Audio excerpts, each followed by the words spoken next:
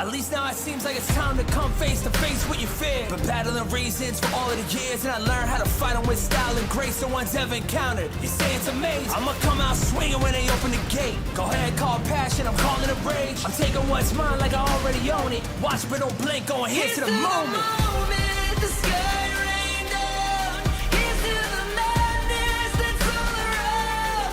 Go on, tell them who you are, you are, you are. Go on, tell them who you are, you are, you are, you are. Here's to the moment, the sky rain down. Here's to the madness that's all around. Go on, tell them who you are, you are, you are. Go on, tell them who you are, you are, you are, you are. My name is Honor, my name is King, my name is Champion, my name is Strength. Tell them who you are. My name is Pentakill, you think it's strange? My name keep ringing inside of your brain. I hear it every night. Here's to the moment the sky rain down. Here's to the madness that's all around. So tell them who you are, you are, you are. Go on, tell them who you are, you are, you are. Here's to the moment the sky rain down. Here's to the madness that's all around. Go on, tell them who you are, you are, you are. Go on, tell them who you are, you are, you are, you are. Here's to the moment the sky rain down. Here's to the madness that's all around. Go on, tell them who you are, you are, you are. Go on, tell them who you are, you are, you are. Go on, tell them who you are, you are, you are.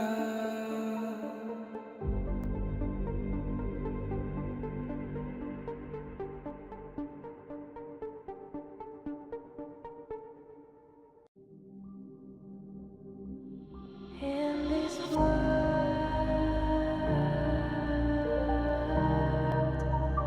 only ones in this world,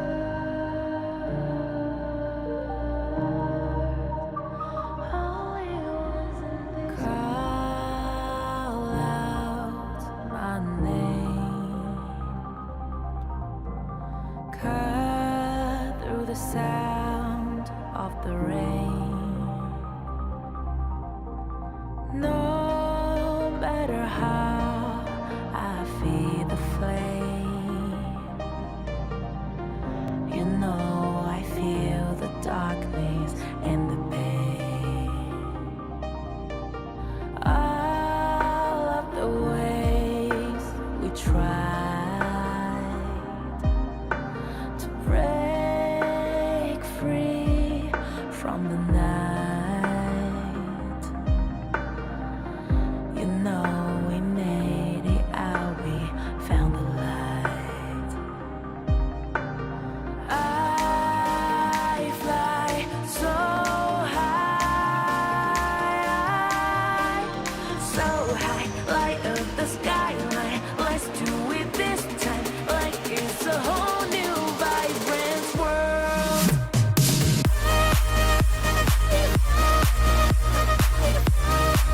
Like we're the only ones in this world. Like we're the only ones in this world. Now I see that I got everything I need. It's alright, I'm on fire, I'm alive, 'cause now I fly so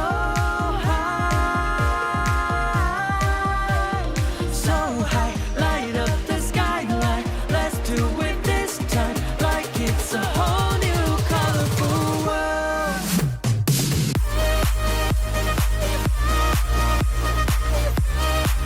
Like we're the only ones in this world. Like we're the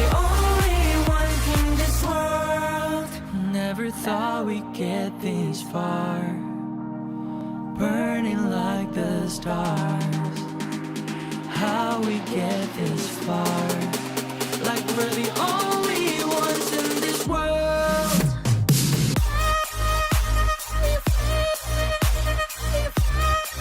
Like we're the only ones in this world.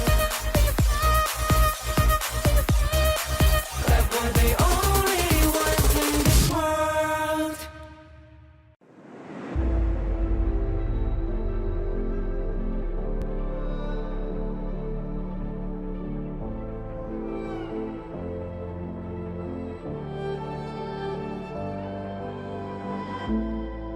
We're no strangers to the fallout.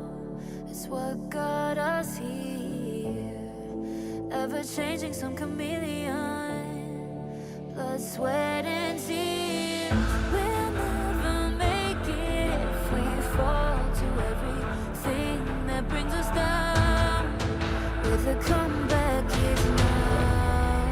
Blood, sweat, and tears. Fight for what we want. Doesn't matter the cost. Every day, put in work. Blood, sweat, and tears. Nothing comes overnight. Strength in numbers start to line. We don't bow to fear. Blood, sweat, and tears.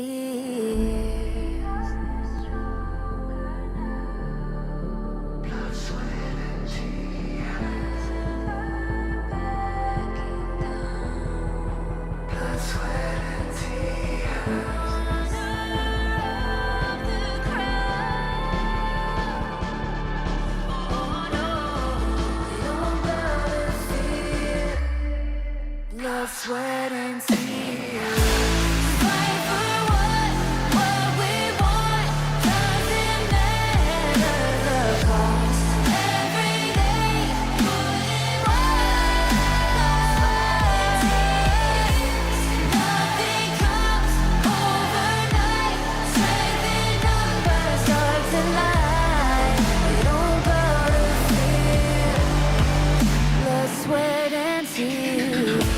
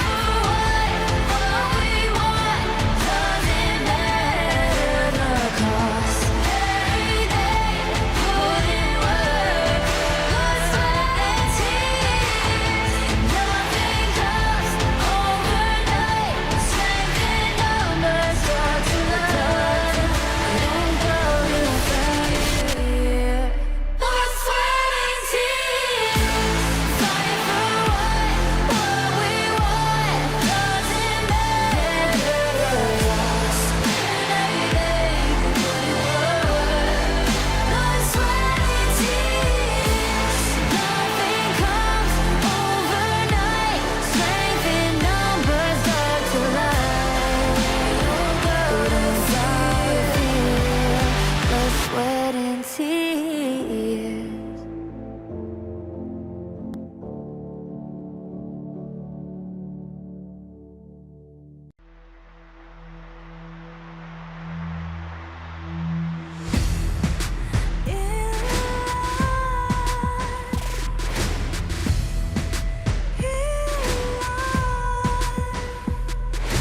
What's a life without its worth?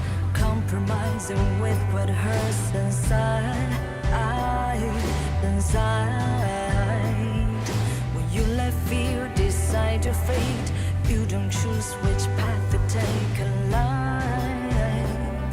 In life, I'm finally letting go of everything that still holds me. I'm against all odds, but I won't give up, 'cause it's my time to shine. Standing in the spotlight, and no one let me down. Destiny is calling high. I'm not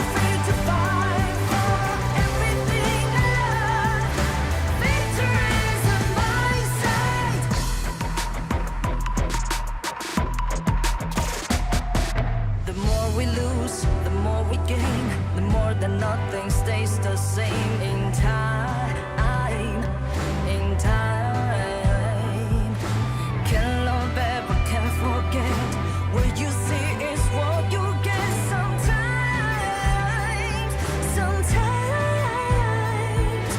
gonna show the world tonight.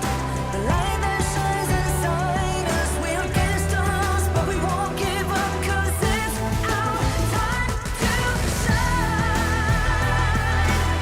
Standing in the spotlight, and no one back us down. Destiny is calling high and light. We're not afraid to fight for everything we love. Victory's on our side. Takiki takiki takitao. Takiki takiki takitao. Takiki takiki takitao. Takiki takiki takitao.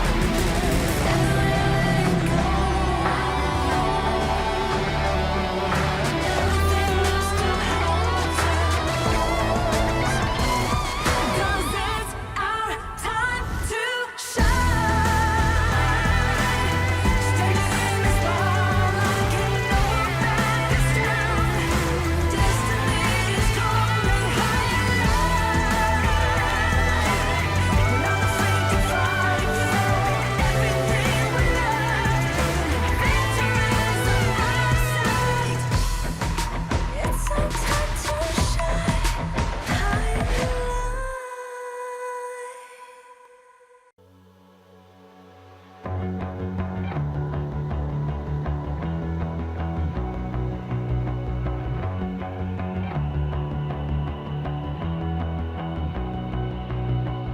You've walked through the darkest nights. You've heard the crowd, felt the blinding light. You were standing there when your heart comes alive. It's a dream of ahead, and it never dies. Right here, right now. Give it all, get it out. Never a surrender. I fight and never fail. I am a contender. A challenge I can feel. The smallest lies become the brightest enemies. Relentlessly. And even if you fall, you gave it everything to be a king.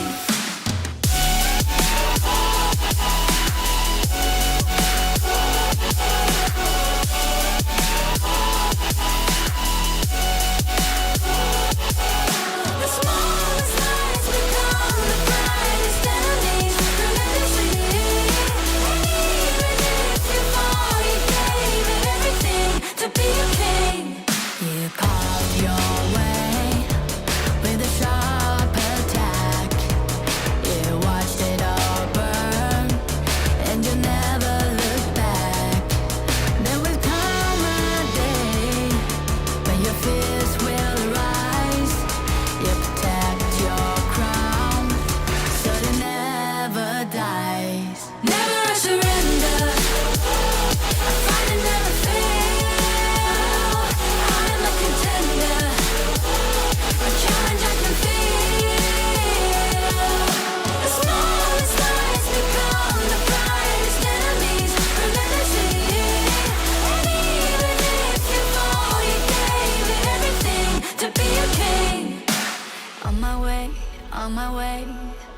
Find my way, find my way. On my way, on my way. Dream my way, dream my way. Never a surrender. I fight and never fail. I'm a contender. And challenge I can feel. The smallest lies become the brightest enemies. Relentlessly. And even if you fall, you gave it everything to be a king.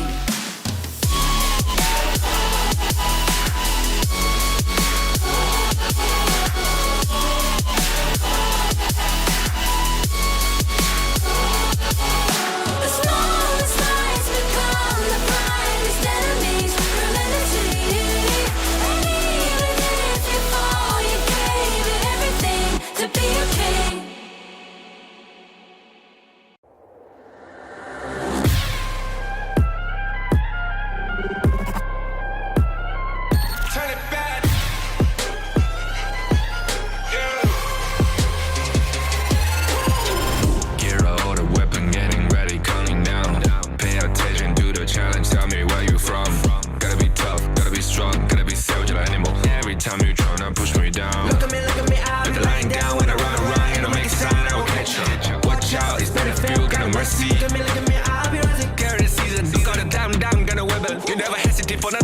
but my bone is golden.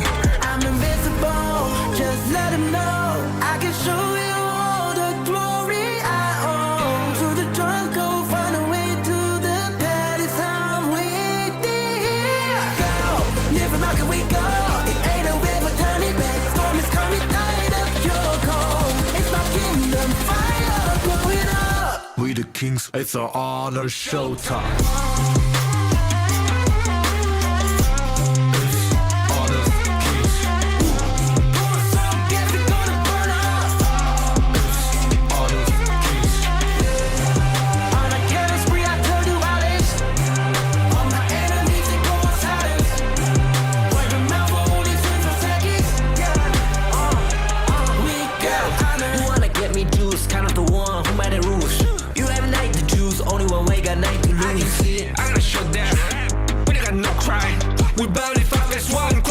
You can cheat. First blood, double trouble, then I take a pen, I kill.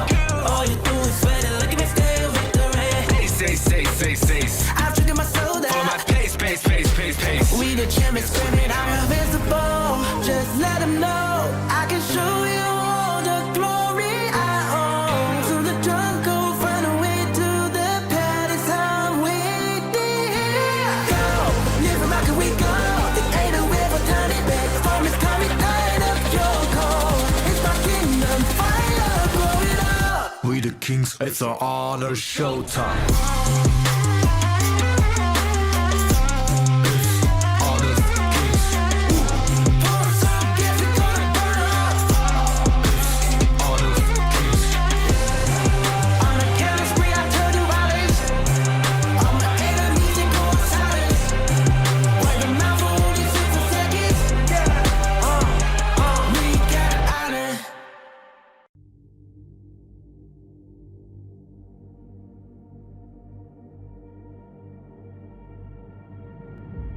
I feel it deep, flowing through my blood. Rising up to become someone.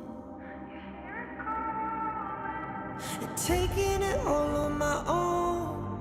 What a sweet victory. And taking all of my control. Awaken something deep in me. Like flames, feel it burning inside. Take a hold in pursuit of the prize. I've been told, ain't no way to survive. Keeping all of this fire that's locked up inside. When this is the time, enter the ring. All those mental chemicals doing their thing. I got flashes of battles inside of my dreams. I was made for this moment. At least now it seems like it's time to come face to face with your fear. Been battling reasons for all of the years, and I learned how to fight them with style and grace no one's ever encountered. You say it's amazing, I'ma come out swinging when they open the gate. Go ahead, call passion, I'm calling it rage. I'm taking what's mine like I already own it. Watch but don't blink, going here to the moment. The sky rained down. Here's to the madness that's all around. Go on, tell them who you are, you are, you are. Go on, tell them who you are, you are, you are, you are. Here's to the moment, the sky rained down. Here's to the madness that's all around. Go on, tell them who you are, you are, you are.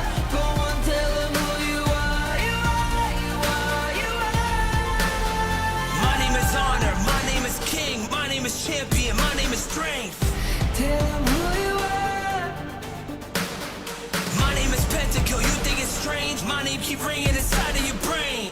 I hear it every line. Here's to the moment the sky rained down. Here's to the madness that's all around. So tell them who you are, you are, you are.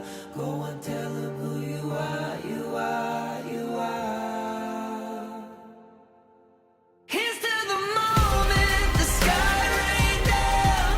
Here's to the madness that's all around.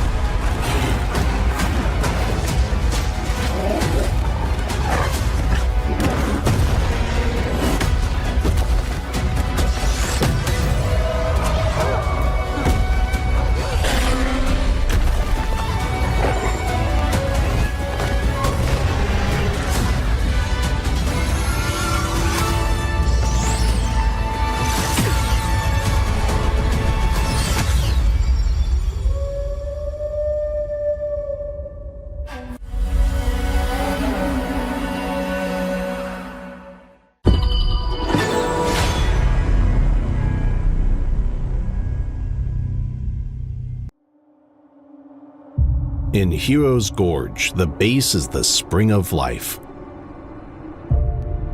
In the real world, every forest and plant is the Earth's spring of life. The base nourishes the gorge, just as Earth's ecosystems sustain all life. If the base is exhausted, heroes will lose their home. If ecosystems are destroyed, all life loses their habitat.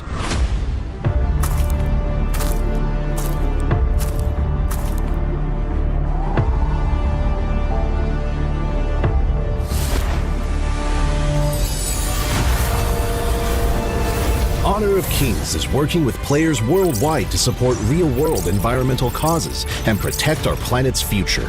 By participating in Protect Nature, Protect All Life, all efforts in the event will contribute to real-world causes. Protect the environment and let us defend the honor of our planet together.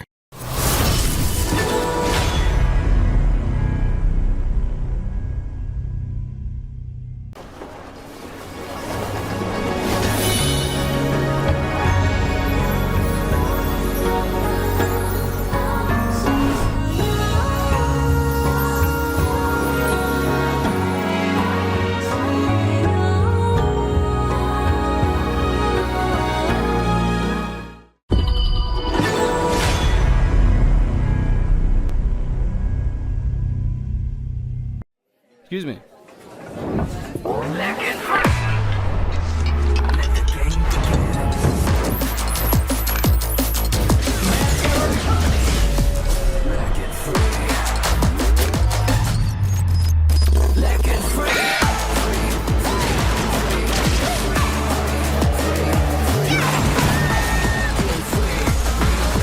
Hugging Steve. Victory! Another round. Sure, but how about a smoother phone next time?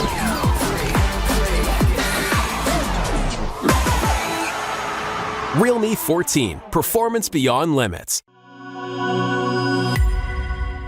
Welcome to the Honor of Kings Major East League Spring and Major West League Spring 2025. Two independent tournaments, each featuring 7 top teams from rising powerhouse regions across the globe. Major East features teams from South Korea, Japan, Middle East and North Africa, and South Asia. Major West brings together talents from North America, Latin America, Europe, and Turkey. Each league has a $50,000 prize pool and a clear goal to qualify for the Honor of Kings World Cup KWC. The majors will be split into 4 phases: Ranking Week, Survival Week, Knockout Stage, and Major Last Call. Running from April 17th to May 4th, each phase will become more challenging than the previous, ensuring teams to be on their best forms at all times. The global ban and pick format is in effect from the start, limiting repeated hero picks across the series. Both leagues begin with Ranking Week, a single round-robin best-of-3 format. While it is less punishing in a best-of-3, teams still need smart drafts and broad prep from day one. At the end of Ranking Week, the top 3 teams move to Group S, while the bottom 4 head to Group A for Survival Week. Unlike traditional slow-paced formats, this Week 1 is anything but forgiving. Every match counts. Survival Week ups the ante with double round-robin best-of-5 matches. Here, the global ban and pick rule really kicks in, and teams are put to the test. Hero pool depth, draft strategy, and flexibility becomes essential. There's no hiding behind comfort picks. Only teams that can adapt will survive. In Group A, it's a ruthless fight. Only one team advances, while the rest are eliminated. One stumble could mean missing the knockouts entirely. It's fast, high stakes, and decisive. In Group S, the top 2 reach the upper bracket, while 3rd place drops into the lower brackets of knockouts. The final stretch is the knockout stage, featuring a double elimination best-of-5 bracket. Each league's champion qualifies directly to KWC, meanwhile runner-ups get one last chance in the Major Last Call, a final best-of-5 to secure their World Cup slot. This format rewards consistency, creativity, and composure under pressure. Catch every moment live on our official channels. Every game is a chance to prove your region's strength and your team's readiness for the global stage. The path to honor starts now. Like flames, feel it burning inside. Take a hold in pursuit of the prize. I've been told ain't no way to survive, keeping all of this fire that's locked up inside. When this is the time, enter the ring. All those mental chemicals doing their thing. I got flashes of battles inside of my dreams. I was made for this moment. At least now it seems like it's time to come face to face with your fear. Been battling reasons for all of the years, and I learned how to fight them with style and grace no one's ever encountered. You say it's amazing, I'ma come out swinging when they open the gate. Go ahead, call passion, I'm calling it rage. I'm taking what's mine like I already own it. Watch but don't blink, going here to the moment. The sky rained down. Here's to the madness that's all around. Go on, tell them who you are, you are, you are. Go on, tell them who you are, you are, you are, you are. Here's to the moment, the sky rained down. Here's to the madness that's all around. Go on, tell them who you are, you are, you are. Go on, tell them who you are, you are, you are, you are. My name is honor, my name is king, my name is champion, my name is strength. Tell them who you are. My name is Pentakill, you think it's strange? My name keep ringing inside of your brain. I hear it every night. Here's to the moment the sky rained down. Here's to the madness that's all around. So tell them who you are, you are, you are. Go on, tell them who you are, you are, you are. Here's to the moment the sky rained down. Here's to the madness that's all around. Go on, tell them who you are, you are, you are. Go on, tell them who you are, you are, you are, you are. Here's to the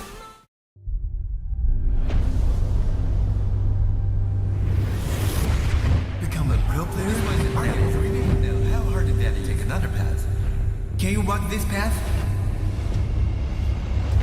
Je me suis déjà posé la même question. Posso percorrere questa strada? Il l'appelle. Le chemin et le champ de bataille vers le plus grand honneur. Posso arrivare? Je ne suis encore personne. Posso lasciare il mio nome? Inizia a salire su questo palco. But the moment I tapped my first skill button, the moment I stepped onto the stage, I was no longer nobody. Our names began to shine. In facing the tension of adversities, in facing the frustration of defeat, in facing the uncertainty of the unknown, nothing can block the path I choose. With the light of victory, we pierce through the thorns. The path to honor is here. Beneath our feet. Light up.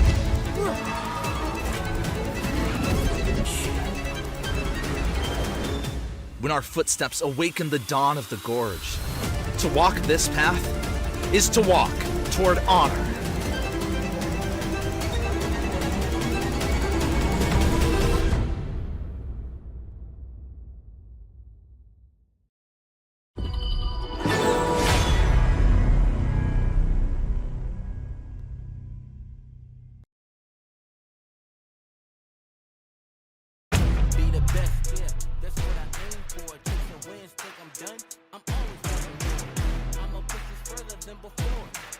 It's not just about adapting. It's about creating your own path.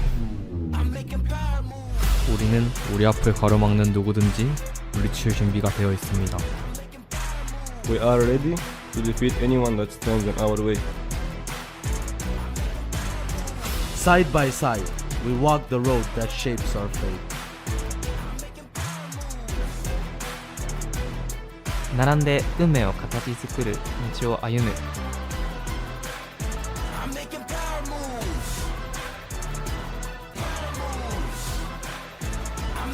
It's time to walk the path of honor.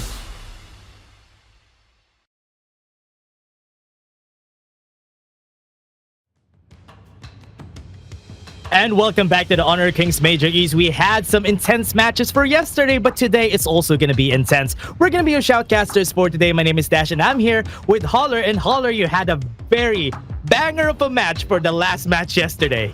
I mean, it was an amazing match, right? SCARZ versus Gen.G. It went the distance. It went to the 5th game. It had everything that you wanted in terms of a series. There's a lot of drama, a lot of, crazy drafts, and there was some execution that was very high level. And I expect to see a little bit more of that as we have that rematch later today.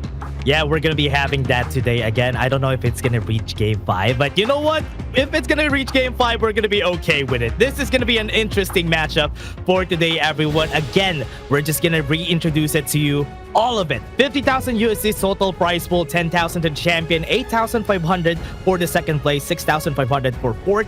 Third place is going to get 7,000 and 6,000 for the 5th to 7th place. Yeah, and I mean, all these teams obviously want to go for that champion, but it's also a slot into the KWC. That's the EWC, and that's where all the big boys are playing. But of course, today's schedule is going to be Nongshim versus Gen.G. We're going to go into match 2, Vicious versus Crazy Raccoon. And the third match is that rematch between SCARZ and Gen.G to end the day. Oh man, this is going to be an intense rematch, but I want to see what's going to happen here for Game 1. Nongshim versus Gen.G. I want to see how Gen.G evolved from yesterday's matches, because that could be enough for them to grow in this short period of time. I mean, it's just a day, but they might have grown from yesterday's match because it was very intense. It was a lot of things going on for the team and a lot of different experimentations too for Gen.G. Yeah, I mean, look, Gen.G have the most unorthodox drafts throughout all of the different teams, right? So it's the most interesting thing to see exactly how they want to counter the meta that is going into this one. So it's super exciting to see what they have, but do Nongshim have the correct answer? We're going to find out in this first series here.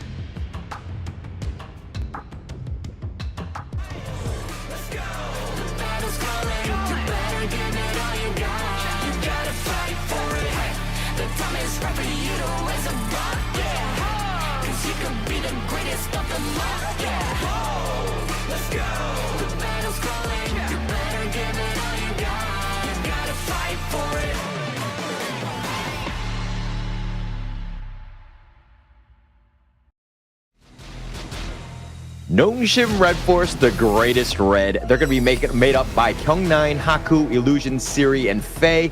And these guys, undefeated in the KME. These guys have been an absolute monster. No team has been able to solve them thus far.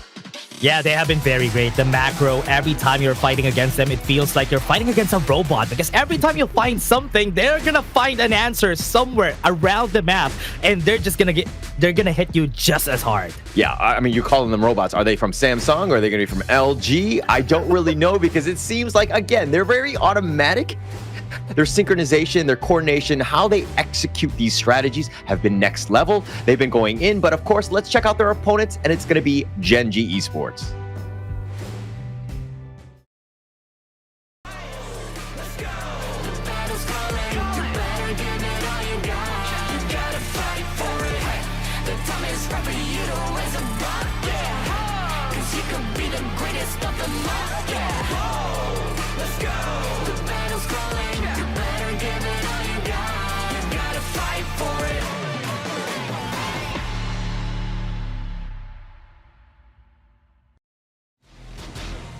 Gen.G has continued to surprise us yet again. As they say, they are the game changers, and they change every game, every draft. It's a different story for these guys. Wawa, Ray, Inua, Rock, and Clue are comprised of Gen.G, and they are insanely good. And I want to see how they've grown from the last match, because it's against Nongshim RedForce. Yeah.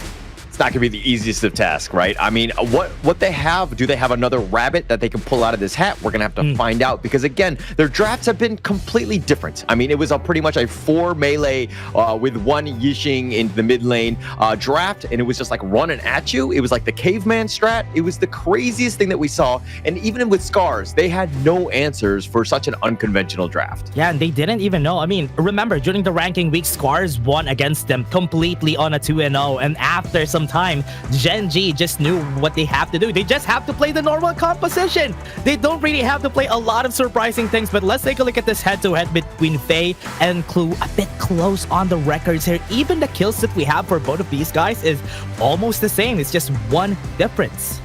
Yeah, I mean, one thing to take note of, that is actually not Clue. Clue actually has the highest number of assists throughout. He is definitely the buddy of the best wingman that Rock could ever want. Rock has the second most kills throughout all of the KME. So again, he's an absolute monster. Gen.G right now are striving off of Rock's play, and they get tons of assists. Not just Clue, but almost everyone. So this is a team that's really starting to gel well together. They're playing at a very high level, and Nongshim should be worried going into this series here. Yeah, they have to be really careful about how they tackle this for the side of Nongshim RedForce, because Gen.G has been very great. They have been always have been a great team. They really just have changed things up from the last games that we've seen them, and I love that they're doing this. They're doing a lot of experimentation. Maybe that's their way of winning against Nongshim RedForce, and they're preparing just for this day. Yeah, I mean, you have to be prepared. You have to have, you want to try things out, see what sticks against Nongshim. No other team is able to kind of crack this puzzle, so to speak, that is the Nongshim RedForce team. But again, Gen.G have kind of shown some of those cards, and they're not afraid to pick those unorthodox drafts. But like in yesterday's series, Nongshim against SCARZ, SCARZ was putting their best drafts ahead of them, and Nongshim had all of the answers. Yeah, and I really love seeing it. But again, we're going to be going right on the get-go. We're starting today. Very early though, Holler. We're starting very early. Nongshim RedForce versus Gen.G. And we've already started with the draft. And you can definitely see the respect that they have for this Dharma on the side of Gen.G for Wawa. Yeah, I mean, there's a lot of respect on both sides. I mean, they're also going to ban out the Mai themselves. They know that Nongshim's Illusion plays an amazing Mai. He's probably top tier, or one of his best heroes going into this one. So respect banned on both ends. I love it to kind of start things off. And Nongshim here with the Liang ban, we've seen this kind of a bit of a rise. It was definitely a little bit of a surprise in the rank week, especially in day one when they're forcing out the bans on this Liang. But we've seen time and time again just how this hero locks down the other ones and makes their life difficult. Yeah, and you really know what they're gonna do, especially if they ban a Liang. You know what they want. They want somebody who can move in and move out of battles, and having a Diadea on your side for Nongshim, I think without a Liang, makes her have those movements around the map, or rather around teammates a bit faster. Yeah. And Nongshim kind of they're tried and true in terms of the template or the way that they draft. When they get first pick, it's usually for Faye. They're going to start that one off here with the Diadea here. But Gen.G counter with the Dune and Arlie, both power picks, although I'm not a huge fan of Dune as of late. Dune is basically like Kaiser being the budget Dune. But again, for both of these guys, at least Dune has a bit more sustain compared to a Kaiser. But with that being one of their first picks, really interesting choice for me, because usually you pick the Dune last. But this time for Nongshim RedForce, they do have the Ogren and the Magin. And I really love this pick, especially for the Magin. That's one of the heroes that could really lock down this Arlie. Yeah, I mean, look, this Ogren Haku has been the story of the league, and even, dare I say, Season 3. I mean, he's just an absolute monster on him. They funnel so much farm to him where he gets so fat where nobody can really deal with him. And this is going to be an interesting thing in terms of like how Gen.G want to deal with the Ogren. Previously, when going up against the Ogren Nongshim themselves, they would pick the Agudo and they would counterplay it based on the zoning, the Wild Growth and all that. So they had ways to deal with it. But now Gen.G, seeing that they've shown the Dune already, this is a bit open in terms of just like how they want to play against it. Yeah, banning the DRNG for Gen.G. They just don't want to have a safe, or rather a good answer to that Arlie, because DRNG could actually fight an Arlie very early into the game. But having the Long available for the side of Nongshim RedForce, there's still a possibility that Nongshim could pick that out. Yeah, and look at Nongshim. They did their research as well. They've been watching those games. They just saw how Wawa was an absolute beast on the lane, always finding the backlines, the multi-man stuns, the death at sunsets, almost everything that you wanted. Wawa was seriously top tier yesterday. He was absolutely amazing on that lane. Yeah, Wawa was really, really insane. Especially if you have a Doya on your team, this is going to be way easier. But putting that out of the way again, this is a good answer at least. But Gen.G still has a Charlotte for their side though. Wawa gonna be picking up the Charlotte. I think if I remember correctly, that is one of the games yesterday had a Charlotte, but it was not with Gen.G. Yeah, it was not with Gen.G at the time. I believe it was SCARZ at the time. Again, the Charlotte, look, doesn't have a terrible win rate in KME. It's just that I feel like whenever it's played, it's usually because of the other heroes are so good. That Charlotte just kind of, rides the tail of this, so to speak, of this train that is going on. But I'm not a big a fan of Charlotte here. Yeah, one thing that I like about Charlotte, at least, is that she counters some of the heroes that need space. For example, like Guan Yu. That is the only time that I really think a Charlotte should get picked. But on the other side, though, Nongshim RedForce started off with an Angela on their first game, which is very interesting. A Princess Frost is available, an Yi Xing is available, but they went in for that Angela for first pick. Yeah, but it totally makes sense in terms of why they banned the Elaine, right? Who tends to get onto that backline, gets on top of the static Angela when you've got that Blazing Brilliance. So they were definitely thinking ahead when they were looking at this draft. Mind you, Nongshim's draft, generally speaking, kind of on the squishier side. There are definitely opportunities for Gen.G to get those proper picks, and it looks like they want that burst. It looks like they're going to go with the last pick, Nua, to round out the Gen.G draft. Yeah, especially if it's against an Angela in the mid lane. I think Nua really isn't a slack either, just because Angela really needs that close range in order for her to be effective. And Nua being really far back, this is actually a good pick from Gen.G. Yeah, it's going to be interesting to seeing how this one plays out. Again, we know that the drafts are here. Dune, again, he's got like a 13% win rate. He has not really done well against in the KME league. But going up against Nongshim's draft, which, to be honest, aside from the Angela, I don't really see too many weaknesses in this one. Yeah, I mean, Angela, very volatile pick for the side of Nongshim RedForce. I think the only reason why they picked that is because they want to shred Dune pretty fast. But on the side of Gen.G, there could be a lot of weak points with you not liking Dune and Charlotte also. So that could be potential weak points here for the side of Gen.G. Look, when I look at this, I just kind of look at the data, right? I mean, Charlotte is 2-2, 50% win rate. I mean, if you're looking at Dune, he had like a 13% win rate the last I checked. It has not gone well for these two heroes. But again, Gen.G might play it to, they might have won with it. They might have been in the 13%. I don't remember what happened in that ranking week if they actually played it out. But again, it just hasn't had too much success.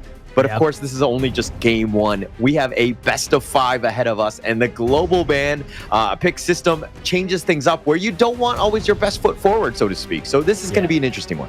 Yeah, this is going to be an interesting game for us. At least for the side of Gen.G, this is them playing their normal compositions. They're going to play Nongshim RedForce in their own game. And I would like this. This is game one. There's a time to experiment. Maybe some time for flexing for both of our teams. Yeah, I mean, it might be the time, but of course, this thrilling season of the Major Leagues is made possible with the support of EWC, helping bring top-tier competition to fans worldwide. Whew, thank you very much to EWC, but we're already starting pretty roughly here in the mid lane. They already are starting to fight, but again, before that, everybody, our players are geared up with the Realme 14 5G, built for performance, made for gaming, smooth, cool, and reliable, just the way esports demands. If you're ready to level up, get yours now and feel the difference. Yeah, and I mean, going into this one, Wawa a little on the low side, which is a little worrying. Kyung9 kind of bullying already. I mean, he's got the pullback, almost gets the first blood, but the flash away keeping him alive. But now he has to recall and then make the walk of shame back to the lane. I thought that's going to be the kill, though. That was it. But again, he was still able to get away with a sliver of health. But that's how you play against a Charlotte. Especially if you're Ma Ying, you do have stacks. You can easily bully her out at these early stages of the game. I mean, it's all about being aggressive at this point. I think Nongshim have done, like, even when some of the the big neutrals are taken away, they find ways to extract farm across the map. They're really good at farming throughout. That laning phase is why Nongshim are able to kind of propel themselves into a great mid to late game. Just to add to that, though, I mean, the problem here is it's already in front of us. Rock losing against Siri, a Lady Soon versus an Arlie in the early game, and that's not something that you usually see every day. That just shows how great Nongshim is at their laning phase. Yeah, but I never want to kind of count Rock out. This is a guy that also can just find farm. He's able to always get back in the game. And one thing that is really underrated is the fact that his positioning is usually flawless. He really doesn't die a whole lot of times. Oh, yeah. All the Blazing Brilliance. They found him. He thought he was safe. Wawa was hiding in the brush. And Illusion was like, I know he's there. I've got to chaos into this and take first blood. great call from Kyung9 to really close out that exit point here for Wawa, not being able to go anywhere else after that kill. Yeah, no real chance at this point. Now, Gen.G a little bit behind, about 1,000 at this point. Not insurmountable, definitely something that they can come back to. But let's focus a little bit more on the mid lane here. We talked about Illusion. He did help getting that first blood in the top lane.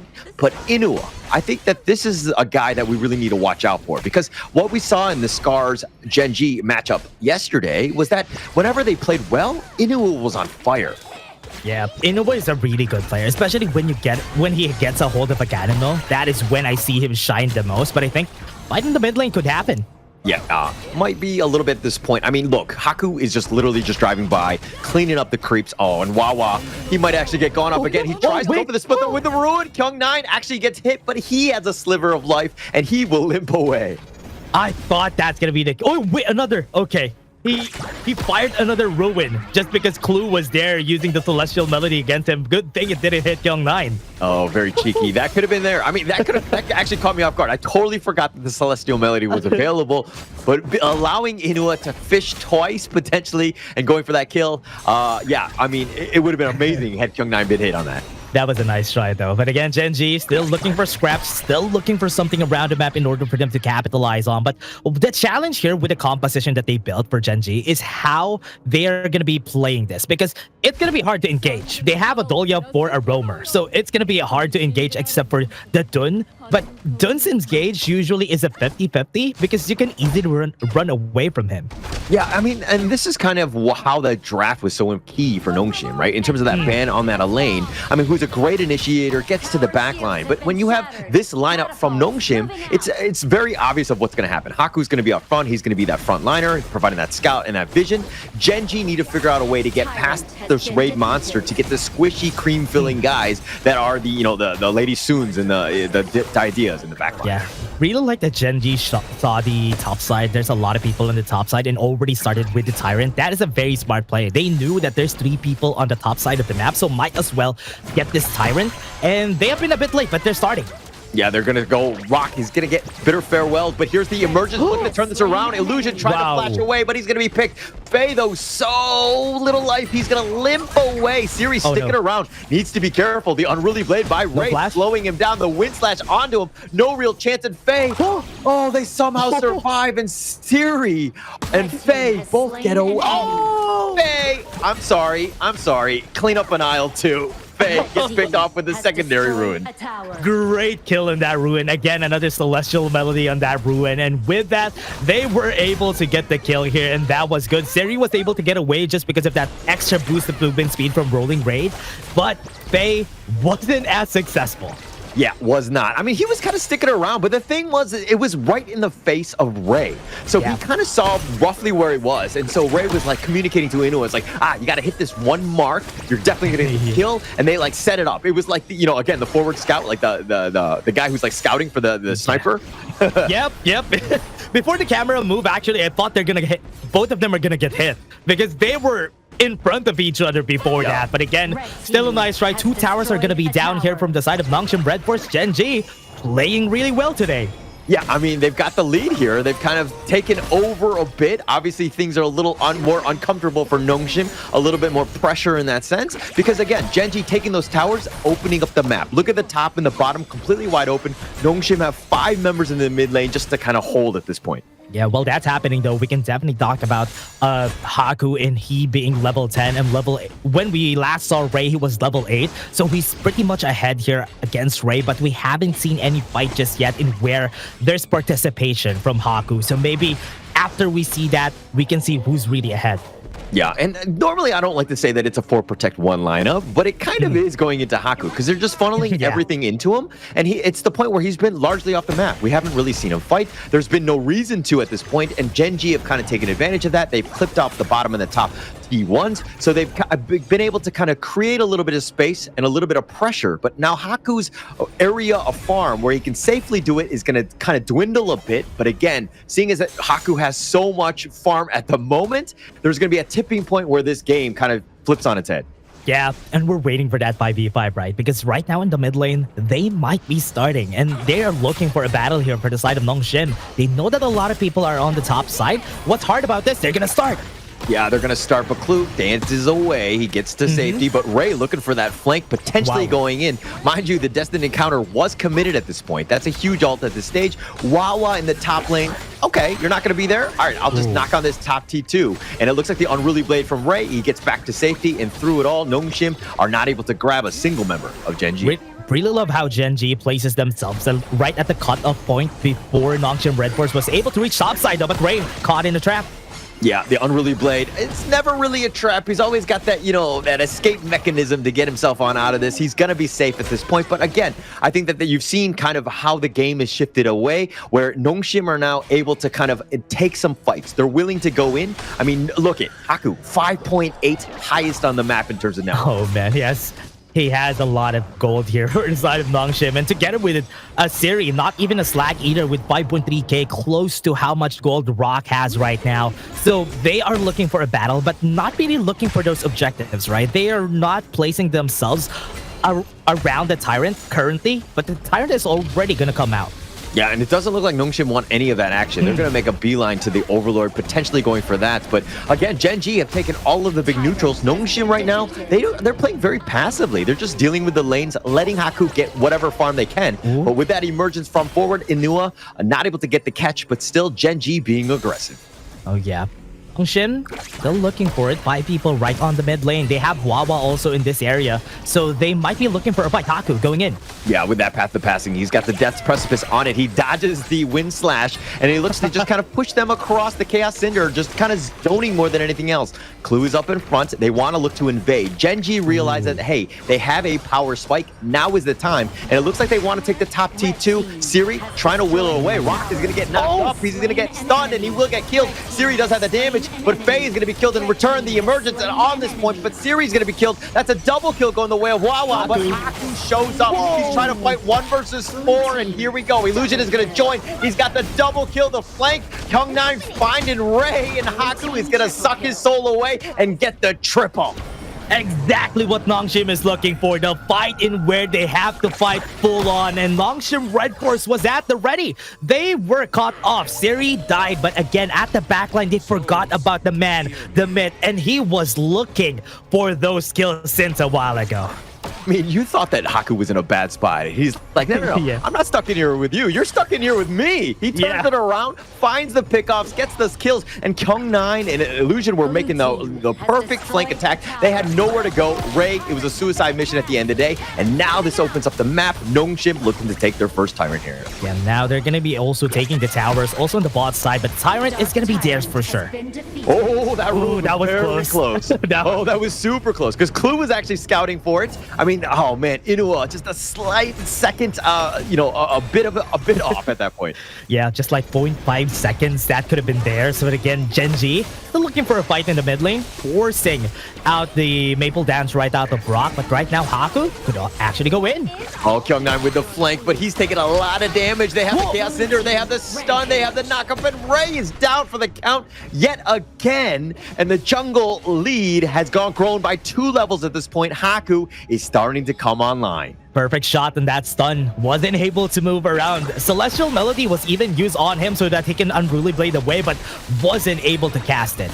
Yeah, wasn't able to. Just the stun lock, the control, all of that. Like, the CC on this Nongshim team is really underrated. Oh, the Death Precipice. They got the Chaos Cinder. Inua's going to get chopped down. He's going to be killed. They push him away. Haku now trying to fight on the backside, but with Kyung9, they get serious. Haku gets that double kill to flash away from Wawa. He hides under the tower, and it looks like they want bigger fish. They want to go for a Rock. They're going to dive this to bottom T1, and with that light step, he tried to get away. Not going to be enough. Haku gets yet another.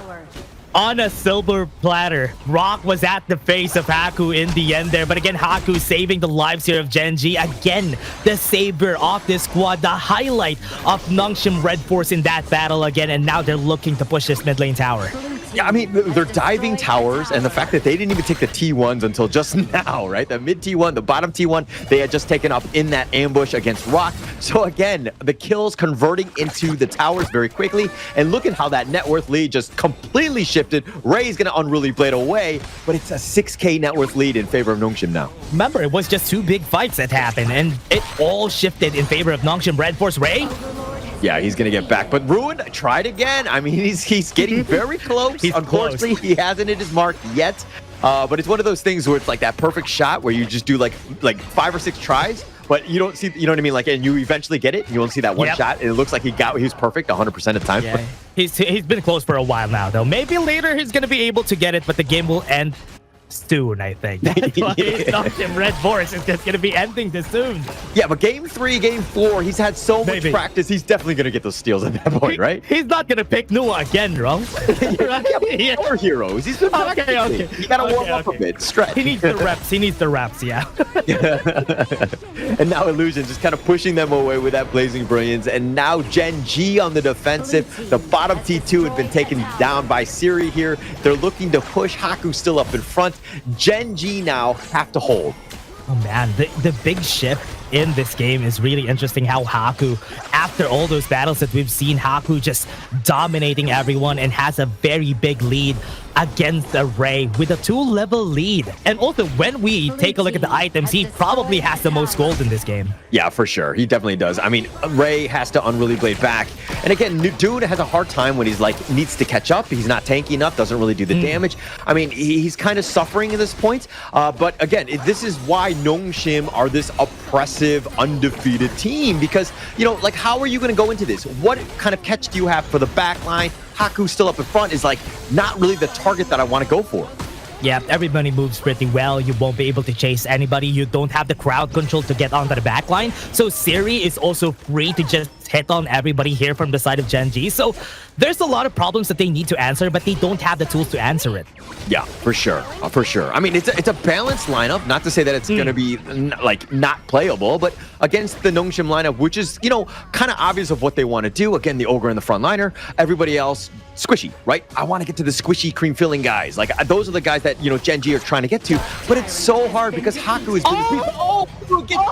steal with a crucial kill from left field. Again, he was practicing and he got it this time. I doubt it, Inua, but he was able to steal after like 1 out of 4 tries. That was good. That was good, Inua. That was good. At least now, they bought themselves some time. Gen.G might be able to use it in the next battle. Nongshim is looking for a battle, so Gen.G could actually take them up on that challenge. Yeah, and that could be just the turn of events. I mean, that's a great motivator right there in terms of just like being able to steal that out. Nongshim have to be a little frustrated with how they actually played this one out. I mean, if you're looking at it, Haku still had its smite. He was like, oh, nobody's here. I'm going to be fine. Didn't really expect the ruin to happen. But again, you got to be super careful. You got to understand what Gen.G are trying to do, right? I mean, not only do you have one ruin, but you have a potential second with that Celestial Melody. So you have a lot of bursts that can happen in a short instance. Oh yeah, Clue picked up the Venomous Staff. That is going to be big, at least lowering the all potential healing from the side of Nongshim RedForce. Now, Emergence. Yeah, Emergence. They're going to find him. They have the knockup, and Illusion's going to be killed. They find him out. Now, Nongshim trying to fight 4 versus 5. Ray's getting bounced around. He's going to be picked up. Siri's got some serious damage, and now Haku on the chase. Wants to go at least for Inua. They have the stun. He's going to be killed, and now Rock running for his life. He's got really nothing else, but he's trying to solo this 1 versus 1. Siri, does he have the damage? And he does. Siri gets the outplay on Rock, and 3 members down. They have a chance. Wawa pushing in the top lane. He's going to recall. Kyung9 is going to be there, but Nongshim, only problem is they got to wait for the next minion wave. Yeah, they need to wait for that wave, though, but they can finish this because they only have 2 people, and look at what Kyung9 is doing. He's chasing Wawa. Yeah, he's just chasing him out, not letting him recall, and Clue is just like, buddy, I need your help, and it looks like he's going to be picked off as well, and now with the base, again, taking damage, it looks like Nongshim will take game 1 here. Good work from Kyung9, just chasing Wawa, not letting him recall for them to defend the tower, or rather the crystal at the bot side, and that is it. Nongshim RedForce a bit rough on this first game, but at least they were still able to take the win in the end here against Gen.G. Yeah, and this is why Nongshim are scary, right?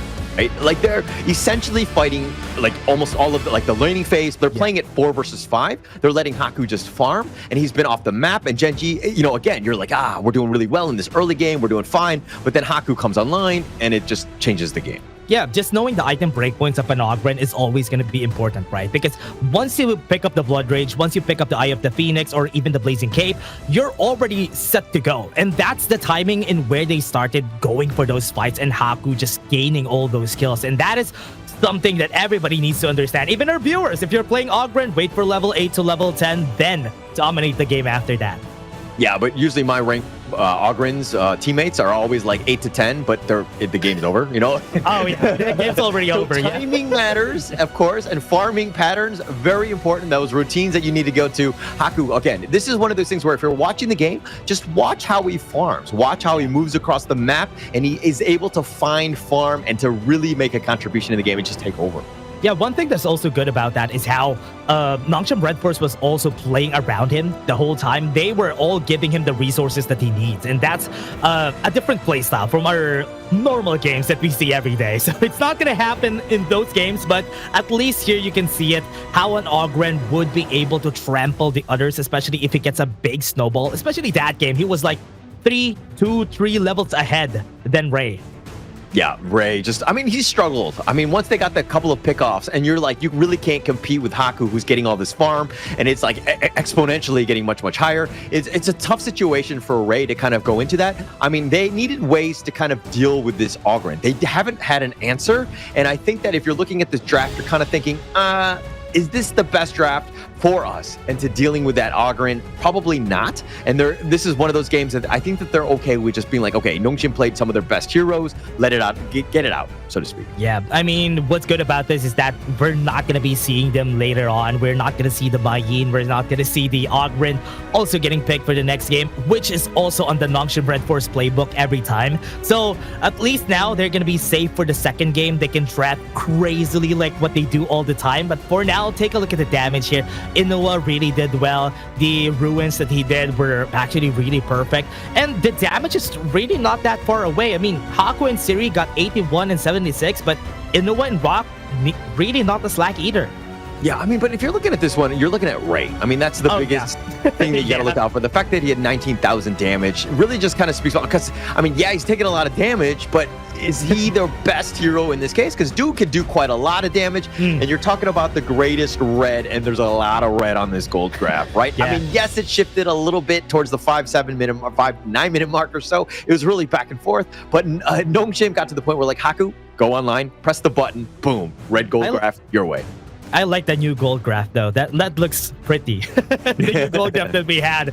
That exactly shows what happened during that game, right? Because it's just they're equal until they're not. Until the greatest red was just able to take over the whole time. And that's what I like about Nongshim RedForce. They know their timings. They know when they're gonna be killing everybody. But Haku, he knows when he's gonna start fighting, and that 8-0-2 with a 28% damage dealt, this guy deserves this MVP again.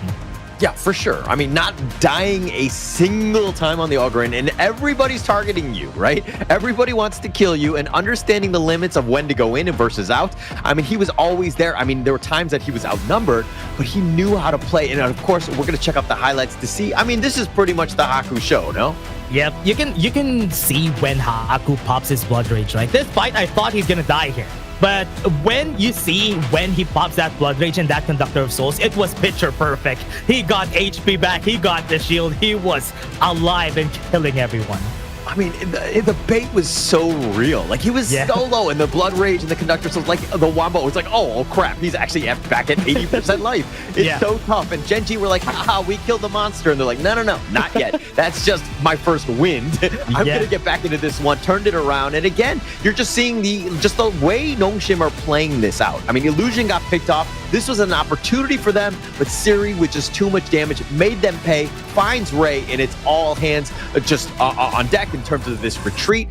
Gen.G on the run. Rock tried to stick around with Siri, thought he had it, but Siri with just too much damage. Yeah, I think they really tunnel vision on Haku being the problem, but Siri is also a problem in the backline, and that's their their trump card in the late game, and Siri is going to be that force for the side of Nongshim RedForce. But again, that was honestly just game one, so Gen.G still has a lot of ways to move around this. This is the difference between a best of 3 and a best of 5. They can think about the next drafts pretty well because you'll have less and less as we move forward.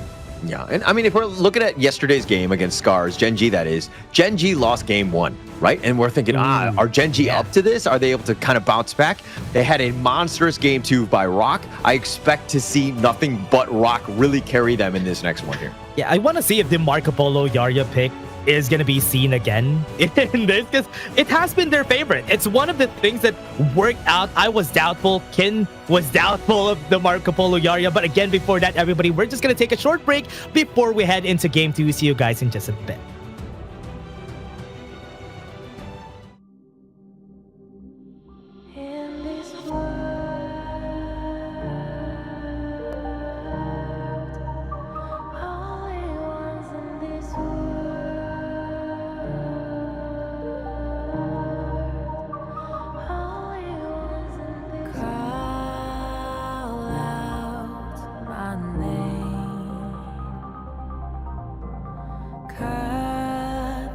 Sound of the rain.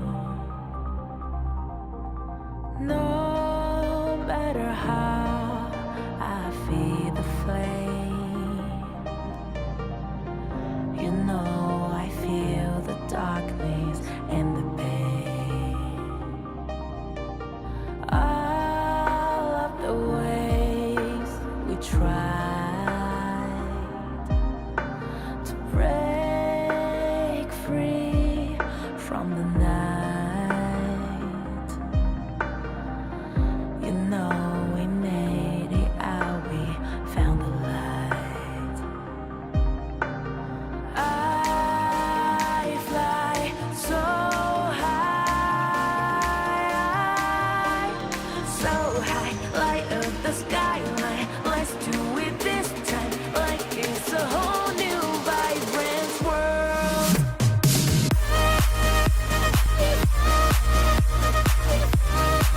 Like we're the only ones in this world.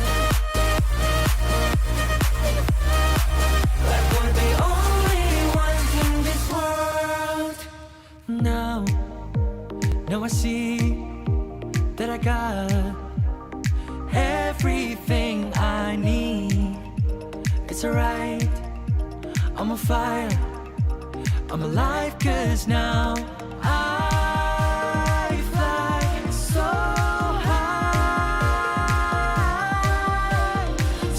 high, light up the skyline. Let's do it this time, like it's a whole new colorful world.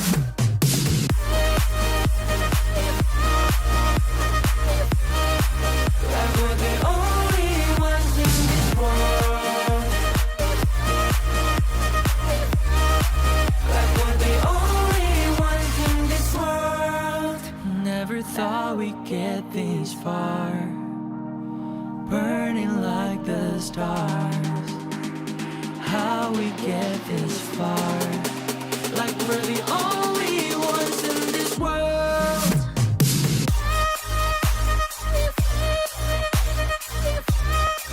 Like we're the only ones in this world. Nongshim and Gen.G, we're back here for another game, everyone. It's game 2 for both of these guys. Nongshim winning the first game, but again, we're still going to be a shoutcasters for today. My name is Dash, and I'm here with Holler, and we're going to go for game 2. Yeah, I'm excited about this one, right? I expect nothing but Gen.G Esports bouncing back in this game. This tends to be their MO, and of course, we just here are the picks that were happening in the game 1. You see the global ban and pick, these heroes not being able to be picked into game 2 or beyond. So again, some of the power meta heroes being picked by Nongshim, very strong game 1. They wanted to set the pace of this series, but going into game 2, I do expect Gen.G to bounce back. Oh yeah, I hope they would be able to bounce back like what happened from yesterday's games against SCARZ. So maybe they have something in store for us, something surprising for the next games. Will we see them pick surprisingly, or will they pick the same here for the side of Gen.G? Let's see if that's going to happen. Yeah, okay. Gen.G, I mean, it's one thing for them to kind of go into the second game, but the fact that they have a whole lot of pocket drafts that are just really unconventional, they can kind of really shake things up. My problem right now is that they're down a game. last night against SCARZ, they actually went with a more traditional one. They just beat SCARZ straight up. It was 1-1. And then in that third game, when SCARZ was like, okay, we're in this fight. Let's go back and forth and all these things. That was the moment Gen.G sprung up this crazy unconventional caveman draft with 4 melee guys running at you. And SCARZ were completely off put. Like, it totally caught them off guard. They were in a bad spot. So, again, Gen.G able to find ways to sneak out a game here and there. Yeah, I think we're going to see that game 3. If they win this, it's going to come out game 3. If not, they're going to stick with a standard draft. That's what I'm seeing here for Gen.G. But right now, Nongshim RedForce are already banning a lot of things that they don't want to see for the next game. I mean, the Diadea and the Da Chao has been perfectly picked here by Gen.G a lot of times. But if it's against Nongshim, I'm not sure if they're going to be going with a Foods Da Chao combo. I mean, we're not going to see that for sure. But Gen.G are just going to be... I hope they take out the Sakir, because Nongshim really loves picking Sakir for their first games. Yeah, and I mean, that's what they did in game 1, right? Again, Nongshim going with that first pick. Gen.G right now probably need to do it. If not, I mean, that opens it up. Fei plays a monster Sakir, and opening that up kind of changes things up a bit. But it looks like they're going to go with the Sun Tzu ban, really targeting Kyung9. But that, again, opens things up for the Mai here. Mai Shiranui opened up, but is that the trap that Gen.G is looking for? Picking up the Mai Shiranui for Nongshim, then Gen.G gonna pick up the Dharma themselves could be a really good answer here, because Wawa plays a mean Dharma, so maybe that's what they're looking for here. Yeah, my only concern is that Mai has not won a single game in KME just as of yet. I think it's like 0-7. He's like, Mai has not had a good time. And the reason for that, and I'm hoping at least in this game, is because Illusion has not been piloting the hero more than anything else. But again, Gen.G going very strong. Yixing and the Dharma, very good heroes for this team. Yeah, and man, I want to see it. I want to see Mai win for this time around. I mean, we haven't seen it from Illusion ever from KME, so maybe this is the time that they're going to be showing their fangs here in Survival Week, because you know what, getting the first place, getting the second place is much more important here in Group S, and the most important thing is not to go third place in Group S. Yeah, you definitely don't want to be there. I mean, going into the playoffs, if you happen to be third, you're going up against the winner of Group A. But the thing is it's pretty much the lower bracket. If you're out, I mean, you lose that one, you're out, right? If you happen to be the first and the second seed, you're going to play each other, and you essentially have 2 lives going into the playoffs. It's a pretty big advantage in the playoffs. Yeah, I mean, it's really rough if you're going to go to the lower brackets, because you have no time to lose, especially if you get there. But again, it is also a time for whoever wins first for Group A to actually get there up to the grand finals. But for now, we're looking at Agudo getting picked here for the side of Gen.G. They still haven't picked their roamer. They still haven't picked their marksman. There's a big chance this is going to be a D-Renje together with a Sakir, probably, for Gen.G. I mean, potential opening. Look, this Gen.G lineup, I mean, the Agudo and the Yixing are just like, hey, we have just nothing but map control, right? You want to start a team fight, we're going to control you. We're going to dictate when those things happen. And now they're going to go with the Da Chao. Basically, dare I say, they're going to lock in the foods, right? They've had this combination. Yeah, they're going to go for the Foods Da Chao together with the Agudo. That's perfect combo, though. I mean, whenever they have their zoning ults right here from their side, it's going to be good. And having that Da Chao on their side would just make their rotations a little bit faster. But Nongshim RedForce, ready to take that challenge. They want to fight this composition. I mean, they do, but again, you're kind of seeing how things are playing out. I mean, the Zhangfei and the Pei for the last 2 picks for Nongshim here, but Gen.G with the Foods pick, this is a kind of unconventional draft. I mean, if you're going to have the Foods in that farm lane, I just kind of like going in, this is going to be, again, very caveman-ish with a lot of melee guys that are kind of running at you, but they have so much control with this Agudo Yixing. This is a different aspect of that draft. Just a slight tweak, but this could be a very interesting draft. Yeah, what I like about this is that they have an Agudo for the side of Gen.G. At least if their Foods would not be able to get close to deal damage, at least Agudo is there to be able to do so for the team here. So they're going to be lacking in the damage department if this wasn't an Agudo pick, but having an Agudo pick actually makes it better. Yeah, I think it's going to really help out. I mean, that Gudo, Yixing, they're going to control a lot. But mind you, my only concern with this one is, like, how are they going to deal with the damage, right? Who's going to be dealing most of it, right? Like, if Series Chano or My Illusion just happens to get going and they're able to burst you down, even with Haku's Pei, there's a lot of potential burst, right? So you got to be super careful. You got to have those perfect zones of, locking things down so that they don't get on top of you. This might be, what is it? The unstoppable force versus the immovable object. I think that this is going to be a very interesting game. Yeah, this is going to be an interesting one. I mean, having a Mai Shiranui, the reason why Mai Shiranui hasn't been successful in most of our games is because people know how to draft against it. Especially if you have a Mai Shiranui on your team and the other team just drafts a lot of tanks, a lot of people that goes in front of you that can take the damage. That is when Mai Shiranui really struggles. Yeah, doesn't really have a good time. And I mean, especially when, you're walking into a board or a wild growth. I mean, you have to be picture perfect with your positioning. You got to be like, get in, get out. I don't think that this is a game that Illusion is going to have an amazing game on because of the amount of control that is on the side of Gen.G. But it really comes back to everybody else. Are they able to find a single target, potentially getting that burst? And again, keeping Gen.G at arm's reach. We're going to have to kind of see how this one plays out. It's going to be a great one. Yeah, we have another one here, another same composition for Nongshim RedForce. You don't really know who to target because you have 3 targets here in the side of Nongshim. You have Pei, you have the Mai, you have the Chano that you have to look at. This is like the playbook that they have been doing, especially in game 1. It's the same thing. Yeah. Okay. I mean, we're going to have to see if they can play this one out. Again, Gen.G, this is definitely the Gen.G special more than anything else. Yeah. Because, again, they like this lineup, this draft. I think it really comes back to just how Clue gets those Whirlpool Sea of Fates, like who he saves and like when they call in. There's going to be a lot of pressure on Clue to have those perfect, again, Whirlpool Sea of Fates. Yeah, it's going to be up to Clue how he plays this, especially that's what I like about the Da Chao. Whenever you have a Da Chao in your game, you will see them change the way everybody plays. Just because of the Sea of Fate, just because of the Eye of the Whirlpool, the map will be a lot different compared to normal games that we see here in KME. Yeah, for sure. But I mean, when you see a Da Chao, aren't you just like frustrated? Like her kit is just so annoying to play against. Being able to teleport everybody, being able to teleport somebody from the lane back to where you are, that's crazy. The kit is just crazy.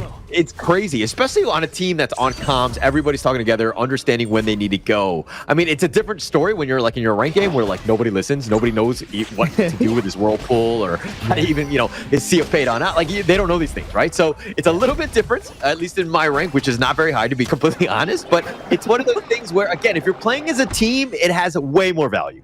Oh yeah, that is really true. Especially if you're playing a composition like this. I think the reason why KPL really loves picking the Foods and the Da Chao in their composition is how these two are just so annoying to deal with. Yeah, it's a nice little combination, and Gen.G really trying to make it work.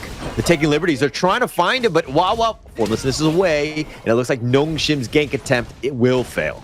Yeah, they were waiting. They were waiting for the right chance to go for it, and Illusion really needs to get those early kills with his Mai Shiranui, and that's what you want whenever you pick a Mai. Yeah, for sure. If you're able to kind of put a pressure in the other lanes, you're going to have a much better time. I mean, Illusion was kind of camping out for quite some time. It was a little bit obvious where he was. He was definitely not in the mid lane, so he's going to be somewhere else. And you saw that Wawa and Inua in that top lane were like, okay, he's around. Let's just wait. Let's be patient. Yeah.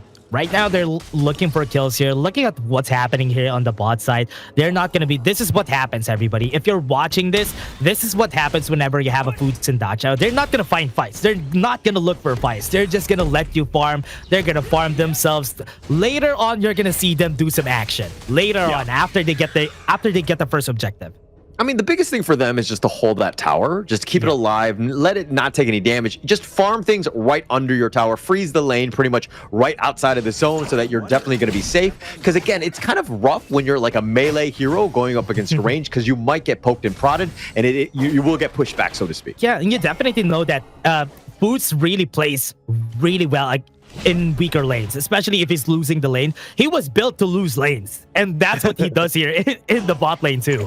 Is it because he's an old man? Is that what you're saying? That's true. Yeah, he's an old man. It's ageism at its finest. we're all about the young ones. They're able to do well in this game, right? He's not as athletic as Chano does. That's true. But I mean, he's got a wolf. That's not really fair. That's true. It's not a fair fight. Not a fair fight. All right, but it looks like Gen.G will kind of, again, look at where the placement of the creeps are. It's absolutely perfect for them. Nobody's taking damage, really freezing it out. Kyung9 in that top lane, though, looks like he's going to be kind of gone on. He's going to actually flash back to safety. He will be fine. What's funny about that, though, is that Kyung9 attempted to teleport in the bot lane, and it was cancelled, funnily enough, but he's still looking for fights here. Yeah, Kyung9 not scared. I mean, he's totally happy on this Byron. Oh, the nice little knockup. They have the lockdown with the Sage's Might. Where you going? Wow. And they call their friends, and Siri is down for the count at a moment's notice. With that board, the Umbrella Outburst is now going to be committed. Faye will get back to safety. He will be chased by the Furball, but through it all, they got Siri and First Blood. That was exactly what we're looking for. The call there was pretty important, everyone. Take a look at what they did. They knew that the Tyrant is going to come out. They looked for the fight. Rock flashed in, got in for the kill so that they have the 4v5 if ever a Tyrant battle is going to happen. And that's really smart way to use the Eye of the Whirlpool on those types of timings. I mean, it was perfect, right? Food's just a Rock going in, understanding when to lock them down with the Sage's Might. It's like, where are you going to go? Where are you going to leave away to? You're going to be like anchored in here. And it looks like they want a little bit of revenge in that sense that Illusion is starting to kind of potentially go for that gank, but the Sea of Fate says bye-bye. Yeah, that's the most annoying skill in the game, Sea of Fate. You're trying to kill somebody, then they get sent back to base in full HP once he comes back. This is just hard here for the side of Nongshim, and that's perfect also if you're fighting against a buy, but again, going in.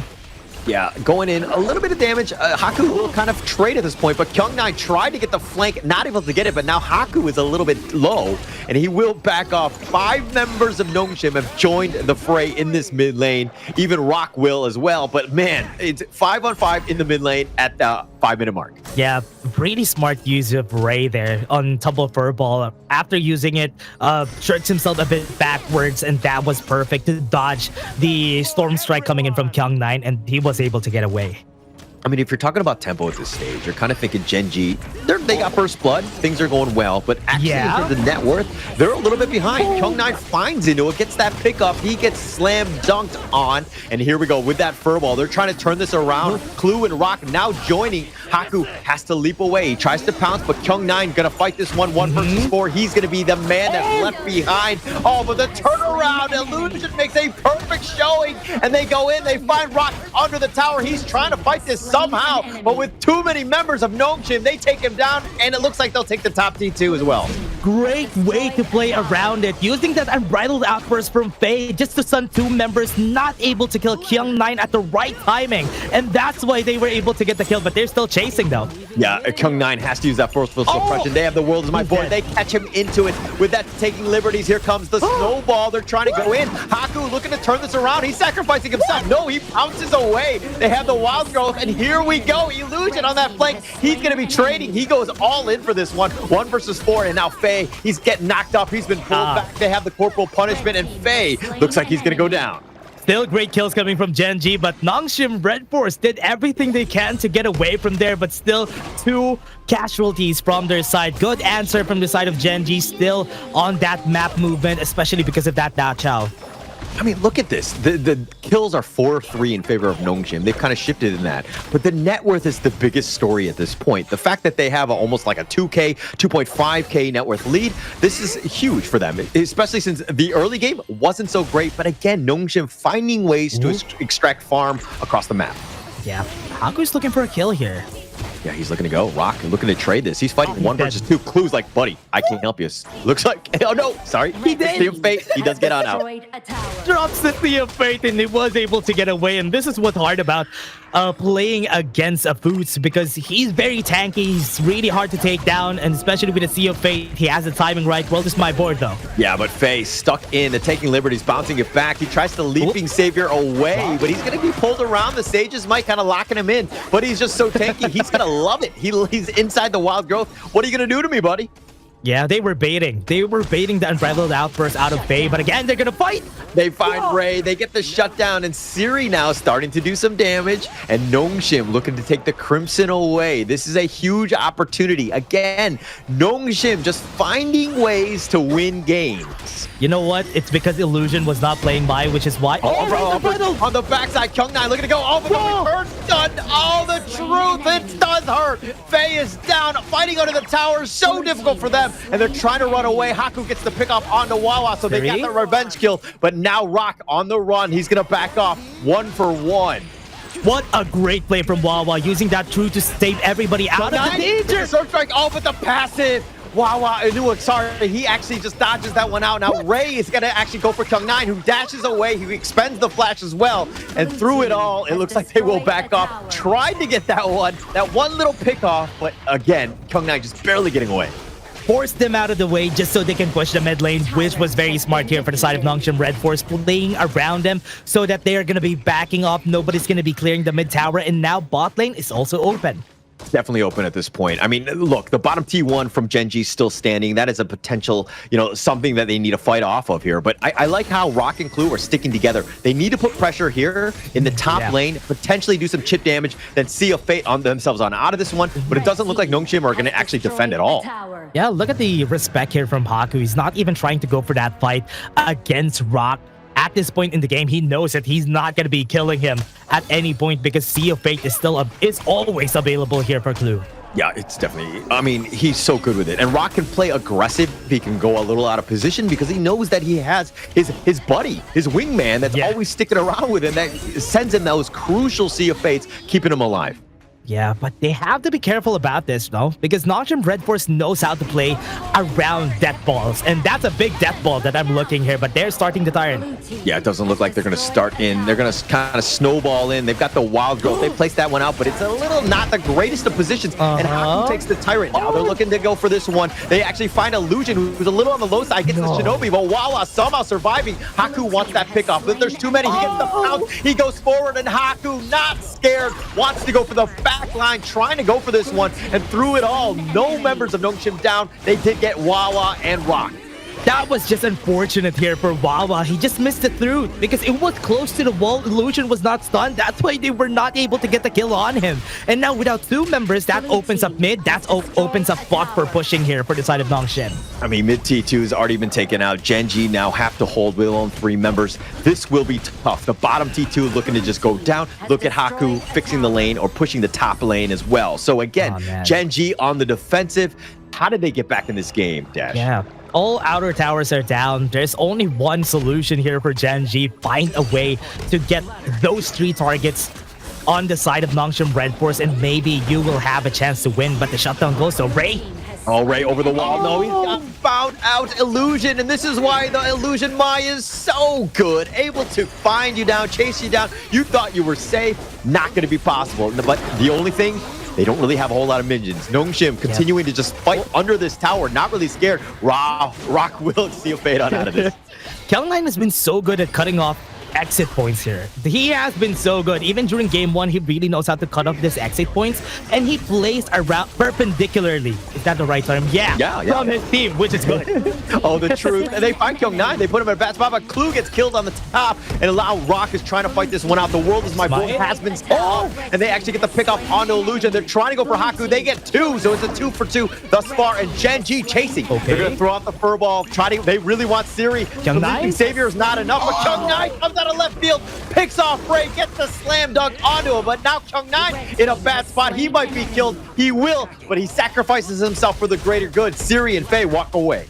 Gen.G buying themselves some time here. Good 3 for 3. At least they were able to get some shutdown golds, but the gold lead is still far off. 6k gold lead for the side of Nongshim RedForce, but they also took down the T3 tower on the top side, which is a big thing here for the side of Nongshim. Yeah, definitely a good trade, I would say. I mean, in the end, taking that top 2-3, it's going to definitely push. I mean, this is an opening where, again, more presence, more pressure. It's going to be more difficult for Gen.G. Now, at the 12-minute mark, Gen.G, again, trying to slow things down, but we really haven't seen Rock and Clue really do that split pushing duo that we kind of expected from this Foods Da Qiao combination as of yet. And I think it's more because Nongshim have been doing such a good job of pushing out those outer lanes. Yeah, the problem with that is that they have nobody to challenge, because most of the time that works if they can challenge, for example, Kyung9, they can challenge Kyung9, they can challenge Siri whenever he tries to go to the side lane, and they were not so fed that they can do that. That's why it is a problem for Gen.G. Yeah, definitely a problem. But this is another problem. These wild growths, the zoning. I mean, it's one of those things where it's like, hey, if the fight is not actually happening on it, it's kind of wasted. And now Gen.G have to return back to their base. They have to try to defend their own jungle. Not the greatest of spots. And now Wawa, waiting in the bushes, wants to go with a nice old truth. Nice setup. And Siri's been picked up. Oh, it was perfect. The ambush is unreal. They have the world as my board, and they find Haku as well. That's a double kill by Wawa. What a perfect play from Wawa, waiting from the brushes and getting a double kill. That truth was perfect, and that was why they were able to get the 2 members, pretty important members, and that's exactly what they need. They might be able to come back from this game. I mean, they definitely have an opportunity here. I mean, Wawa right now trying to defend after doing that. Faye will actually take the Tyrant. The Overlord had been taken by Gen.G, so there's going to be a little bit of a push at this point. Now, Gen.G, I mean, if we're going to check out this replay, let's see exactly how he gets the perfect truth. Yeah, and even the Sage's Might was perfectly placed there, and they are not able to go out of the way. What a great catch here from Wawa, but again, they're looking for more. But as I said, backline though. Oh, they're going to look to go for this one. Kyung9 looking for that perfect attack. Ray getting slammed on. He's going to be killed. Kyung9, oh, he goes in. Illusion, excuse me. He does have the knock-up, and now Inu is in a bad spot. He's got the passive, keeping himself alive, at least for now. Rock trying to defend, but no. Siri gets the snipe in. Rock actually flashes away, but Wawa, another truth, looking to turn this around, and they needed to deal with it, but Wawa gets Illusion on his way out. 3 members down. Nongshim are looking to push. They have 4 members. They're going to chunk down this T3 as quickly as possible. They want to get the nice little knock-up onto Clue, destroy him as possible, and with Clue, he's going to be killed. Rock is going to be the last man standing, dealing with 4, and it looks like Nongshim will also take game 2. It's just a matter of time. They don't have any minions. They don't have minions. They cleared the wave with the Shadow Vanguard. What a perfect timing, though. At least they bought themselves some time and probably just one more fight. Yeah, for sure. Okay. Hold our horses just a bit. I thought it was over. And those Vanguards, I was like, oh, actually, they're going the wrong way. Yeah. And I realized it a little too late. But nonetheless, more time for Gen.G. That Overlord, it was game-winning or game-saving for now. Yep. Yeah, that was a good savior for the team here. And from what we've seen there from the side of Nongshim RedForce, really great plays from Kyung9 yet again. And now he's looking for more. Ever since, he was always looking for the backlines, and whenever he finds an opening, he always takes it, even though there's a lot of people there. I mean, I don't know if it's due to Kyung9's brilliance of being in the perfect spot at the right, at the perfect time, or if it's more of like Gen.G not really doing a good job of checking every brush before they move, because they've been flanked many times thus far. They're going to go for this one, and it looks like they have this stumble on this one. The Umbrella Outburst pushing them back. Haku's still up in front trying to deal with this one, and now it looks like Illusion's going to be killed. He's the first to fall. Clue's on the backside taking a lot of damage. Kyung9 trying to get him to it, but Inu is going to be killed, and they want to continue on. Haku has the Blood Rage. He's going to go in. Kyung9 down for the count as well. 2 for 2 thus far. And now Haku getting the triple, but he's been pulled back. The Corporal Punishment will be real. Rock, mix, and pay. Now Faye dealing with Wawa on this one. It looks like they're going to continue to fight, especially since Siri's sticking around. He's doing some damage onto Rock. And now Wawa might be in a bad spot. No, it doesn't look like they want to continue. Okay, he doesn't have the flash. He has the Throot. I thought he was waiting for it. That's why he was placing himself behind the brush. But again, for the side here of Nongshim RedForce, they lost a lot of members. But again, Kyung9 going to the backline, always important to look at because he has always been breaching the backline, not giving time for Inoue and Ray to play.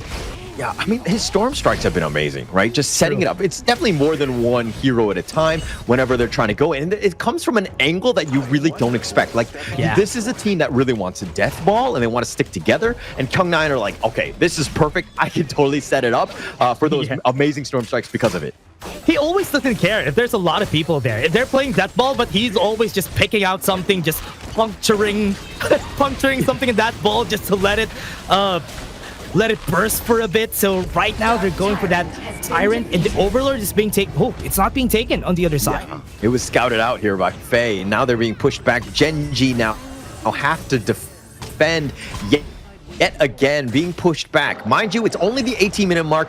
2 more minutes before we see a potential Tempest Dragon, but Gen.G need to figure out a way to hold, especially since all super minions through all 3 lanes, and to get to that point, I mean, they need to definitely hold up. Gonna be hard to clear this wave, especially that there's 3 lanes right now. They might be looking for the fight. The Wawa needs to get a good ultimate here.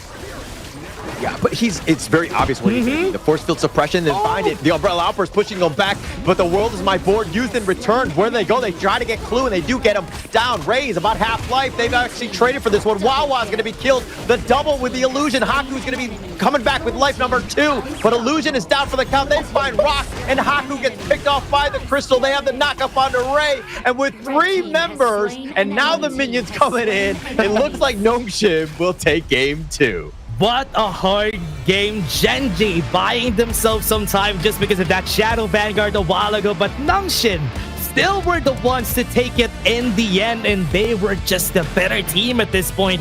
There were some moments of brilliance from Gen.G, but it was not enough during this game. Yeah, not enough. I mean, it's so tough. Like, you're thinking that, okay, this is a kind of an unconventional draft. I mean, this is the Rock Clue 1-2 combination with the Foods Dajiao combination. It has that potential, but it didn't really seem like it was able to shine. They were kind of struggling, and Nongshim was kind of dictating the pace of the game. And, you know, again, Gen.G had to be very reactive, just trying to hold the fort, so to speak. Yeah, one thing that you really need to do whenever you draft a Foods Dajiao combo is you need to finish the game as fast as you can, because you can definitely see how Rock wasn't dealing any more damage in the late game. He was having a hard time getting kills. He was just basically a Sage's Smite bot. They were waiting for a Sage's Smite, then everybody's gonna jump on whoever gets hit. And if nobody gets hit, he doesn't do much, which was what's the problem here with the Foods Dajiao combo. So now they have to look at that. Game 3, they haven't won Game 2, so we're not going to be seeing anything else that is unconventional for Gen.G, maybe for Game 3. Yeah, I mean, if we're looking at this draft here, I think the Agudo Yixing, on hindsight, is like overkill, right? You have so much control, but they were never really stacked up one another. They were really lacking damage. Once they did have the control onto the person, they weren't able to kind of deal with that. I mean, if you're looking at the Nongshim side, the Zhang Fei was there, very tanky, Pei, I mean, like, not the most tanky of people, but was able to kind of pounce around, make it difficult to kind of pin him down. But Kyung9's Storm Strikes were unreal. This guy, every time the team fights were happening, he was always there at the right time. Yeah, he was always at the right way to cut exit points, just to not let them go back whenever they can. And that was the good thing about Kyung9. He was basically a Dharma, not playing a Dharma. Yeah, he was playing like the poor man's Dharma. That's true. In Byron. But look, this is the non-monk version of Dharma, right? At the end of the day. Yeah, he likes to go clubbing and all that. He's very not a good influence, so to speak. But Kyung9 knows how to play him. I mean, Byron has not had the greatest win rate in KME, but Kyung9's showing him how it's done. Yeah, and even Illusion with the Maishiranui, we haven't seen a lot. We have seen a lot of his good setups here from his Maishiranui, and it has been really great. And maybe that's the formula that we're looking for. Get Illusion playing the Maishiranui so that Maishiranui's win rate is gonna go up. So we have to see that more for this whole tournament.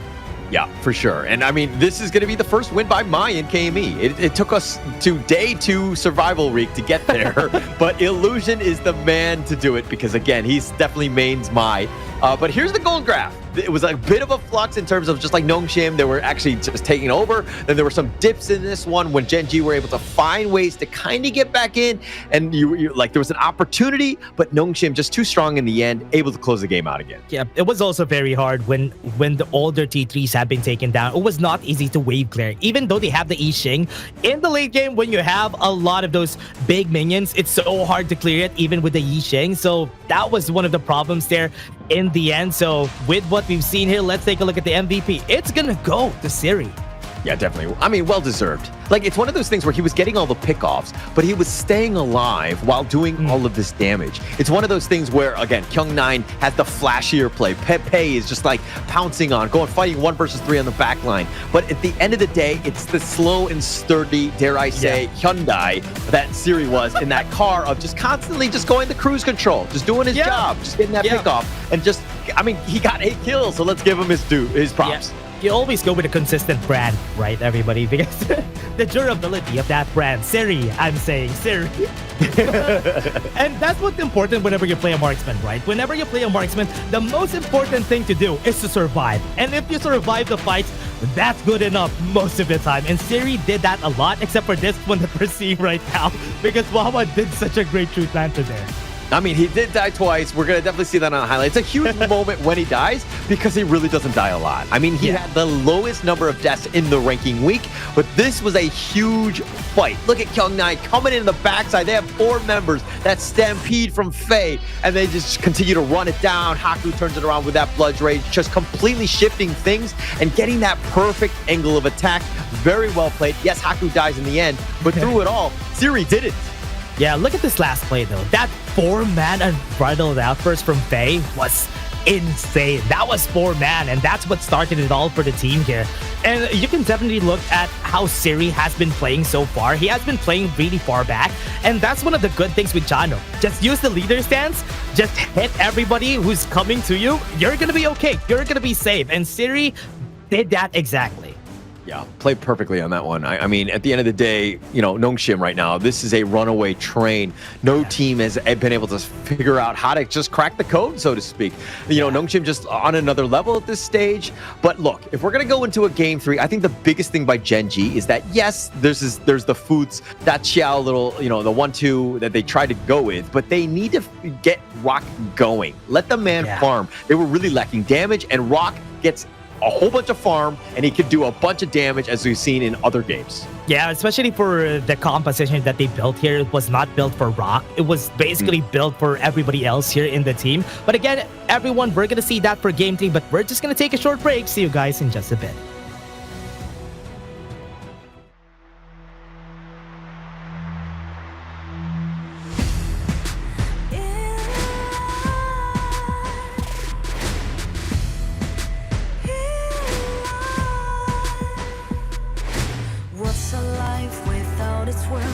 Compromising with what hurts inside.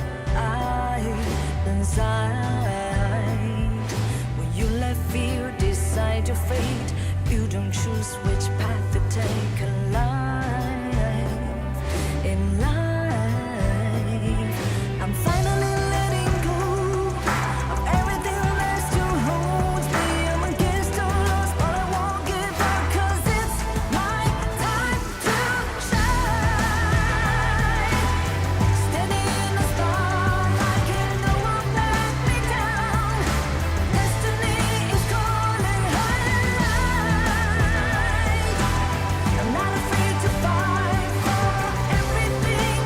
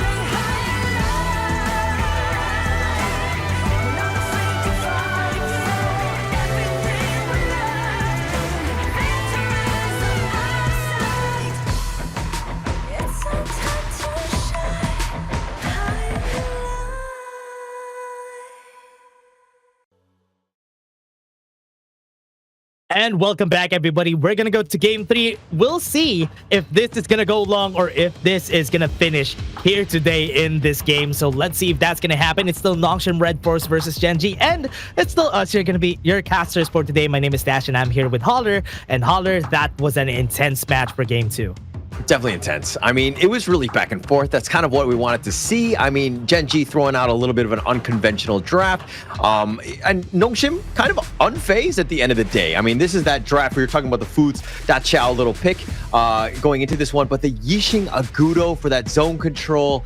And I mean, look, they were planting the seeds, so to speak, with those wild growths and those boards. I mean, yes, they got caught out a couple times, but Nongshim pretty much had answers for all of these potential problems. And you can definitely see how they structured this draft, right? They wanted to do the 4-minute objective at first. They used all of their ults just for them to just get one target in order for them to get the Tyrant that time. And that was a very smart play from the side of Gen.G. But after that, they were not able to do the same combo, the Sage is Might, the World is my board, then I have the Whirlpool to get everybody in. Those were a lot of steps, everyone. They did that at the 4-minute mark. You can rewind later on. That was one of the best plays I've seen so far. Like, looking back on this one, I feel like the draft would be to the next level, Gen.G's that is, if they let Ray play the Foots and let him just kind of hold the fort. He tends to be the tankier type. And again, it's all about getting in the right position and getting that Sage's Might knocked off. But then let Rock be like a Han Shin or some sort of, damage dealing, high flying assassin type that lets him, get his farm as well as doing that damage. Because if you're looking at that lineup, it really looked like they were lacking the damage. Yeah, they don't really have enough damage there in their lineup. I think the Agudo was good, but not enough damage, especially if he's not going to be building full damage, going to go Blood Rage, Axe of Torment. You're not going to have a lot of damage there. But again, Gen.G now on the other side here against Nongshim on the red side. So this will be very different compared to our other games a while ago because Gen.G has always been in the red side for the last 2 games. Yeah, and they're changing it up. And mind you, the weirdest thing about all, the Honor of Kings Esports, the KME, is that the blue side had a 35% win rate in the ranking week. In the ranking week, right? Interesting. So seeing how Nongshim were able to just take out 2 easy games on the blue side, didn't even sweat a bit. So, okay, maybe they did sweat a little, but it's hard to tell with those jumpsuits what's going on. But I mean, look, Nongshim were just in the driver's seat throughout, understanding just how to play it and to kind of take it to that next level. Because again, it's a little bit different playing on the blue versus the red. Did they already pick the Ogren? They haven't, right? Gen.G. They're going to be picking the Ogren here for Gen.G, for sure. But on the other side, Nongshim, Kyung9, now he doesn't have the poor man's Dharma because he has the Dharma for this game against Gen.G, and the Secure already went out. So this is going to be a good draft. This is like a classic for Nongshim RedForce. Yeah, Kyung9, last game, just a life of excess, and now he's kind of just, toned it down a bit. He's going to be a monk this time. He's going to be cool, calm, and collected in that sense. But the Yarya Marco Polo, you were talking about this. You wanted to see it, and here we go. Not here. Not in game 3 and where they're about to lose, but let's see if it's gonna work though. The problem that I have with this comp is that you need to get to the late game, like the late game, because Yarya with the Marco Polo, we all know that. We have seen it in our ranked games. These combos have been played by a lot of players just for them to get up in the ranks with their duo. But I mean, look, it's one of those things where I think it did well yesterday because they were able to kind of last pick it. It kind of caught them off guard a little bit. I mean, this is something that they can really focus on here. And that's my concern right now because, again, Nongshim, they draft very well. Yeah, that's the hard part here. The Gen.G together with the Secure, this is the draft that they always use here for the side of Nongshim RedForce. Whenever a Secure gets drafted, they have a lot of stuns already to work with just 3 picks from the side of Nongshim. But the problem with the Yarya here for the side of Gen.G is that they're not going to have a lot of crowd control, so they have to draft accordingly. Yeah, true. And plus, I mean, the Yarya, Cluey will definitely be latching onto Rocket all the time, for right? Sure. For that Verdant Protector. So it makes it a little bit easier, dare I say. I mean, look, Rock's positioning needs to be flawless. It's obviously top tier, but he needs to be on at a moment's notice. Because if you get, Kyung9 with his true Secure with those mulberry powers from Faye, you have that potential to get stun locked, especially if Clue's on top of you and he's kind of relying on you as that body parasite, so to speak. What's smart about this, though, for Nongshim is that they banned Cannon Mo. I think that's one of the highest picked hero here for the side of Gen.G. I think Ganonmo is the highest picked hero for Gen.G because Inoue loves playing the Ganonmo almost all of the time. Almost all of their games they play Ganonmo, but this time he won't be able to play it, especially on a game in where they might lose. So this is very crucial for Gen.G. Yeah, and look at Nongshim's draft. Like, they're totally loaded for bear. Every single one of these picks, top tier meta right now. Definitely finding their positioning into this one. And Nongshim not fooling around. They're like, hey, we don't want to show anything. We don't want to go the distance and show the other heroes that we can potentially play. We're just going to play our best heroes, and these are meta ones, so they're not really a surprise. I mean, Nongshim right now, again, just going out very strong here in Game 3 thus far. Game 4, Game 5, a no-no. And one of your most favorite junglers here, Kaiser, the side of Gen.G, has been picked. It's so vexing. Oh man, this is rough. Yeah, he's definitely not my favorites. I find like he's a little underwhelming. I feel like he's a human form Menki, dare I say.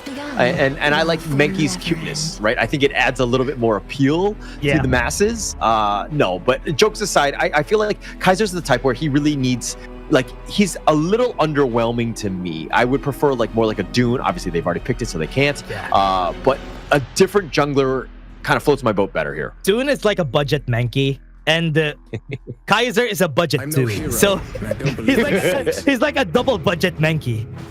He's like a thrifty. Yeah, I got it.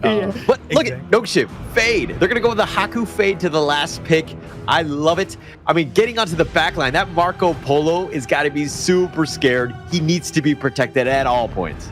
You know what? The most interesting thing here is Nongshim RedForce only played Fade once, and they played it against Gen.G.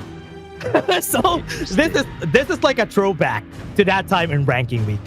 Yeah. I mean, go back to it. If it ain't broke, why fix it, right? I mean, that's true. Yeah, I think at the end of the day, look, Haku is so much fun to watch. I mean, the ability to play like the Pei, the Ogren, like even the Dune, and now the Fate, like the guy's hero pool is quite large. And there's a reason why they had a lot of success into Season 3 and carried over into KME is because, again, this train that this Nongshim team is on is just so like coming at you full steam ahead, and it's been very difficult for any other team to kind of stop.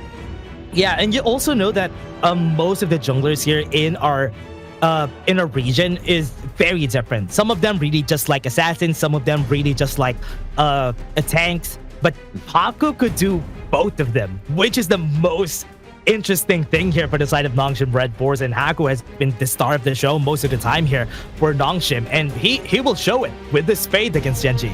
Yeah, I'm actually wondering if Haku is just like so good he could play two characters at the same time, right? Really testing our limits. 2 phones, he's getting 2 phones.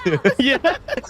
I mean, like, look, if Faye, I mean, not to insult Faye at all, but if you pick like a hero like the Yarya or somebody who's just kind of like, I don't need to move. I just need to just Verdant Protector and then just like, let Siri just kind of control him. I think Haku could potentially do it. Actually, that could work. That could work. With how good Haku is, but not when he's using a fade. It's going to be harder, though, if he's using a fade. It's definitely going to be difficult, mechanically difficult hero to find. But Haku, again, this is the type where he just farms. He's off the map. You're not going to see him really, especially early game. And I think Gen.G needed to do a better job of just kind of making things a little uncomfortable, being aggressive in that jungle. Yeah, and one thing that is really hard about this too is that Nongshim really knows how to play their lane. So you have strong lanes, right? When you have strong lanes, your jungler and even your roamer can move around a lot around the map, which is why Nongshim is so good, because they have this trust with their laners and they will find a way to find those kills. But again, everybody, we're gonna go to a pause. Yeah, a quick one here. It looks like something from the Nongshim side. It looks like something it's Haku. Yeah, it looks like Haku. Yeah, I think that's one way to slow him down, right? You attack his phone. I'm sure nothing like that is happening. Yeah, that is really true. That's a good way to slow him down. The phone, the technical problem is going to work against Haku. But other than that, nothing else is going to work, everyone. He's just good. Like, how are we supposed to attack him? Like, what do we do against Nongshim? Like, I'm like, maybe. No, I'm just kidding. We're not going to create any conspiracy theories or anything like that. I'm sure there's a little bit of a hiccup just in terms of what, the connection may be or something like that. But, I mean, look, going into this draft, game 3, what is the mindset of Gen.G? Like, what are you thinking? Like, you know what I mean? Like, are you completely phased? Or, like, what would you say if you were coach? Coach Dash, go. Oh, honestly, if I was the coach, I'm just gonna say go next. No, I'm just joking. Go next, it's over. It's over.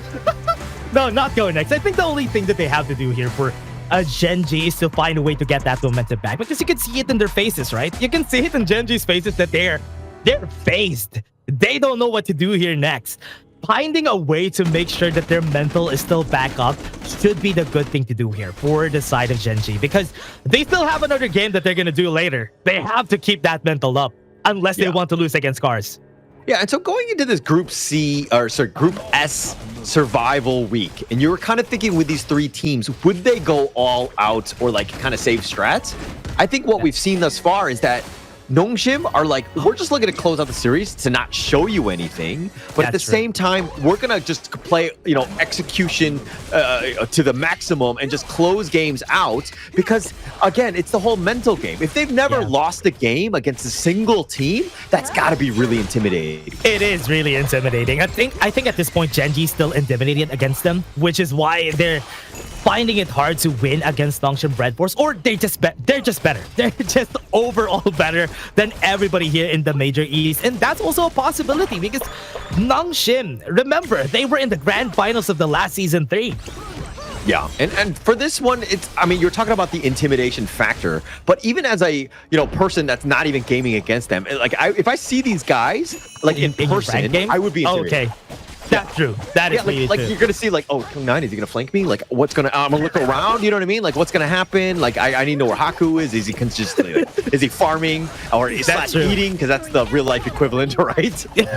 They have that aura, right? They have that aura for this team, and which is one thing that I like about. Oh wait, Truth Mantra. Oh, they have the truth. They have the knockup. Wawa not able to get away. Fade. He gets. Oh, sorry. Haku gets him down, slicing him out with the Fever Barrage, turning around. Faye will be killed. Now the world is my board. They have the Taking Liberties, but they have 4 members. The Invincible Warrior from Ray, skirting Siri back. I don't think that they can get anything else out of this. Good answer to get that 1-for-1 though for the side of Gen.G here. Going for that battle into the bot lane, just caught Faye off guard. But they also got a kill on the top side, which was a great truth from Kyung9. Yeah, really just setting it up. I mean, he's a monster on the Dharma, right? And just very strong.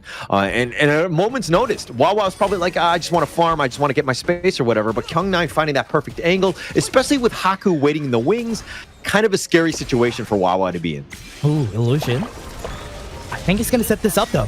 Oh, he's looking to go. They're taking liberties, pushing back only on the Clue. He tried to sacrifice himself. They have the mulberry power. The world is my board. They end up getting Clue, but Ray with the Invincible Warrior, no real damage. Yeah, he's invincible, but he's just going to tank most of this back off at this point. They need to protect this tower. Rock is going to roaming gun back to safety, stay under the tower, try to deal with these minions as quickly as possible. But through it all, Ray takes it up, but he's really kind of not farming, so a little bit more space for Haku as they're invading the enemy jungle. Faye is not the right target, but topside though, Kyung9 again.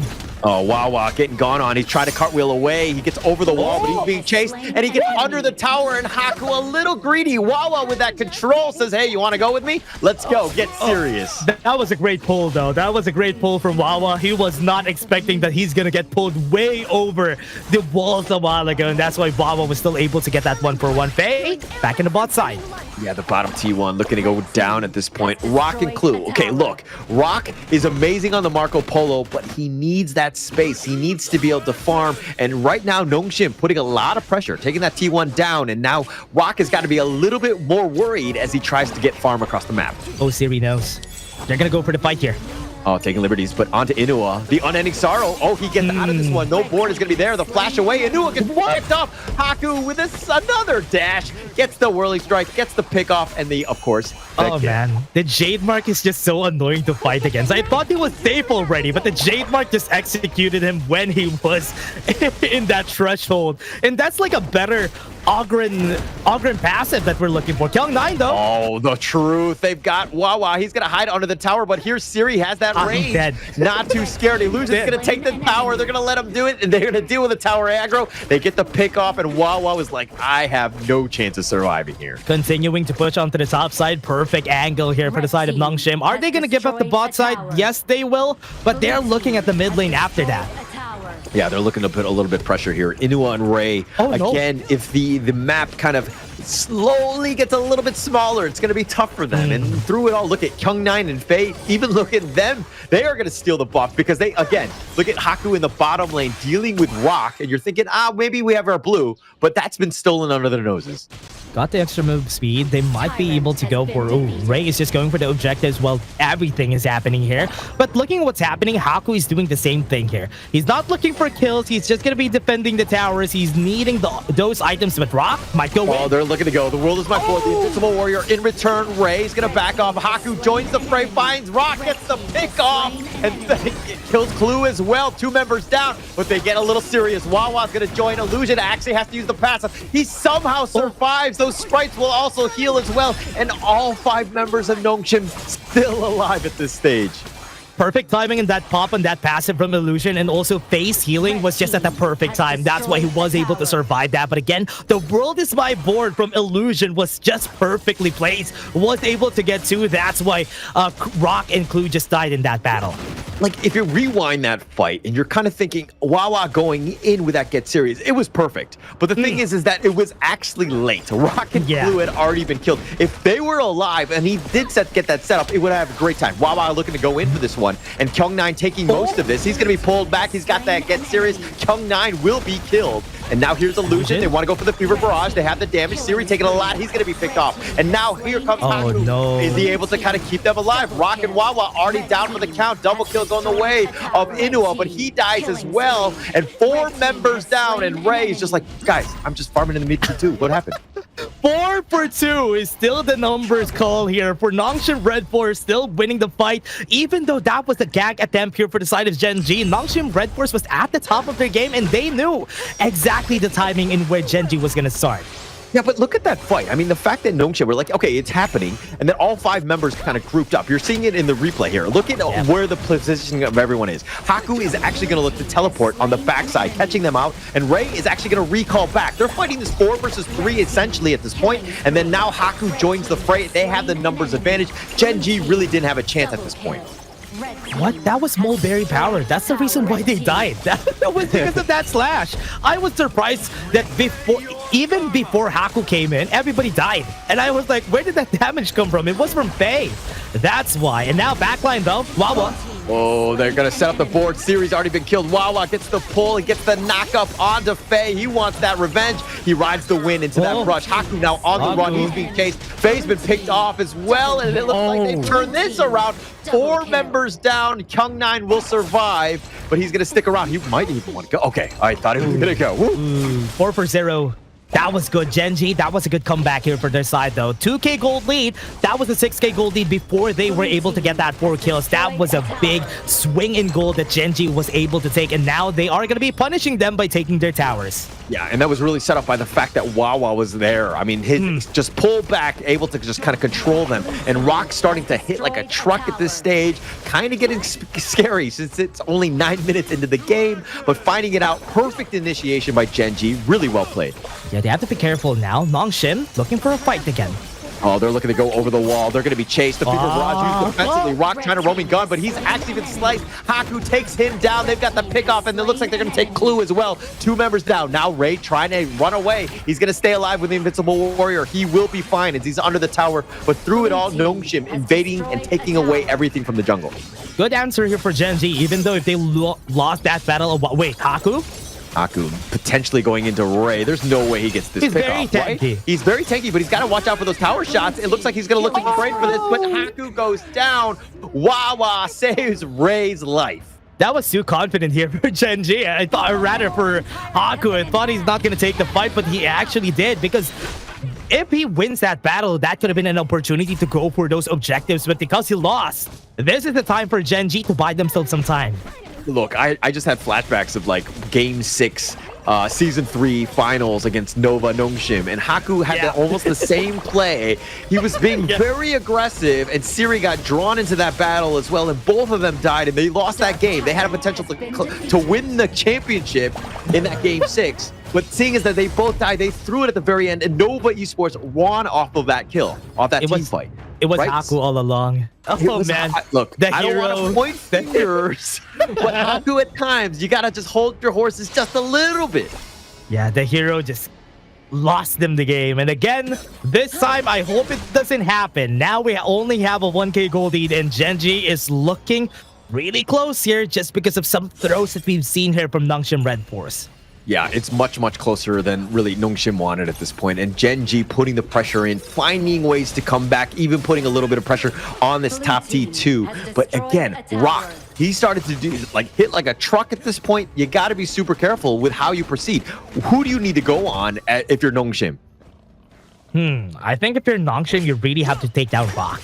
I think Rock is the only option that you have here for you to take down. If you take down Rock, everything's done. I think not really a lot of damage is going to come out from the other members here from Gen.G. Yeah.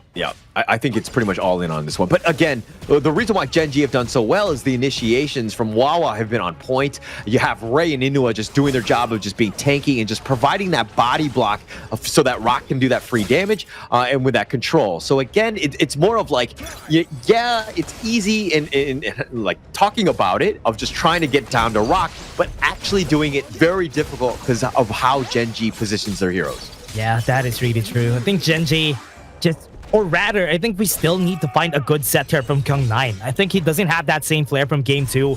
I think the poor man's Dharma actually worked out for him. Holding the Dharma is too much power, and he can't hold it in. Too much power? What?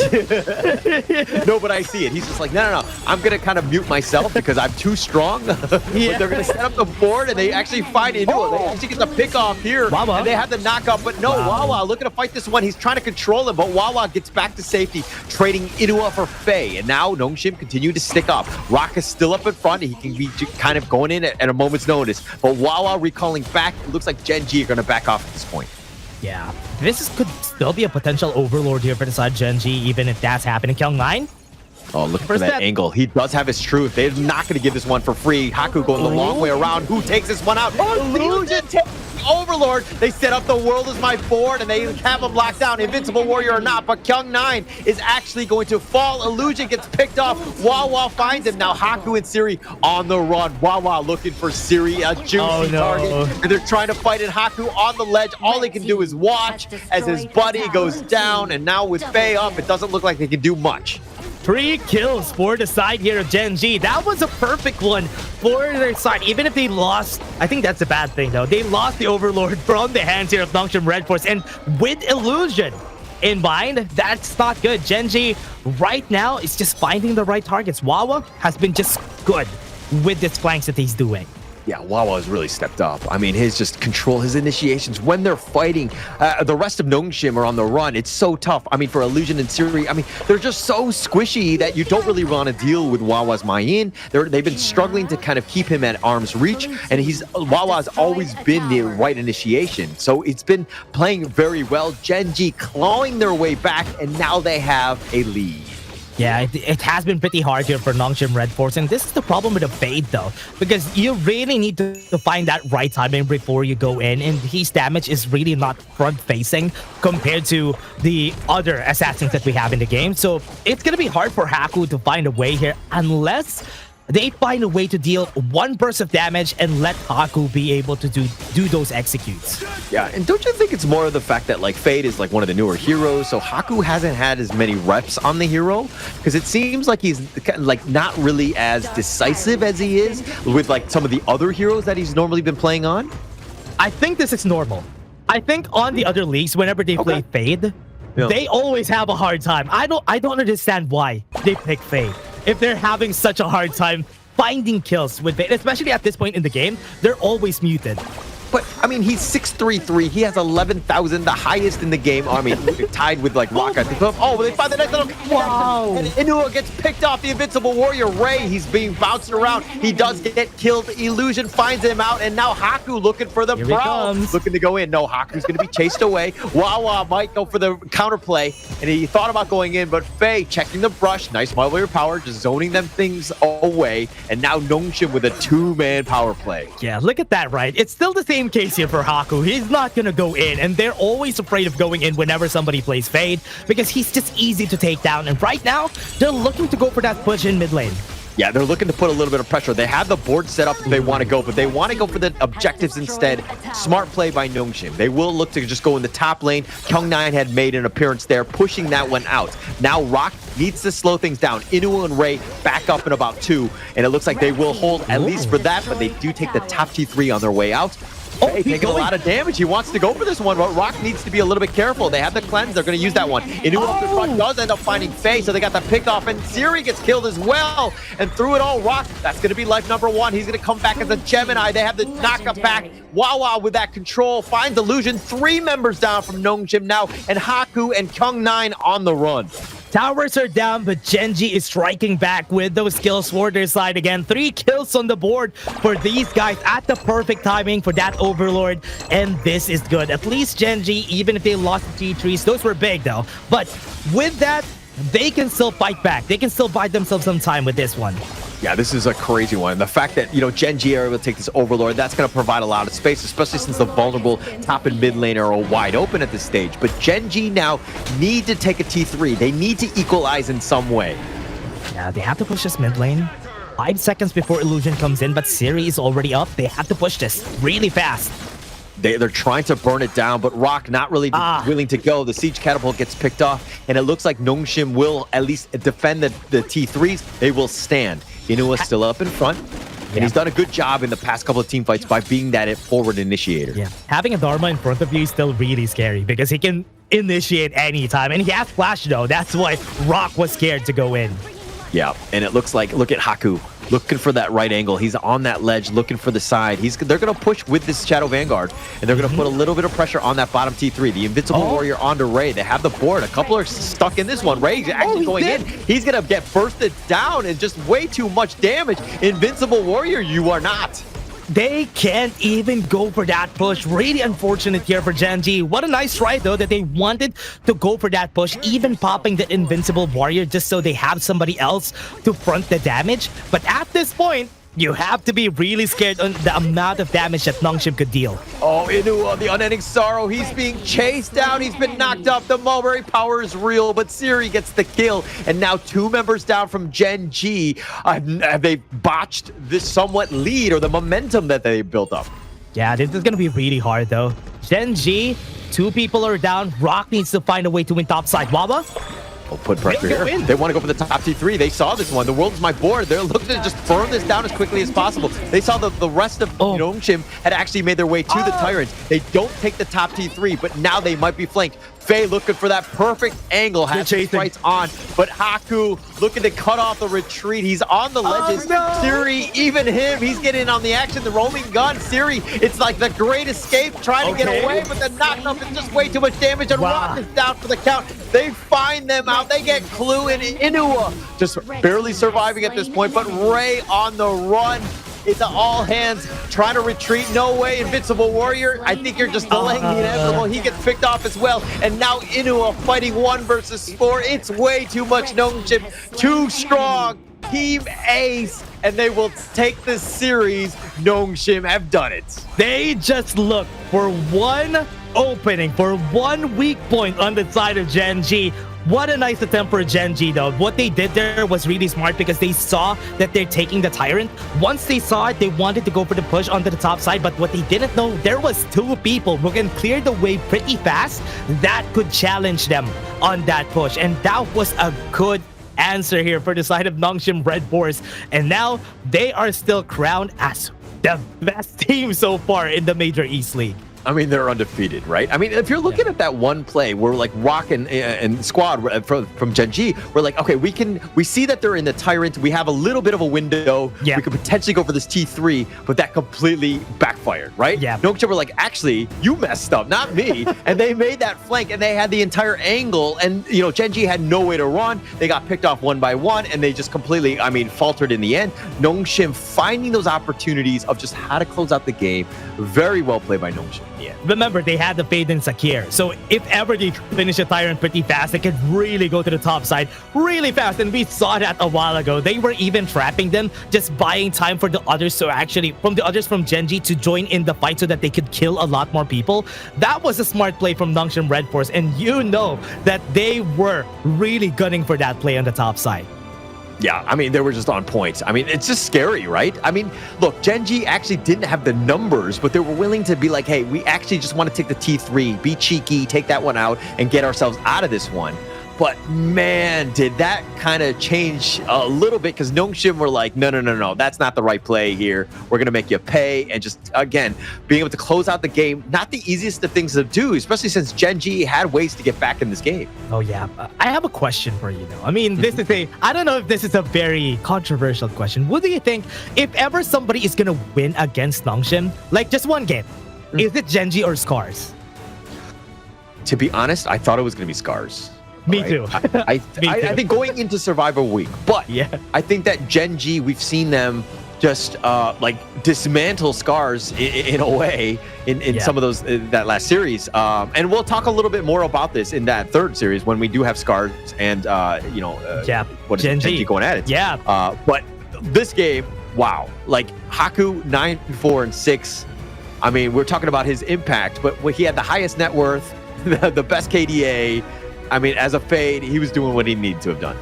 Yeah, and most of the time, whenever you see a fade, right, you see them dominating the early game. He has a lot of damage, but once late game hits, they are just waiting for him to get those executes with the Jade Mark.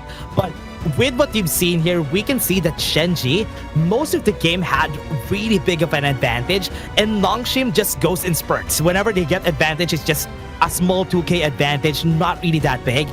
And in the end, they were able to take it, which is very nice to see from Nongshim RedForce.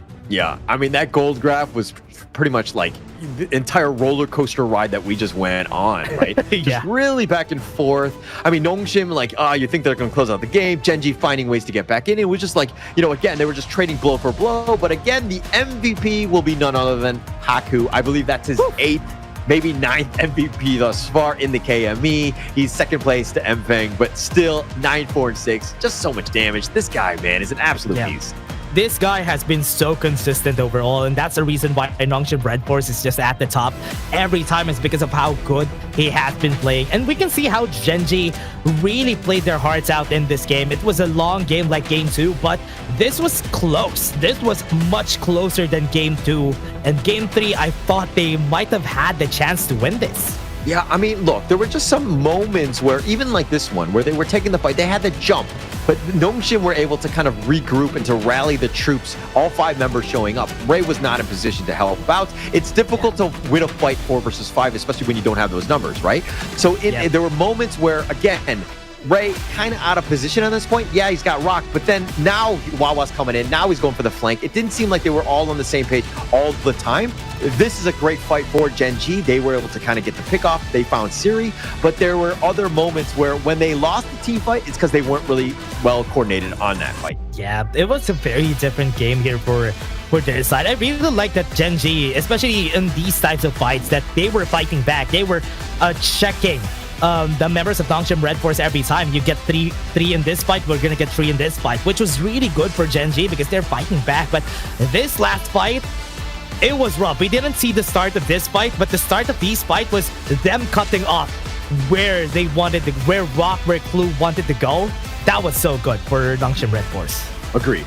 And I think in hindsight, it's one of those things where instead of going for the T3, when members are down, you need to just back off. You got to rally the troops, get to full strength, and then you could potentially make that move. But anything else, super risky, especially, and you rightly mentioned it, when the fade or the secure, too much mobility, right? They can get you onto those flanks, they can cut you off, and you're going to see exactly what happens. And again, they just got destroyed in the end. Yeah, they were really good. They were playing really good here for the side of Nongshim RedForce, and as expected for a team like them, because they're really good at doing that. But again, everybody, that was just Series 1. We still have 2 more series after this. We're just going to take a short break before we head there. See you guys in just a bit.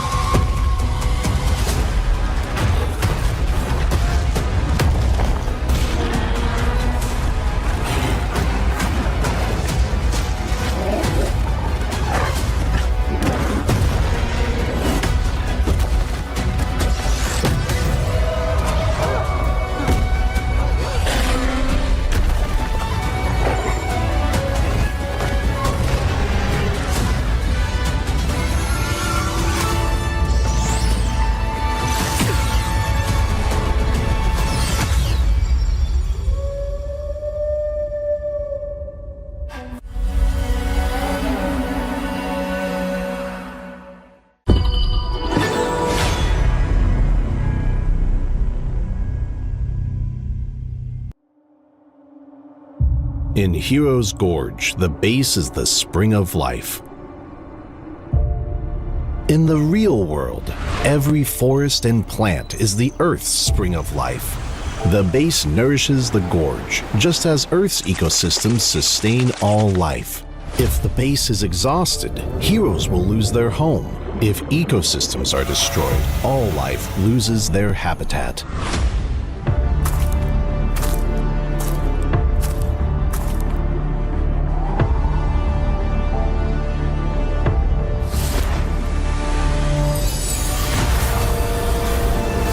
Honor of Kings is working with players worldwide to support real-world environmental causes and protect our planet's future. By participating in Protect Nature, Protect All Life, all efforts in the event will contribute to real-world causes. Protect the environment and let us defend the honor of our planet together.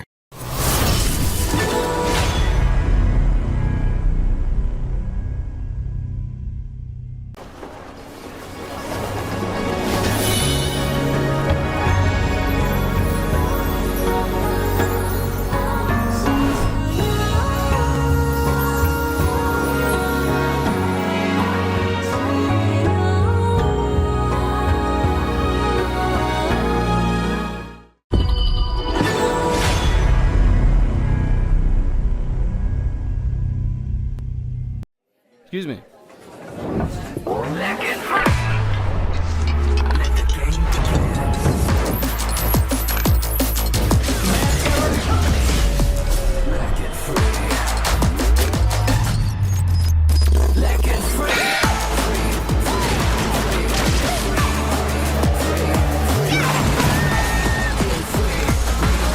Hugging stings. Victory! Another round. Sure, but how about a smoother phone next time?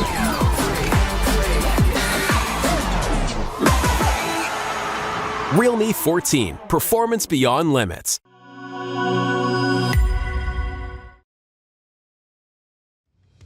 Welcome back to day 2 of the KME Survival Week as we now head into the second series of the day, Vicious versus Crazy Raccoons. My name is Holler and with me is Dash. Your thoughts on this series, Dash? We have seen them from the last week. I think the ranking week, Vicious won the fight. Crazy Raccoons were really just outclassed the last time that we've seen them. But we all know what's going to happen. It's going to be different this time around because it's a best of 5. Everything happens for a reason from ranking week. But this time, no holds barred for the players. Yeah, for sure. And I think going into this one, it's going to be interesting. I mean, Crazy Raccoon has not played in the Survival Week thus far. This is going to be actually their first match. And getting exposed to the best of 5, that is the Global Bandit pick, is a, dare I say, difficult hill to climb. It is not the easiest. You definitely need to be well prepared. Yeah, you have to be for the players. I mean, the last time that we've seen them, they really struggled against Vicious during ranking week. So this time, it's gonna be, I hope they have something in mind, maybe some changes that they have to do here for their team because Vicious looked really strong the last time that they saw each other. Yeah, I mean, they pulled out the victory on that one. But going into this one, going to be a little bit more important, especially since Vicious is 1-1. Crazy Raccoons on the bottom because they haven't played any games as of now. Yeah, that's true. Just setting the tone right will be key, right? Especially going up against Vicious here. I think that this is, of course, I mean, with the Survival Week, every match is a must win. But I think most importantly, especially in this one, the first game, it really sets the tone. Yeah, especially for this game, Crazy Raccoon, they have to be very careful in how they play the first game because I think Vicious really trips up a lot of times during the first game, so they have a chance to maybe lead this series on in their favor and have that extra momentum in the early game. But yeah, we would love to see how they're gonna pair up against them. Yeah, and for me, like, I don't like to put teams in boxes, but if we're looking at some of the squads in Group A, the losing game 1 has almost been heartbreaking. It's been very difficult for them to get back in, and again, it's like a huge momentum shift losing that first one.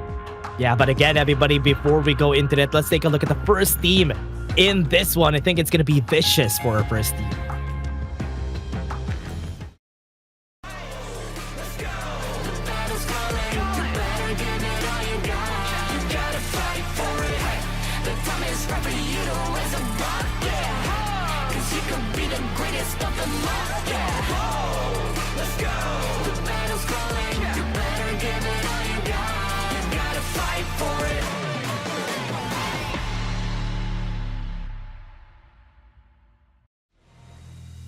Vicious Esports, straight out of Egypt. They're going to be represented by Doom, Engma, Doma, Aspire, and Vo.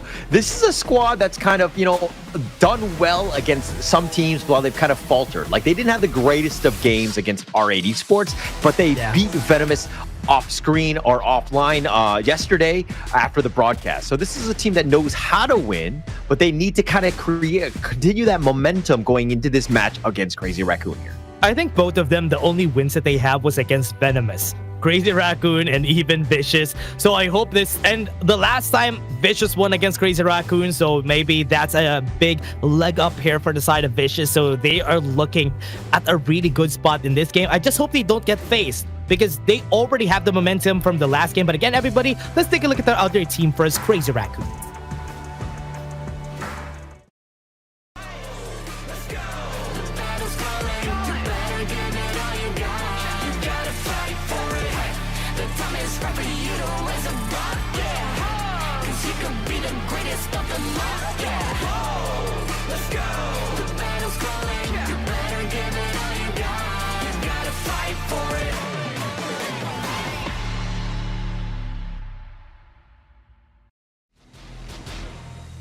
Crazy Raccoon hailing from Japan, the CR Nation, Kaiko, Fengshen, and Kuro, and Undertaker.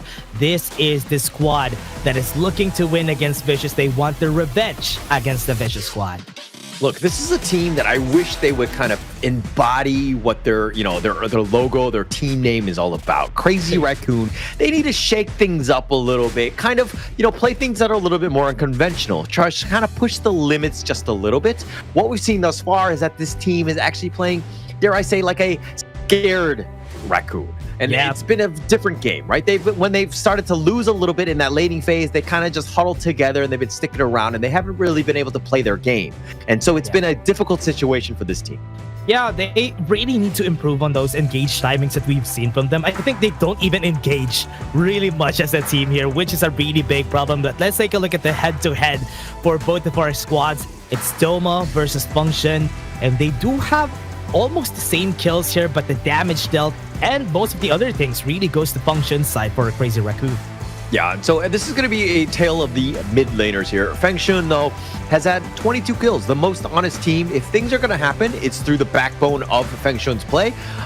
This is a guy that you need to be careful, not to be scared or not to be, taken away from. Doma, on the other hand, has had a different journey, I would say. I think that this is a team that's kind of still figuring things out. They haven't had the greatest of times, and it looks like Doma has, 35 deaths in the ranking week, hasn't had the greatest time, but he's been kind of forced to play more static mid laners, and he's been caught out a couple times. Yeah, Crazy Raccoon, I think Feng Shun really loves playing the ladies and the Princess Frost, both the freeze, the ice teamed mid laners have been picked by Crazy Raccoon every time, so that is something that we do expect again from Crazy Raccoons. But on the other hand, I think Vicious has been more experimental with their mid lane picks, so maybe that will be an edge that they're gonna look for here in this game.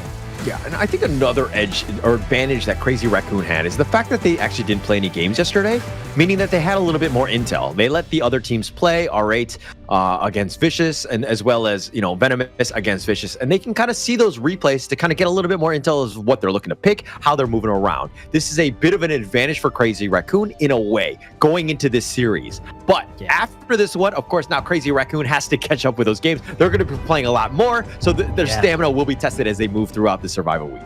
But while you're saying that, Vicious already played a lot of games though. Yesterday they played 2, and now they're gonna play another against Crazy Raccoon. So I hope their mental can still take it in this series that they're gonna have against Crazy Raccoon. But remember, they won yesterday against Venomous, so that could actually be a momentum shifter also for the side of Vicious, which is a good thing for them.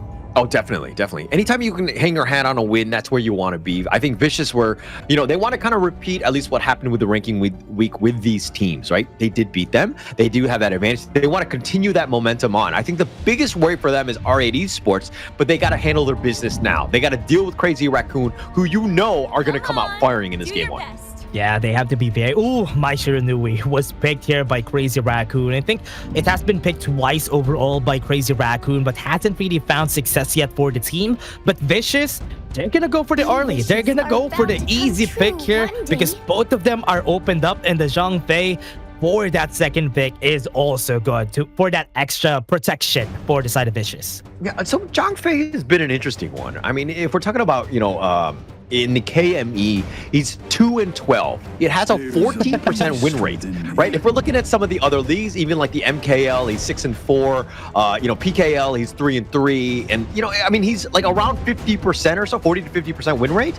But man, he has struggled in the KME, 14% win rate with a 37% win rate in the KM West, right? So I'm not sure what it is, but it seems like teams have figured him out at least, in these, the KM East and West. Yeah, or I think they don't really know how to really play the Zhang Fei here. They are not given the opportunity to play the Zhang Fei really well, because one of the things that I love about him is how reactive he could be, but the other thing is he can be proactive, and that's the strongest way to use Zhang Fei, using that ult to start fights rather than using it reactively.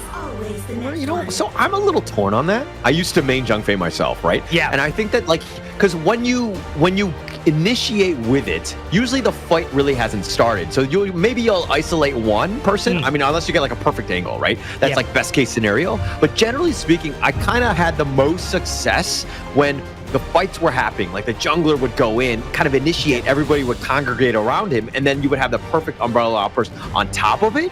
And that's generally where I felt the best. But mind you, I'm not like a pro level player, and they have their own ways of playing things. But again, for me, it's the counter initiation. Yeah, that's true. I mean, it has been really working here, though. I mean, the counter initiation has been working, and probably they just need to be very experimental more on the side of the major East teams, which is why they were struggling. Or the problem here is maybe it's not Nongshim RedForce holding on it. That's why they're not getting a lot of wins. Yeah. Actually, basically, like if Nongshim picked the hero, it's kind of like it doesn't really count, right? It just inflates the number. It's not exactly fair. And most of the Zhengfei wins that we have also came from Nongshim RedForce. The 3 wins that we have was from them, especially our last game.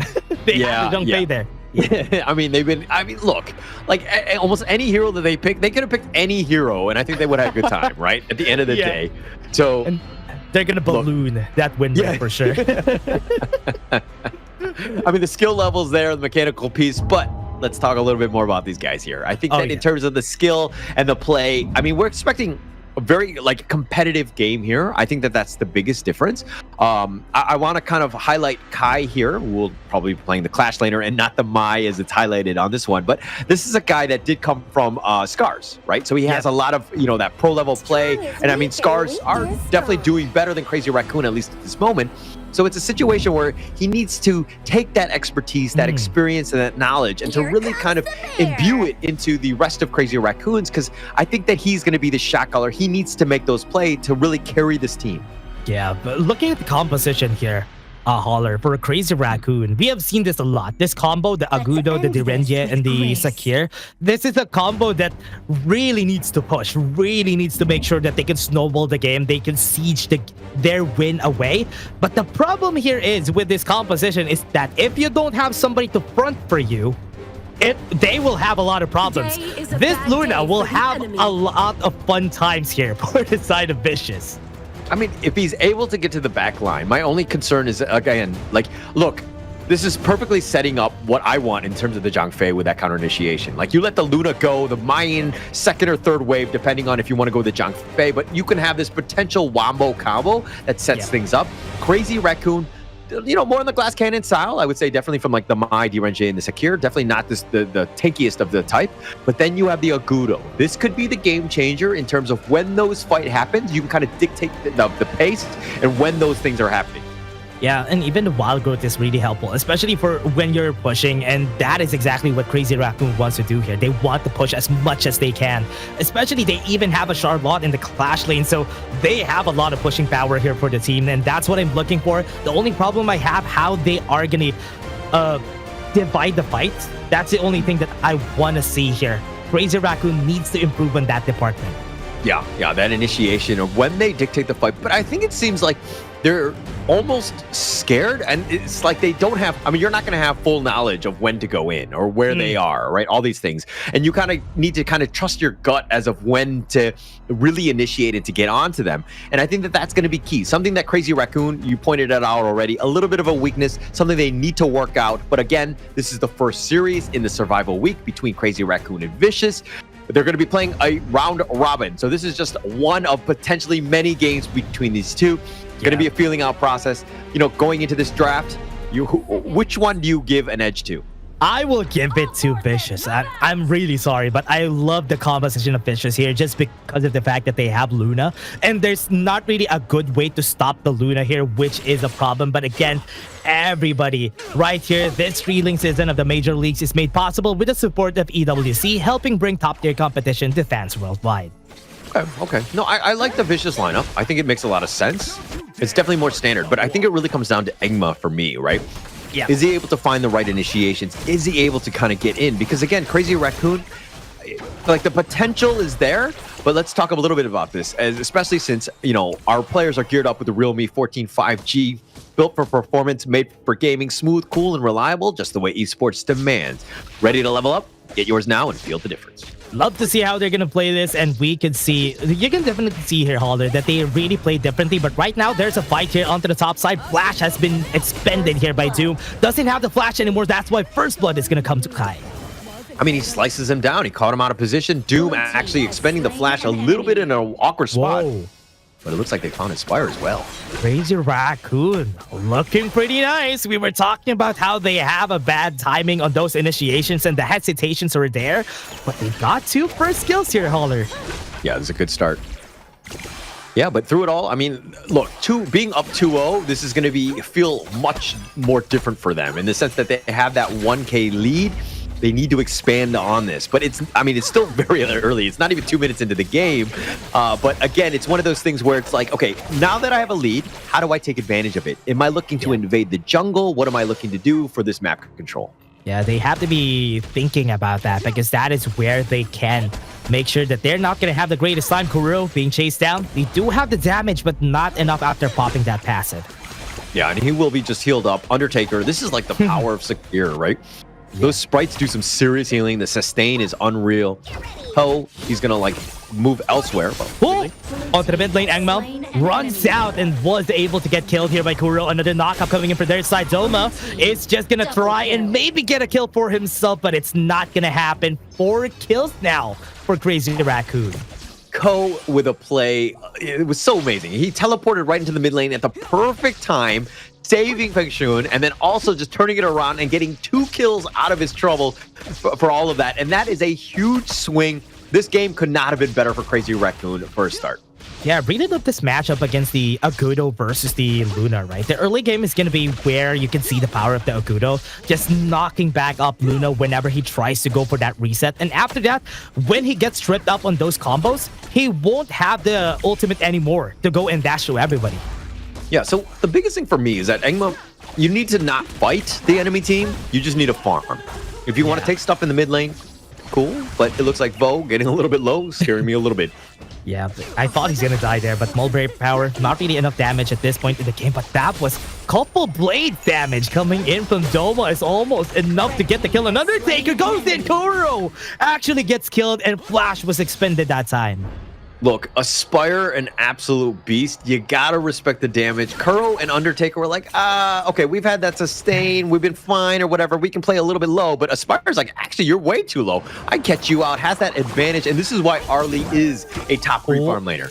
Engma getting chased. Function just has the confidence here, just because you know you have the damage coming in from that Maisha early into the game, and it's working pretty well for them. They're doing a lot of damage. They're forcing him to play under this tower to kind of protect themselves. Engma, though, this is the 4 minutes. You see how Ko is already starting instantly, but BC on the move. Yeah, a bit late here. I think he's going to get low on his HP. And Bridal Outburst was huge with the couple of blades, was able to get the steal there. That was perfect here for Doma, but they are just looking for kills, frustrated that they got stolen from, and they're chasing, and they are not going to stop. Bo is going to pay for those steals that they did. Yeah, what an amazing steal. But, I mean, Doma and Bo both going down. This could be huge, but not great. Gets knocked up. That's good. Engma really goes away with the new moon, but here it comes to Sprite. Just chase him in the end there. Yeah, so why would you go in 1 versus 4 in that case? Like, super risky, like, you know what I mean? All for your blue buff. Don't get me wrong, Luna needs the blue buff, but it's not worth your life. That's the biggest problem I have. Oh, yeah. And the problem with Luna, though, is that if you ever are in a fight in where you don't have the advantage, you really must snowball the game in order for Luna to be effective. And if you're not doing that, you're going to have a problem. And in this tower in the mid lane, it's going to have a problem. Well, it has no problems anymore because it's been destroyed, right? Yeah. I think that's one thing that BC have. They'll kind of just move on. But again, Crazy Raccoon, look at how they've changed up the way that they've played. This is a very different team. They took the week off, getting into survival week, and they're like, hey, we need to fix our game up. They've clearly been practicing, and they're, just playing against Vicious in a very different Crazy Raccoon style. Yeah, I love how confident they became after ranking week. And now in survival week, this is a very different team. And I love that we're seeing this transformation coming in from Crazy Raccoon. And it's up 7-1, 4K gold lead at 5 minutes in the game. That's a very big gold lead. And topside is going to get pushed pretty easily with the help of friends. Yeah, and we always make the joke that you either win or you learn. And I mean, Crazy Raccoon did a lot of learning, let's be honest, right? They didn't really have too many wins, but they came back with a lot more experience, and now they're going to threat. Get the knock up. Oh no, Aspire made a mistake there. Good thing he has the ultimate. He was able to back off, forcing a lot of their skills out. Right now, Function, we're going for the chase. Still looking for that flash, but not going to be working out for them for the side of Crazy Raccoon, and they are not. Actually, they're going to be stopping for this chase.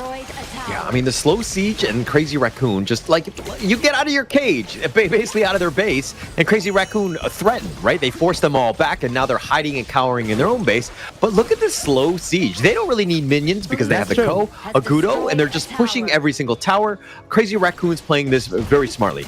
Yeah, and as we said, the Siege is going to be there for this composition specifically, the Gen.G, the Sakir, and the Agudo. This combo has been tried by a lot of teams, and it works pretty well. And with the Wild Growth, it really helps Kuro just dish out the damage he needs, gets the knock up, backs up, gets the tumble forward ball, gets 2, and that is a very dead Engma. Look, Crazy Raccoons playing the... Oh, they're going to go win. Oh, they're going to be chasing Kai. He has no more HP. Good thing Doom was there to secure the kill. Agudo is actually 4-0 in the KME. And the only teams that play it is Nongshim and Crazy Raccoon with that win. So they're going to their tried and true. They know how to play this Agudo, and it is threatening. It's been very annoying to deal with. He's 4-0-2, and he's kind of like outclassing Engma in that jungle lane. Yeah, Engma's having such a hard time getting a combo in. Not even... I haven't seen any long dashes yet from Engma so far, and that's not a good spot to be in whenever you're playing a Luna. When you're playing Luna, you want to snowball the game, get that advantage, get that gold lead. If you get that, you have the card to go in on most fight. Yeah, but I mean, look, Engma has been struggling to get any sort of blue buff. I mean, he's going to smite that for good measure because he hasn't had the blue buff in forever. But again, it's like really, it's really kind of affected his farm rate. He's not able to kind of just comfortably do it. And even with that blue buff, he's going to go back to the fountain to heal. Yeah, one thing that's good about this, though, is that Doom is winning the 1v1 against Kai. Look at him. He's going for the fight. He's winning the battle. Look at the cutoff here from the side of Crazy Raccoon. They're going to go in onto the backline. They're going to push them back. And this is Bo, who's going to die in this battle. Goes for the chase, drops down the drop kick. And they have Doom to go in. But for good measure, there was Kai to finish the kill. They went in even with a flash, but this top side is going to get taken down. Yeah, it looks like it's going to be for free as well. I mean, VO was like in a bad spot. If you don't have Umbrella Outburst, you cannot be in the heart of the enemy team. Aspire trying to deal damage, but not enough at this point. Look at the flash from Kuro, flashing forward to go for the kill against Aspire. Yeah, no, like this team has been like, okay, we've been, pressing the brakes way too many times. We were kind of playing very passive, sticking around and playing like a defensive game. That's not our play style. We need to just embody the Crazy Raccoon. All gas, no brakes, let's go. At a moment's notice, yeah, so we might die once in a while, but we're doing so well. We have such a lead that it's going to be very difficult for Vicious to come back. Yeah, 7k gold lead. All the towers, or rather 7 towers down on the side of Crazy Raccoon. This is just so good play coming from Crazy Raccoon. Where was this during ranking week? We haven't seen this Crazy Raccoon from ranking week, but as you said, just having a week break is enough to maybe recalibrate on what you need to do as a team. Maybe they're sandbagging. They were like, we're just going to do really poorly, and we'll just be like, we're going to dominate the Group A. We know how. Yeah, we're just going to look weak so that they appear strong. All went to the backline. Bo, what a great unbridled outburst. Goes in, knocked the 2. Are they going to be able to chase down anybody? No. After that initial engage from Bo, nobody was there to follow up. Yeah, actually, that was a perfect Umbrella Outburst, as you rightly pointed out. But the rest of Vicious, nobody was in really position to get that damage in. Mind you, Crazy Raccoons, kind of on the squishier side. If they're able to find those couple blades, Aspire is able to find the right targets, like, they will blow up, right? So they also got stunned. Yeah. I mean... That's the only reason why they didn't follow up, though. Like, what? We can do that? Maybe. Yeah, friendly fire from the Umbrella Outburst. Nice. Yeah. He's gonna go in. Kai goes in for another dash. Have the power gradation available from Kai, but they're gonna be backing off after. I think they were waiting for Function to actually go in and initiate. Look, this game is only 10 minutes in. If anything, Vicious need to just defend, figure out like the wave clear, just slow the game down, give your team a chance.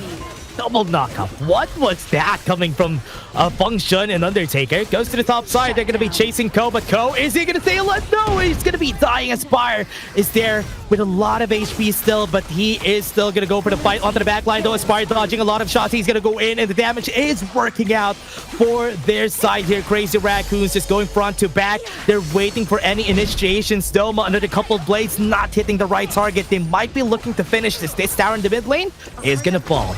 Yeah, I mean, Kai played that one perfectly. Saw a weak wounded Aspire when it... Wow, what a great Imperial Order. And that Mulberry power perfectly timed to stop Engma from dashing onto the back line.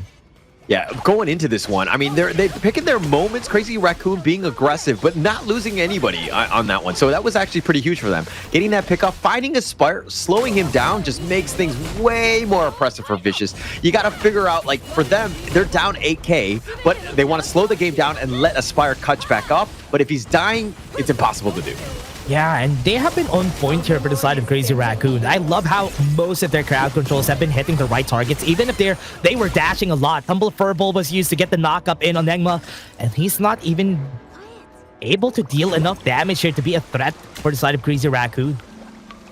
Now Vicious, on the other hand, on the defensive, no T3 mid and top as well. So this is a situation where, again, I feel like somebody should be split pushing, create a little bit more space, because again, it's a losing battle to just kind of stick around and watch them invade and take and loot and pillage your jungle.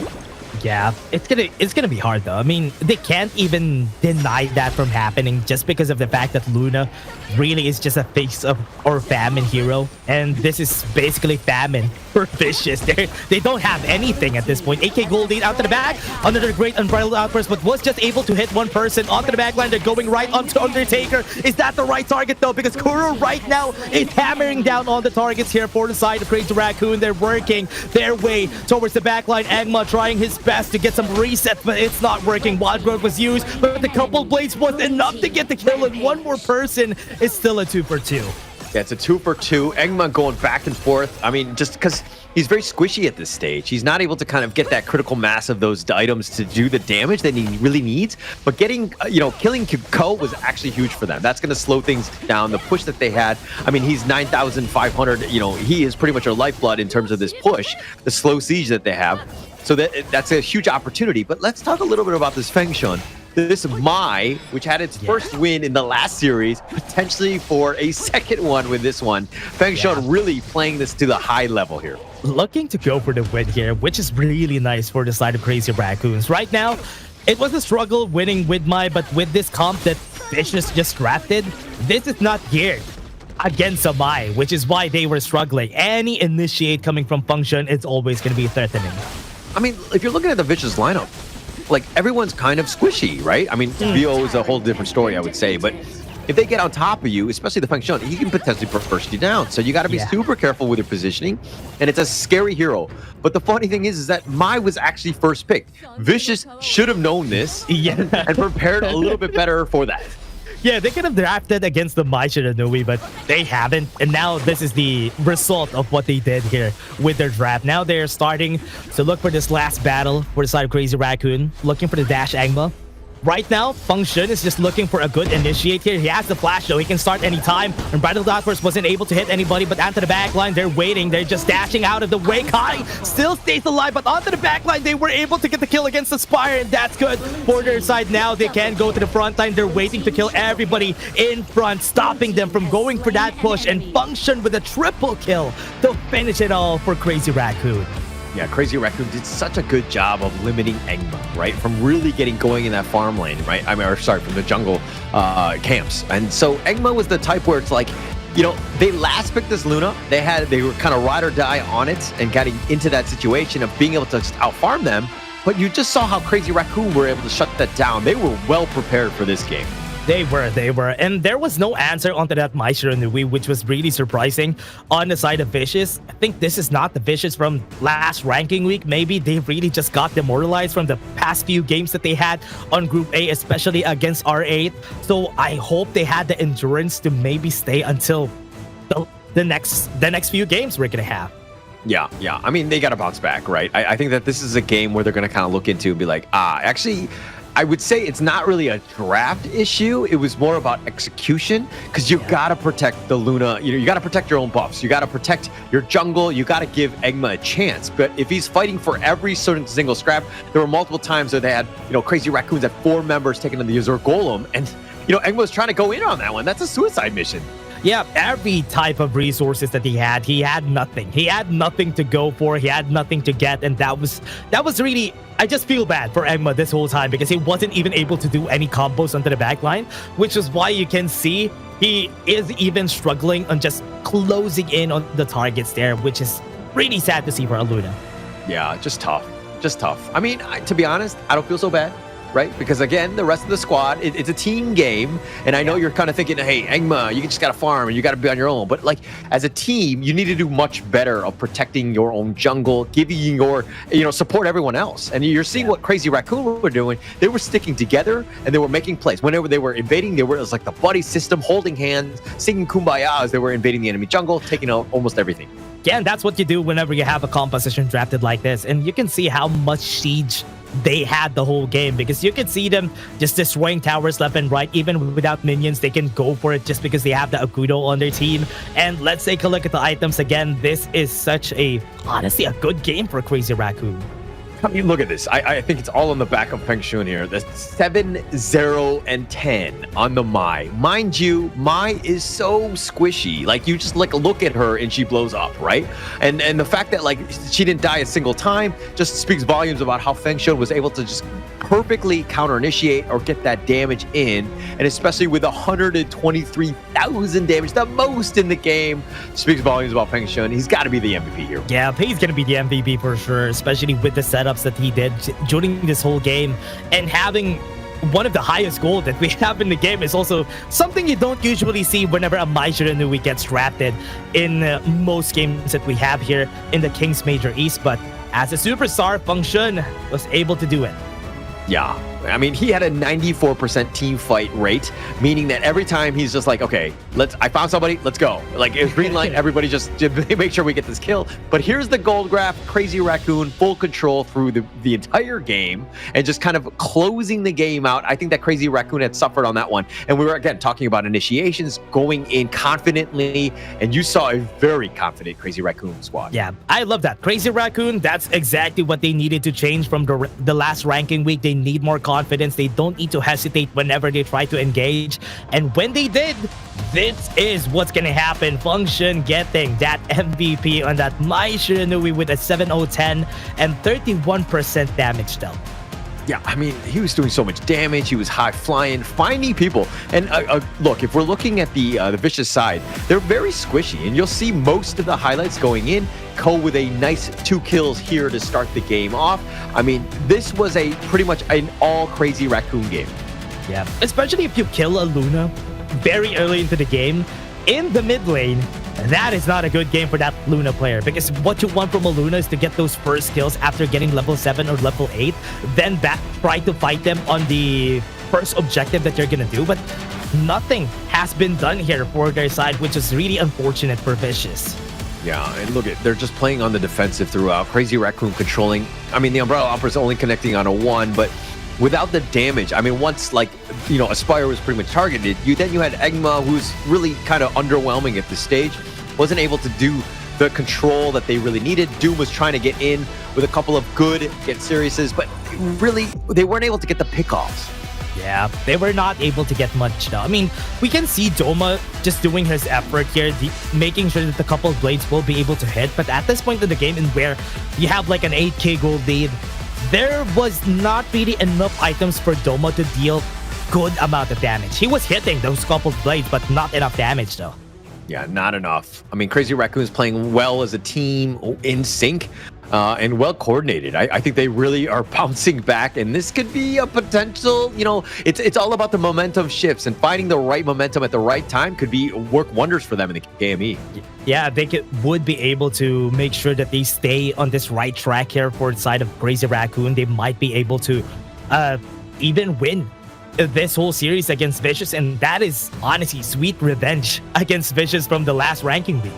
Yeah, it's all about revenge at this point, right? I think ranking week was a little underwhelming. They had to have been a little, demoralized with how things turned out. I think there were big expectations for this squad, but then you saw what happened. 1 week of rest is definitely good for them as they've kind of bounced back here, and they've done very well in Vicious. But again, it's just one game. I don't want to get way ahead of ourselves, but they were really impressive in that one.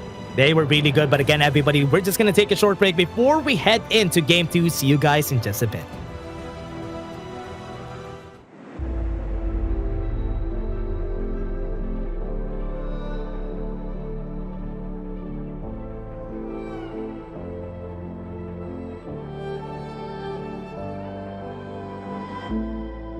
We're no strangers to the fallout. It's what got us here. Ever changing, some chameleon. Blood, sweat, and tears. We'll never make it if we fall to everything that brings us down. With a comeback is now. Blood, sweat, and tears. Fight for what we want. Doesn't matter the cost. Every day, put in work. Blood, sweat, and tears. Nothing comes overnight. Strength in numbers start to line. We don't bow to fear.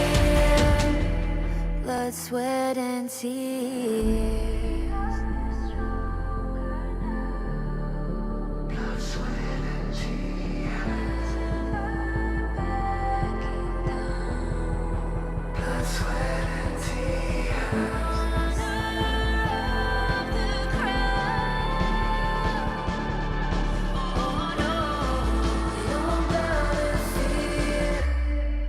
Blood, sweat, and tears.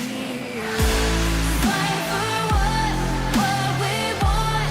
Doesn't matter the cost. Every day, put in work. Nothing comes overnight. Strength in numbers start to line. We don't bow to fear. Blood, sweat, and tears.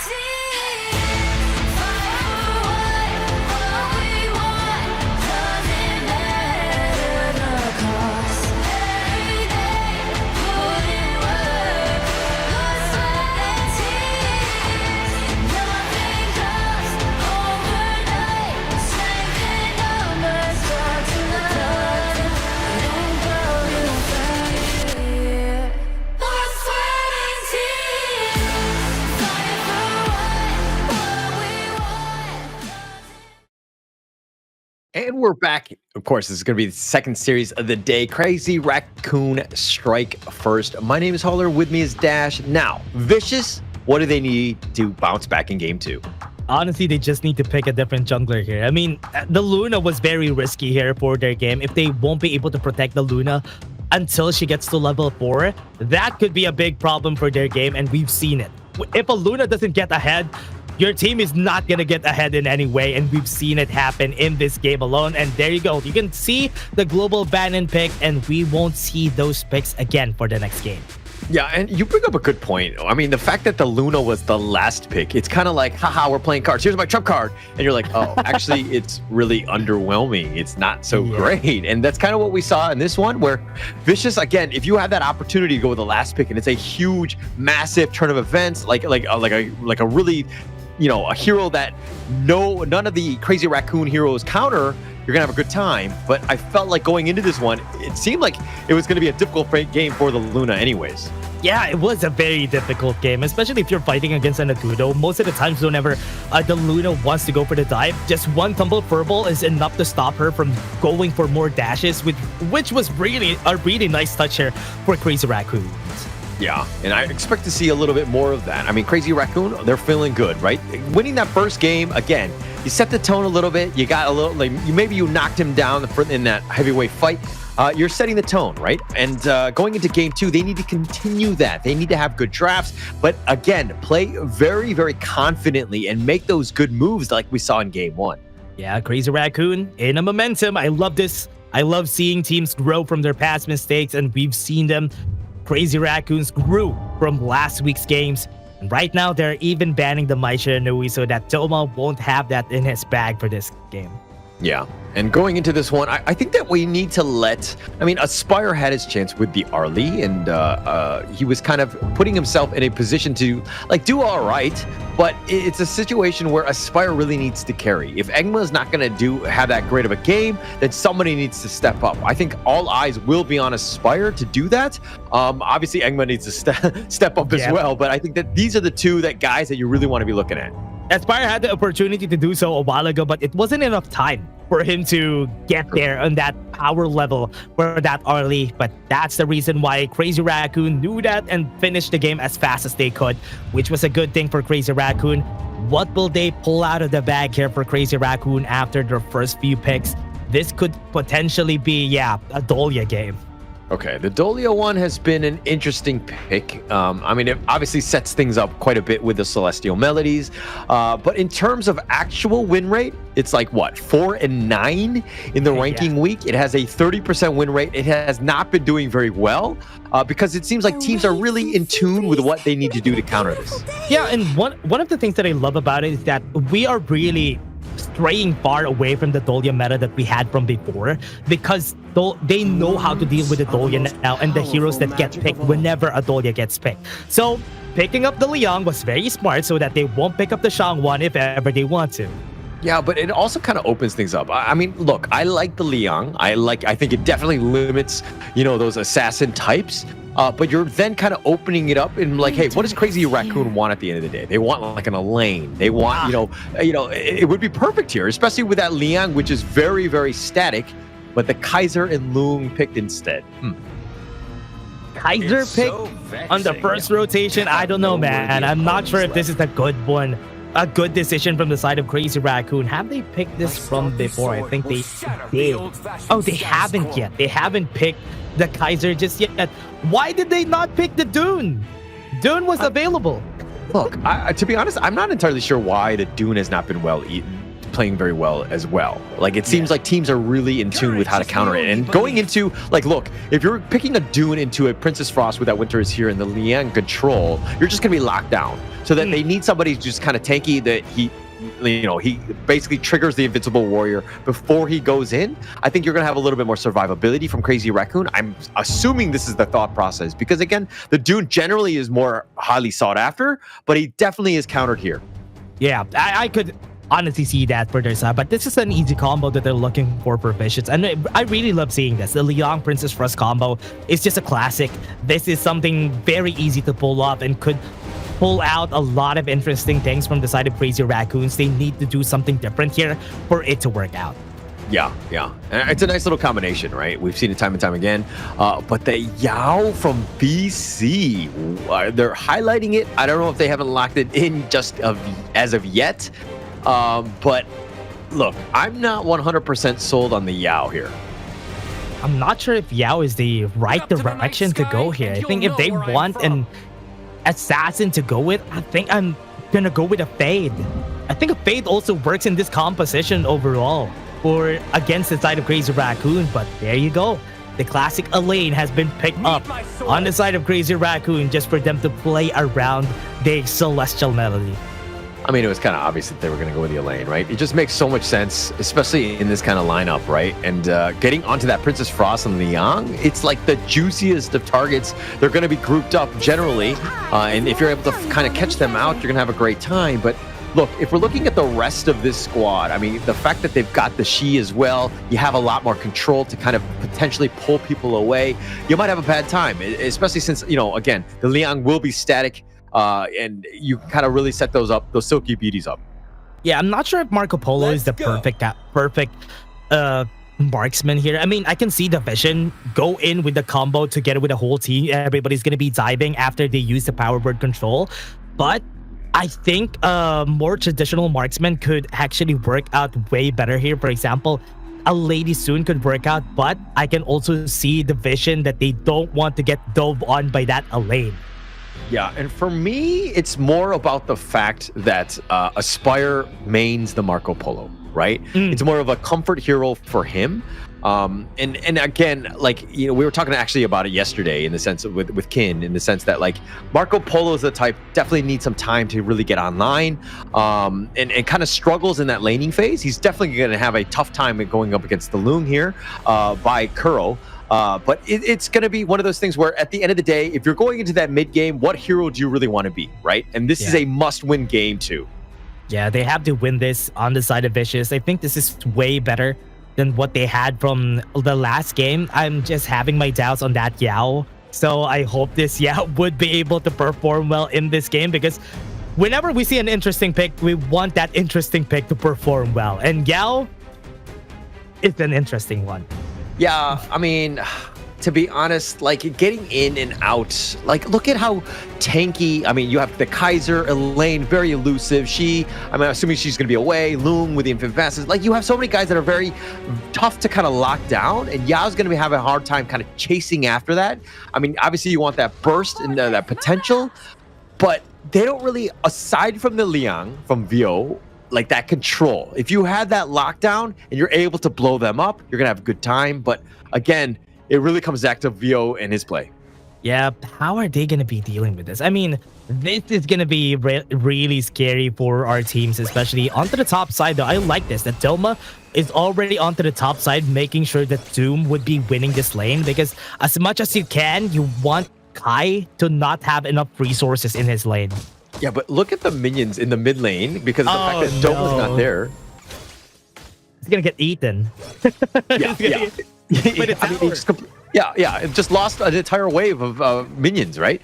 And so this is kind of putting your team behind even more. I mean, I understand you want to pressure, you want to put a little bit of, you know, time in that top lane, but you like this is where Undertaker needs to be in the top lane and not, you know, the mid lane. What I'm seeing here is really interesting. Is Doma the second roamer that they have for the team? Because he's just sticking together with Doom, just so Kai would not have a good time on the top side. But right now, after getting the first two waves, Doma is going to go back and maybe just go for the push in the bot lane. I think what they want to do here is to accelerate the level 4 from Bo. Yeah, I mean, it will definitely help, but he's got a level advantage even against Doma, right? Who's level 2. I mean, he was making those rotations to kind of, I guess, give Doom a much better chance. And he does have a level advantage, if anything. But, like, as a Clash laner, you need to be isolated. You need to be able to play those 1v1. Yeah, Frigid Prison was able to hit on one. Does he have the ultimate? Yes, he does. Invincible Warrior is going to be used by Ko, so they're not going to be able to follow through. 2 pullbacks was used. Function even used his ult. Look, Feng Shun, he's already hit 2 Silky Beauties already. You know what I mean? Like, this is a bit of an omen for VC, right? Because once they have those items and they're able to burst them down, and he's able to hook on to you, you're going to have a tough time. This repositioning thing is actually huge in Honor of Kings. If he's hitting a lot of those Silky Imprints, it's not a good sign for your team. Good thing Doom knows that. He knows that he's on point today, and Function needs to be answered later on. Yeah, it's going to have a tough time. And I mean, Feng Shun was the man. He was the MVP of the last game, so he's going to be the #1 target, or they should be for VC. They need to prioritize him. And Feng Shun, I mean, obviously you're on the Shi, who's not going to do the most amount of damage, but it has a lot of utility. And being able to pull and prod some of your guys, you're going to have a tough time. He really needs a lot of time in order for her damage to be relevant in the game. In the first objective might be a problem for the side of Crazy Raccoon here, so she needs a lot of resources. She's gonna eat that up for sure. But right now, we're seeing a lot of focus onto the top side, so Kuro is left alone here in the bot side. Like, what are your thoughts about this? In the sense of, like, are you trying to get Ko as much farm as possible, or do you want Feng Shun to get most of the farm? I think it's Feng Shun. They need to give Feng Shun as much as he can, because Ko is not going to be carrying this game. I think it's Feng Shun and maybe Kuro. Kai is just a distraction in the back line. What do you think? Yeah, no, I agree. I was just, it was a sense of, like, do you get Ko some farm so that he's a little tankier early to kind of start those team fights? Oh, that feels bad. This is an easy kill. I don't even have to say anything. Power word control to Frigid Prison, that's an easy kill. Yeah, it's a perfectly set up. I mean, the flash forward, it was going to be set up. It was one of those things where you're like, if you're near the brush, you know it's the potential of them just leaping out is there, and they were able to get that catch. Absolutely huge for BC here. He thought he was ready for it. He was not ready for that flash coming from Bo. But again, Silky Imprint again was able to hit onto Doma. But they are just going to be looking for those kills, and getting that kill on Kuro and letting the tower eat that wave really pushed him back on the resources side. But Engma might be able to contest this. Tyrant is available. Yao, he can return to Dust out of the way. Still gets it. That's good for Ko. At least they were able to get it, and they are just going to back off. They have the ultimate. Bo is going to go with the power word control. He's not going to be able to use that Death by Sunset. Yeah, and this is a great start for VC in the sense of just like getting those couple of kills, which is going to be huge for them, right? Setting it up early, you want to dictate the pace. My only concern is when later, VO is kind of like, he kind of falls off. I mean, he's very squishy, and when those items from Crazy Raccoons start to come online, and they're able to just kind of withstand that control and that burst potential, you're going to have a tough time. And remember, as you said, there are a lot of tanky members here from the side of Crazy Raccoon. So there's not really a good target to go for except for Function. I think Function is the only viable target in the late game. So I do think Crazy Raccoon knows that this is going to happen, and they're just letting it happen. Yeah. I mean, as long as Feng Shun is back and he's like out of the way, if somebody else gets pulled or controlled, then you're going to be fine with that Silk Imp, right? I think that you will definitely be smart in that sense, but Feng Shun, he's more than up to the task. Goes for the fight on the top side, but the real goal here for Crazy Raccoon is just to push it, just for them to have a trade here on that bot lane push a while ago.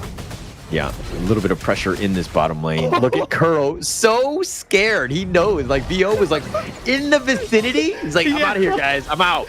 That is so funny to see. He was so afraid. Just a pixel of Bo that he saw, he already just flashed away. He had trauma. He's going to go in. What a great timing there. Bo doesn't have HP, so he's going to be dying, and this is where Crazy Raccoon starts. Look, you know that every time Liang is going to be up front, you want to just take this guy. I mean, R8, a whole bunch of teams actually just ban out the Liang because they find this guy so annoying. That control, that flash control, lockdown little combination is annoying to deal with, not to mention the fact that this Liang is wearing glasses and has a punchable face. That's true. He has a punchable face like everybody who has glasses. But looking at it again, back at it again to this game, Crazy Raccoon knew how to answer Bo. You just have to start the fight before he gets a good angle onto your backline, and that's how you do it against a Liang. And that's kind of why it's tough as a Liang roamer, right? Like, it's great for the early game when people are kind of spread out, but when those death balls and the team fights are actually starting to happen in the mid to late game, you're just... What was that, Kai? Death by Sunset? It's a good thing he had it, though. That was really scary. He went against two people, but they don't have enough damage. Silky Imprint was perfect, but Doma was still able to survive that. Yeah, somehow survives on this one. I mean, Kai, very quick fingers, being able to get away. That was looking very rough for him, but he is low. He's just going to make his way to the bottom lane, continue to farm. But again, you got to be worried about these brushes because, I mean, there was like 3 members in there from Vicious right there that were looking for that gank.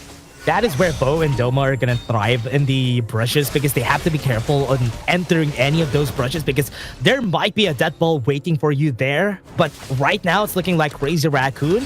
They're getting outgunned here by the side of Vicious because they're controlling a lot of the portions of the map right now. But the bot side, they're going for it. They have ult and Kai. Is he going to survive? No! There's 4 people there. We're going to throw out everything in the kitchen sink. Doom. Ooh, Doom, low HP. They're going to go to the backline, though. Bo is going to be his target. Ko is just mad. He wants revenge for his buddy. And that's going to be 2 kills for him after. Yeah, that was actually huge for them. I mean, Kai goes down, and you're like, oh, no, we will avenge you, my brother. And they end up getting 2 kills on this one. Ko, he's just turning it up. He's got that invincible warrior. So tough to deal with by VC at this moment. Winters here is going to be used onto the mid lane just so they won't be able to push it. Really good stuff here for Doma.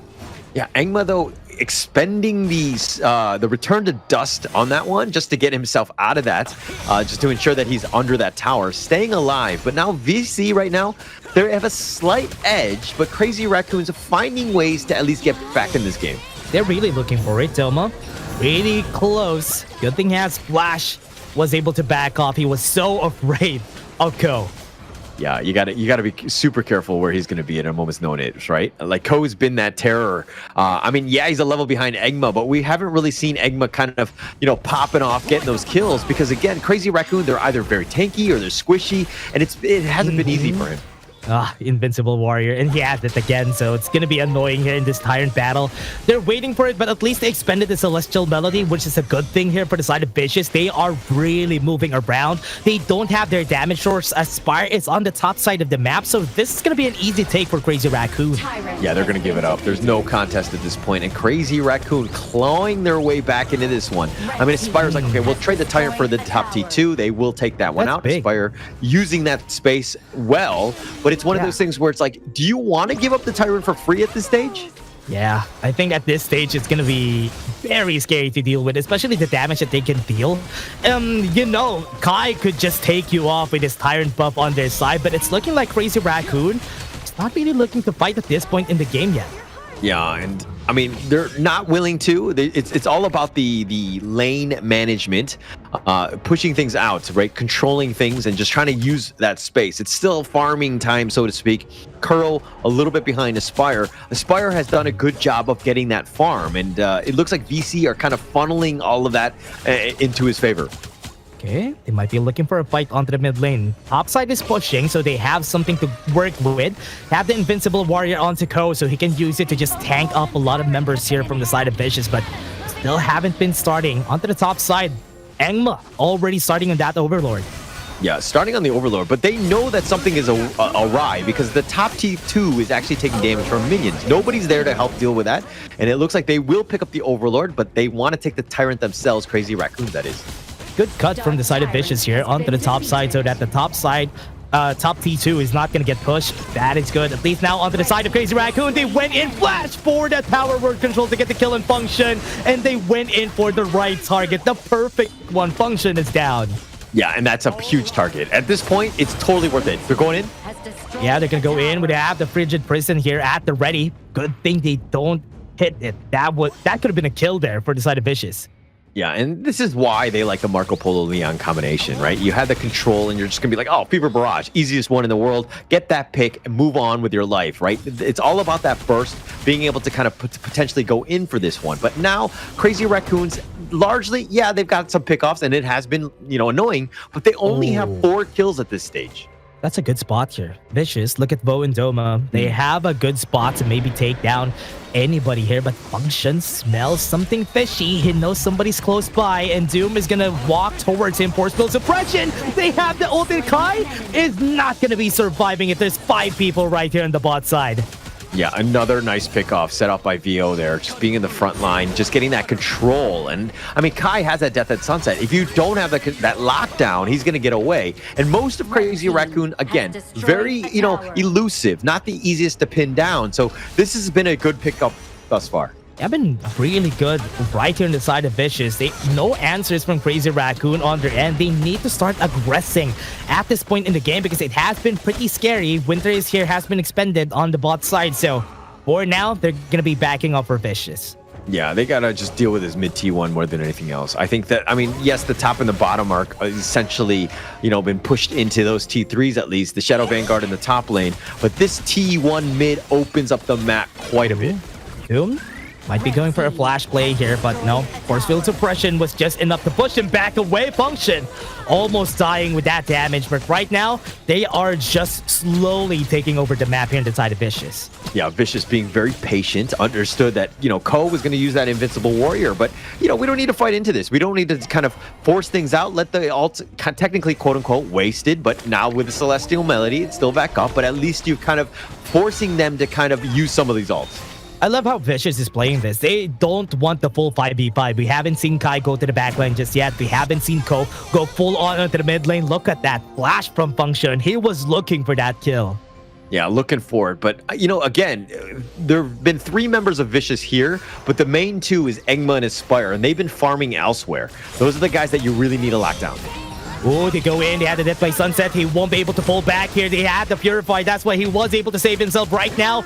They are just, with the Winters here, they can't even move forward here for the side of Crazy Raccoon. I think Function could be a target, but Good thing he wasn't able to flash in. Gets the Storm Strike to 2 in. Exactly that. I was looking for Doom to go in, and they got the 3 kills against the members of Crazy Raccoon.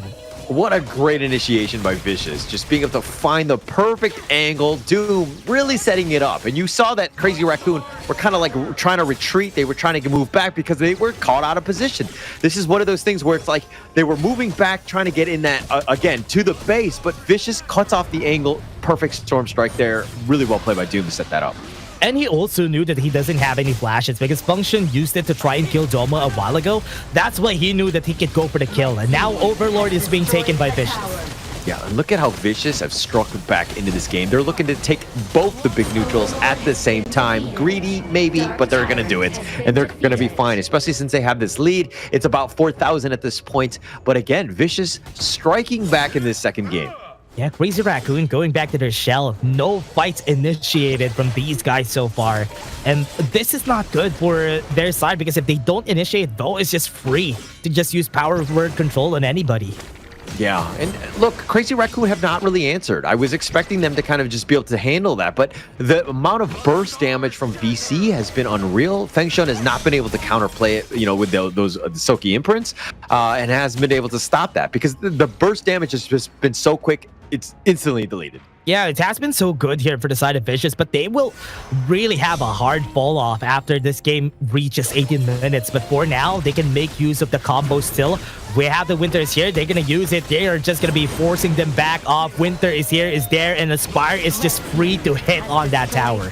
Yeah, I mean, Winter's the worst, especially with snow. It zones me out too. So, I mean, this is a situation where they go in. They have the Invincible Warrior. He's very tanky. Onto the backline they go. Here comes the hero. Kai goes into the backline, but he's going to be able to deal damage onto the front, though. Fevered for Mark, but onto the backline. They got on the hit with a Flaming Palm. He's still there onto the back. Kai is still not stopping. He's making sure that everybody's going to be uncomfortable into the backline.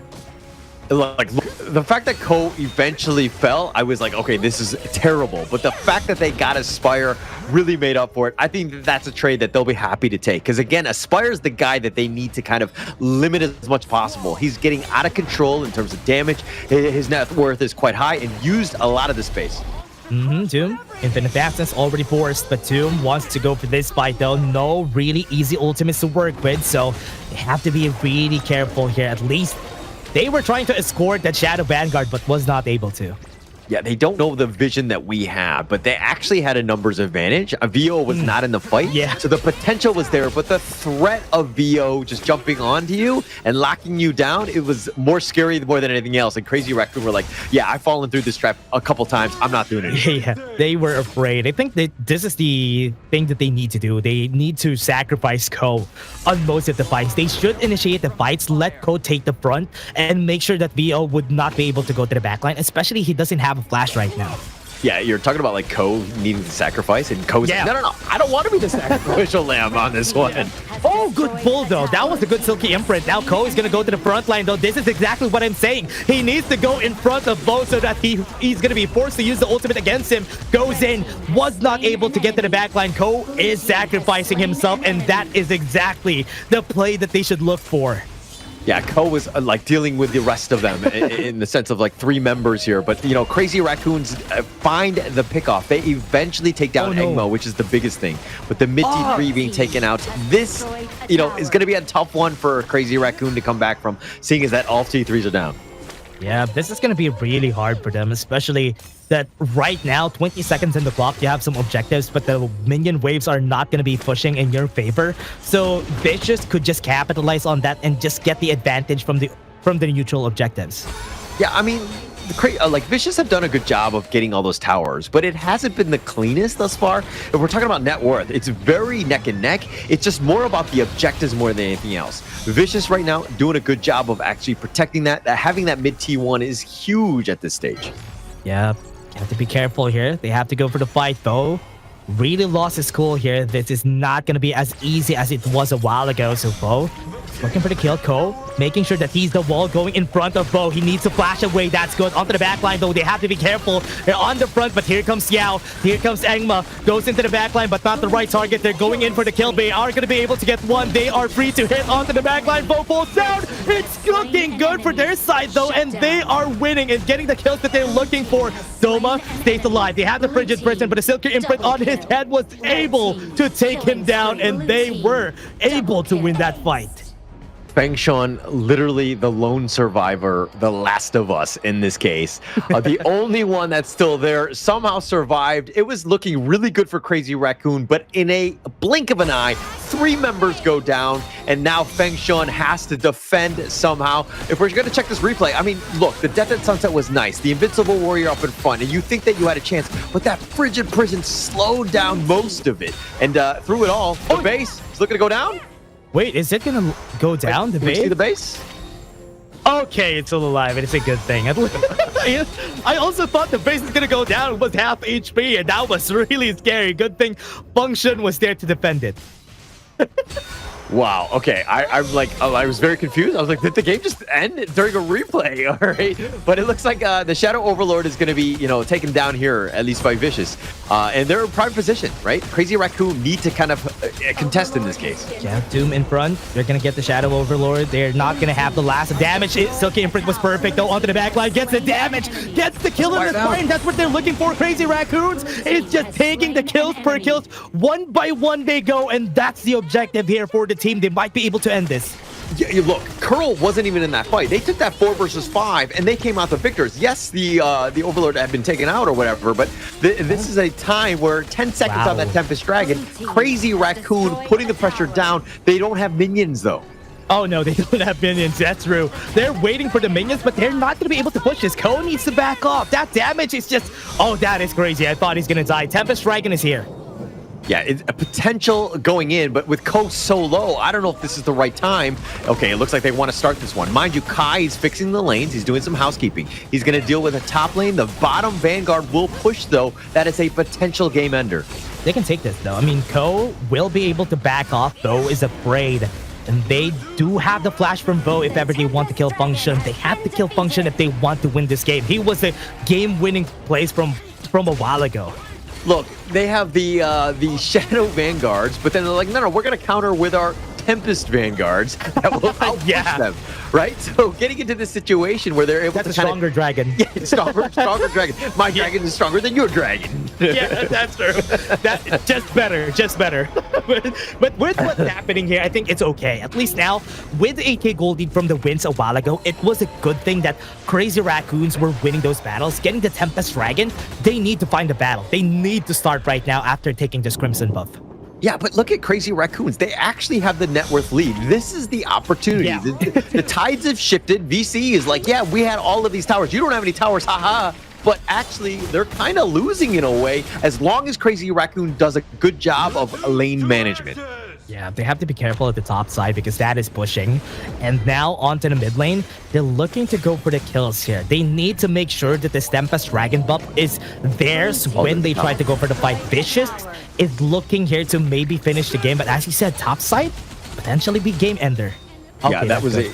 Yeah, that's going to be cleared out right now. They're going to push along, and now they have the only Vanguards on the map at this point. Yes, you have super minions, but again, Crazy Raccoons need to be careful with how they proceed here. Yeah, they have to be careful here. I think wait, the single imprint, that was good. Bo, now half HP, forced to use the flash. He doesn't have the flash anymore to engage the fight. Yeah, he actually is going to use the Invincible Warrior late. He's just used it now. There was Death by Sunset. Sage of Sanctuary is available here. Kai was just pushing them back just for them to push a tower here. That's good. At least now they have the Silky Imprint of Doom. Doom needs to back off. They have the ultimate. Kai still is alive. They used the ultimate already. Bo is now out of the picture, so this is going to be good for their side. Goes in with the engage. They get the kill. They have the Siege of Sanctuary on one person, but at least this is a 4v5. Fight's working. Aspire with the Fevered Barrage, but it doesn't work in their favor. Right now, he might fall down. This is good right now onto the backline. Ko still taking a lot of damage, but right now they're looking for Function. Doesn't have any mana anymore, but they are going to be falling down one by one, and the base falls down, and that was a win. The timer was there for Bishop.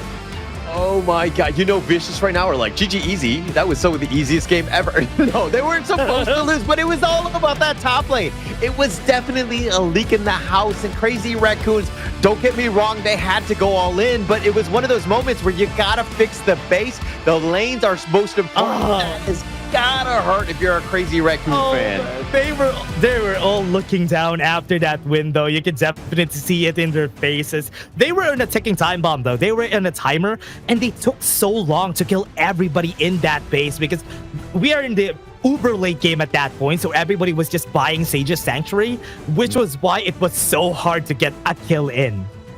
Yeah, I mean, look, the team fight was definitely in favor of Crazy Raccoon, but Vicious was just like, we just need a delay. Yes, we'll throw bodies at this situation. It's like the whole Soviet Union type of, warfare, the tactic. We'll just throw bodies at this, and we'll make it work. And that's what they did. All they needed to do was delay the inevitable and let the snow literally slow things down and eventually just kind of pull out the victory here. Vicious, it's all about the winions at this point. That was still a cool game here for Crazy Raccoon. Still very close. They were able to stay even though they don't have any T3s anymore, but it took a lot of time for them to realize what they needed to do to win against Vicious, and Vicious already took down all their towers at that point. Yeah, I mean, this is why it was huge, right? All three lanes are going to constantly push. It's going to put pressure on. And Crazy Raccoons are like, okay, we did handle it. We had that Vanguard, but then the top lane actually opened up. And we'll see it in the highlights later as of just like how those minions were able to overcome. And just, again, it was the smart play, the late game of just being like, hold the fort, hold the line. Reinforcements are on the way. And with those minions, they pull out the W. They honestly really tried a lot. I was really looking forward to how they will win it on Crazy Raccoon because it was a nice fight. Aspire was their target. They almost got the kill there, and the Silky Imprints coming in from Function was picture perfect most of the time. But again, it was not enough. But maybe Crazy Raccoon, I hope that doesn't affect their mental for next game. Yeah, it hurt my mental warfare on that one. Just going into that, because I thought they had it. It was looking so good. And if we're looking at some of these KDAs, I mean, you saw Ko, his 5-3 and 11. He was doing whatever he could, just staying alive and also doing those damage. I mean, he was so tanky. He was difficult. Like, he put a lot of pressure off on Vicious here. Yeah, it was an easy combo to deal with. Look at Function. He had 170k damage this game. That is a lot here for this guy. And that was so good to see because he was really doing a lot of work here for the team. Yeah, he was doing a lot, but he was setting things up. But it was one of those things where, like, those Silky Imprints were not able to kind of capitalize into kills. But this gold graph, my God, my heart. And somehow, look at this. You look at this in isolation, you're like, oh, Crazy Raccoon won. Wait, what? They lost? What happened here? Because especially with this gold graph, that went completely in favor of Crazy Raccoon at like the 17, 18 minute mark. Yeah, they had like an 8k to 10k gold lead in the end there, and that was surprising that they still lost it in the end. It was also because they had a lot of resources that they can gobble up because all the towers have been pushed already, so they can farm pretty easily. And at that point in the game, it doesn't even matter because everybody has resources at that point, and Aspire was the MVP for this game. 7-3 and 5 with 29% damage though. Look, I think it would have been hilarious if production was like, actually just put up a photo of a minion. Of the minion, right? That's the MVP, is the minion that actually got the last hit, because, again, that was huge at this point. But, I mean, look, this highlight, so back and forth. We got to a late game, post 20 minutes. You don't see those too often, but again, getting there. Crazy Raccoon with such a nice defensive hold, keeping themselves alive, their hopes, their chances of getting this win and pulling it out, especially not even having a single tower left. Yeah, it was honestly a nice try here for the squad. I thought they might have had a chance to win there for the side of Crazy Raccoon. But again, looking at this fight, you're seeing this game and you're thinking maybe they're in 8 minutes in the game, but it's already 18 minutes at this point in the game, and the mid lane tower is still alive. Yeah, it took forever, and this is where everyone dies except for Feng Shun. But this was a close moment. I mean, like, look, even at 18 minutes, he wasn't able to take this one out, the mid T1 out, but this is where they kind of turned it around. Crazy Raccoons were able to find a couple pickoffs, and now look at Vicious on the defensive, trying to hold, but check the top lane. You see the super elite minions. Those are three the big minions. Oh man, there's 3 big minions on the top side. That's an easy takedown. I thought they could have won this. They won the fight there. I thought that was it, but the minions were the reason why they lost. Oh man, that's unfortunate.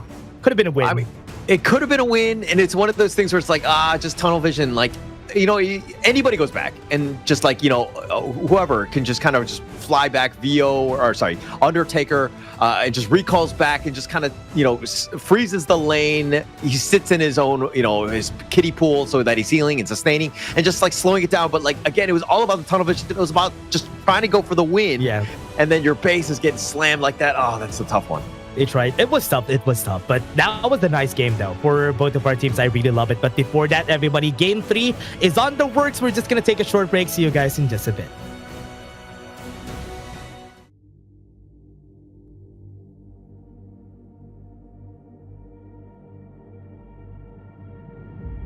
I feel it deep, flowing through my blood. Rising up to become someone, and taking it all on my own. What a sweet victory. And taking all of my control, awaken something deep in me. Like flames, feel it burning inside. Take a hold in pursuit of the prize. I've been told, ain't no way to survive. Keeping all of this fire that's locked up inside. When this is the time, enter the ring. All those mental chemicals doing their thing. I got flashes of battles inside of my dreams. I was made for this moment. At least now it seems like it's time to come face to face with your fear. Been battling reasons for all of the years, and I learned how to fight them with style and grace no one's ever encountered. You say it's amazing, I'ma come out swinging when they open the gate. Go ahead, call passion, I'm calling it rage. I'm taking what's mine like I already own it. Watch but don't blink, going here to the moment. The sky rain down. Here's to the madness that's all around. Go on, tell them who you are, you are, you are. Go on, tell them who you are, you are, you are, you are. Here's to the moment, the sky rain down. Here's to the madness that's all around. Go on, tell them who you are, you are, you are. Go on, tell them who you are, you are, you are, you are.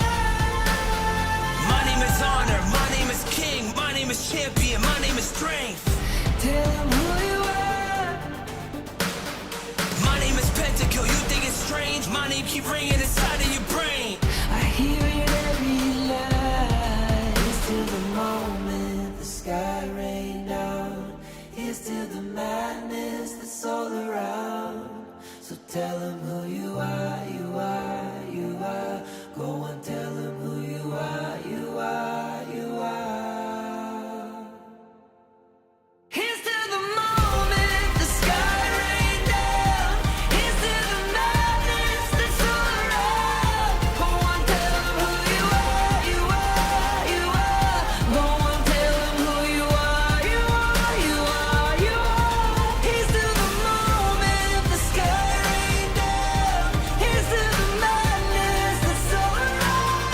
Go on, tell them who you are, you are, you are. Go on, tell them who you are, you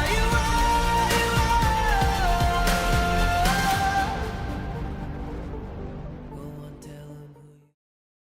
Vicious strike back in game 2. They played a great game. I mean, they set themselves up for success with all of the towers taken out, and then they were kind of caught on their back foot and had to play more defensively.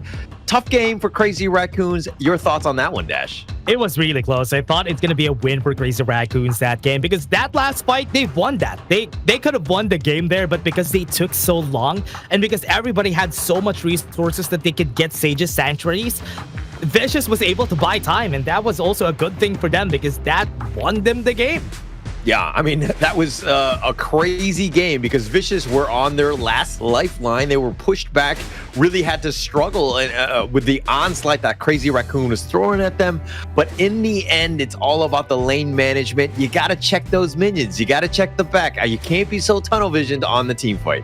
Yeah, and that was really unfortunate because they were also in a ticking time bomb and they were aware of it. That's why they wanted to take the fight here on the mid lane a while ago. But again, Vicious are looking to maybe get the advantage here on this series with that momentum from the last game. They were all smiles, but Crazy Raccoon, they were all looking down after that loss.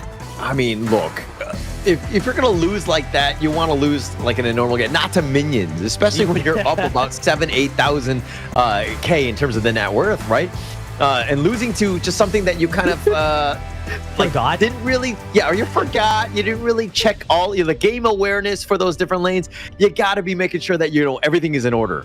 Yeah, that was just really unfortunate. Oh man, they also went for the fight with good measure because they shoved the wave first before they went for that battle. But yeah, because they have taken down all the T3s, they have 2 big minions. That's why they were easily taken off here for the side of a Crazy Raccoon. But it's still possible they can still come back from this. Vicious, they have the momentum right now and they have the better mental. So Crazy Raccoon, they really have to work for the next one.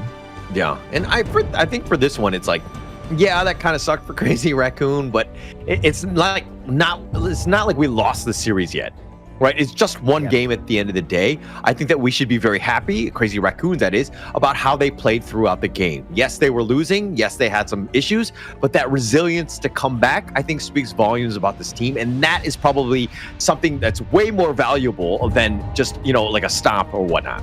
Yeah, I think that's a good thing here for Crazy Raccoon. They have a potential to come back. They understood what they needed to do, but a bit late. But it's still okay. At least right now, they have that strategy in their minds. And Vicious, they have to make sure that they would be able to surprise them again too, going for his Dharma here.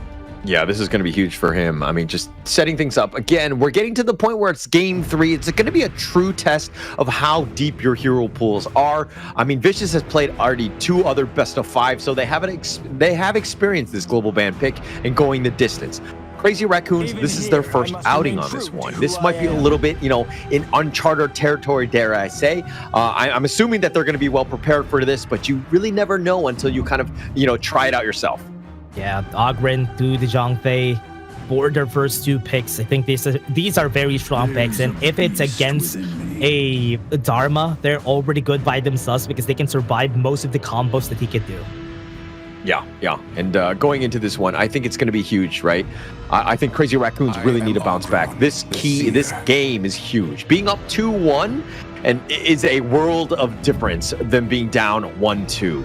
So getting this game is going to be key. I think that Crazy Raccoon need to put their best foot forward. Give, Feng Shuan going, get Ko going. I think that these are the guys that really need to make this team shine.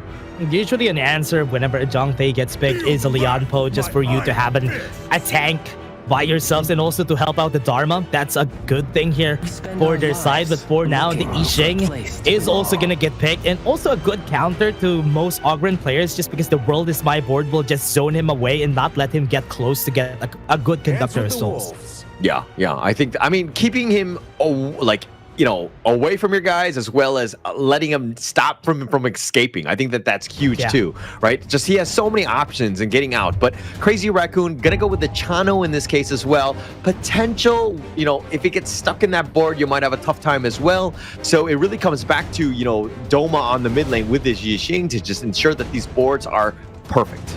Yeah, and they have I love this though. I mean, Chano getting picked for the 3rd pick here for the side of Crazy Raccoon, just for them to make sure that they do have a marksman on their side. As we said, global ban and pick, we're going to be losing a lot of those marksmen, and we're going to see some very interesting picks as we move forward. Probably a show you if we're going to go to game 5, but for now, Chano is next on the list. Look, Aspire's actually not, averse to picking the Shoyu. He's shown it even in the best of 3s. He's not scared to, to want that hero. And it might be more the fact that he's like looking to save it. But again, my concern with this is that picking the Shoyu into the Chano, not the greatest of matchups, because the Shoyu is kind of more static and Chano is kind of mobile, and it's difficult to deal with when those wolves pounce on you. Yeah, and you don't have wave clear if you're picking Shoyu, and you have a lot of wolves that you have to deal with, which is also a problem. But for now, Vicious could stick to their guts here. Did they pick the Gen.G already for Vicious? I think not, right? So they could go for that for Vicious, just for them to deal with the number of wolves. Oh no, wait, what? They actually go for the Shoyu. Okay. So okay. I was kind of like, it's something that they could potentially play, Yeah, they're probably hearing not us. Scared, but I think you brought it up. The wave clear is going to be huge. Like the AOE, dealing with these wolves is not going to be easy. So you're kind of not really setting yourself up for too much success, at least in the bottom lane. Yeah, I think one of the good things about the Shoyu that people should understand is how he's good being the weak side lane. He's okay with being weak side because late game he's going to be dealing so much damage. And maybe the reason why they still pick the Shoyu is that they have wave clear in the form of Dharma, in the form of Yixing, which is why I think they're set themselves up for success already, which is a good thing. Yeah, and I mean, right now I'm looking at this crazy Raccoon lineup, and they have damage, they have, you know, the tank, they have the, you know, the meaty guys like the Byron, Ogren, Zhang Fei. Like, they have a lot of, you know, it's ticking a lot of boxes for me in this one.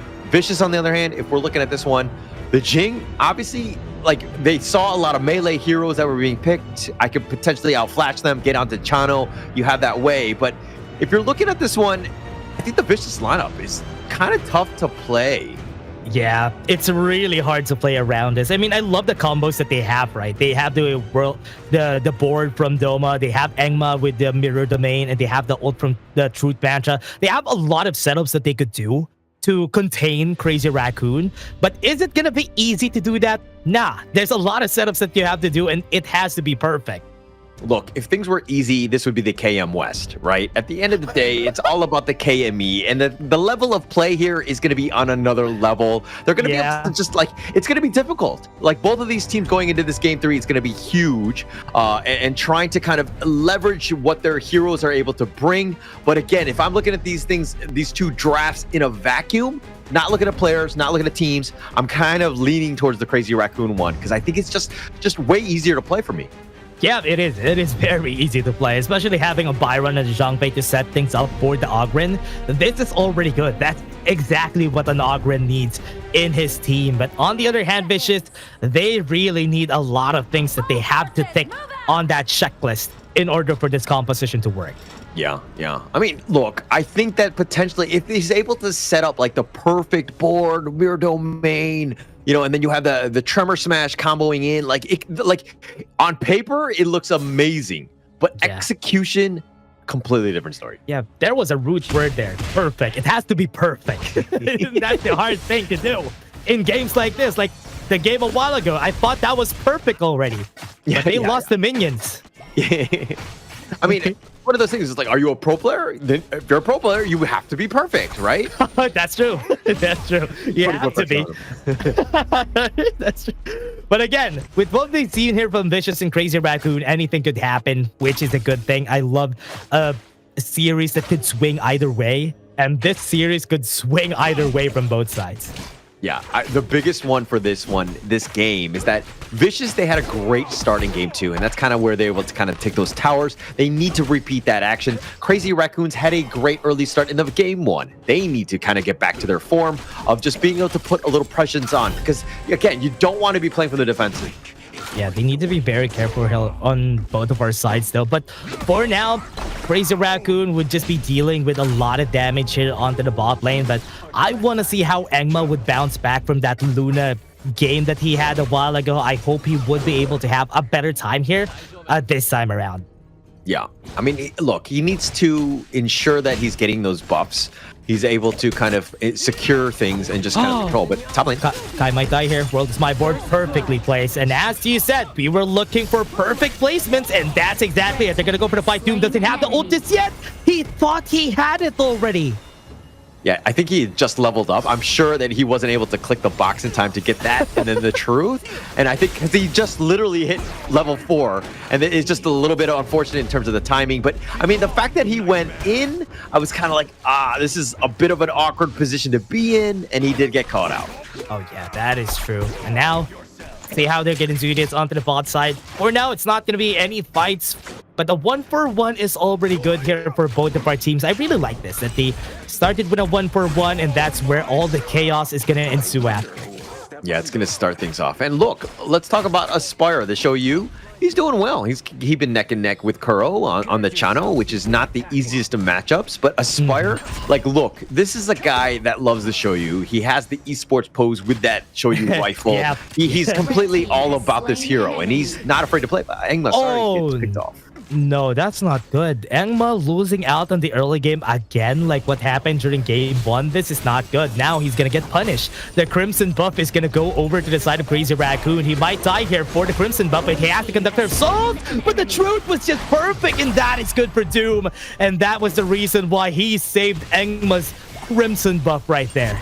Yeah, Undertaker actually just hit level 4 as well, and so he wasn't able to save Ko. Ko got picked off, and that is a bit of a disaster for Crazy Raccoon. I mean, yes, I realize that they did trade, but being like losing Ko at this point also just as huge as losing Engma.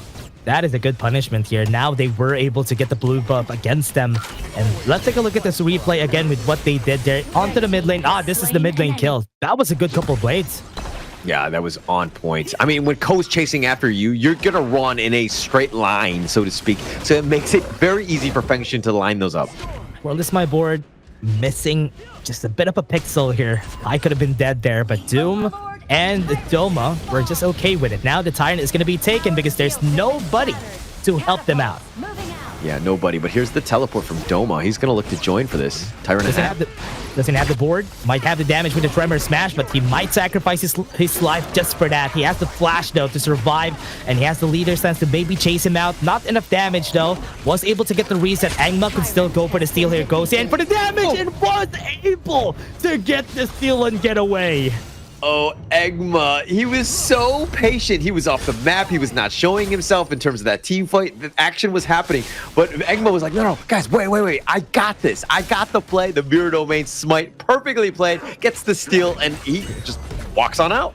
What a smooth criminal, this guy, Engma. That was just crazy. And now they're going to be taking on Kuro onto the bot lane. Do they have the Tremor Smash? No, so Bo is not going to be able to dive this down. They're looking to go for it. Undertaker has the ultimate hits. One was able to push back as far. It's a good thing Bo is here to use the Tremor Smash against them. Doesn't have the flash anymore, which is why he wasn't able to get away.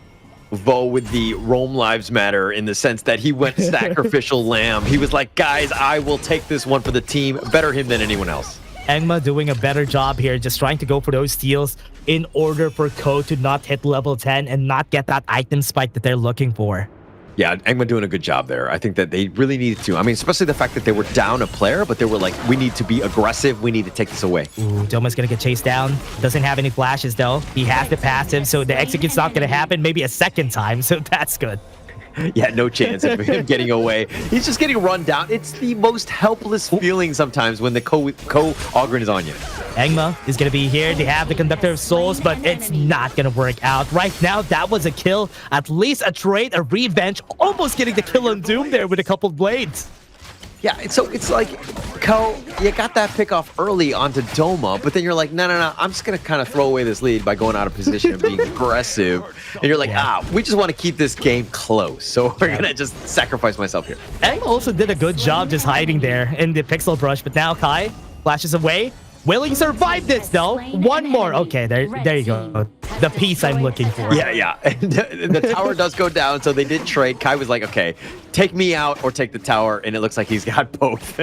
At least he got the tower, and this is good. Venomous Stab already built to Doma, so that's good. They have an answer already to Coast Conductor of Souls later.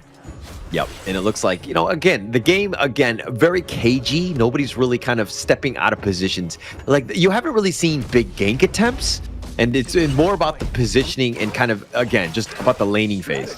Yeah, not really any big fights, too, that we've seen.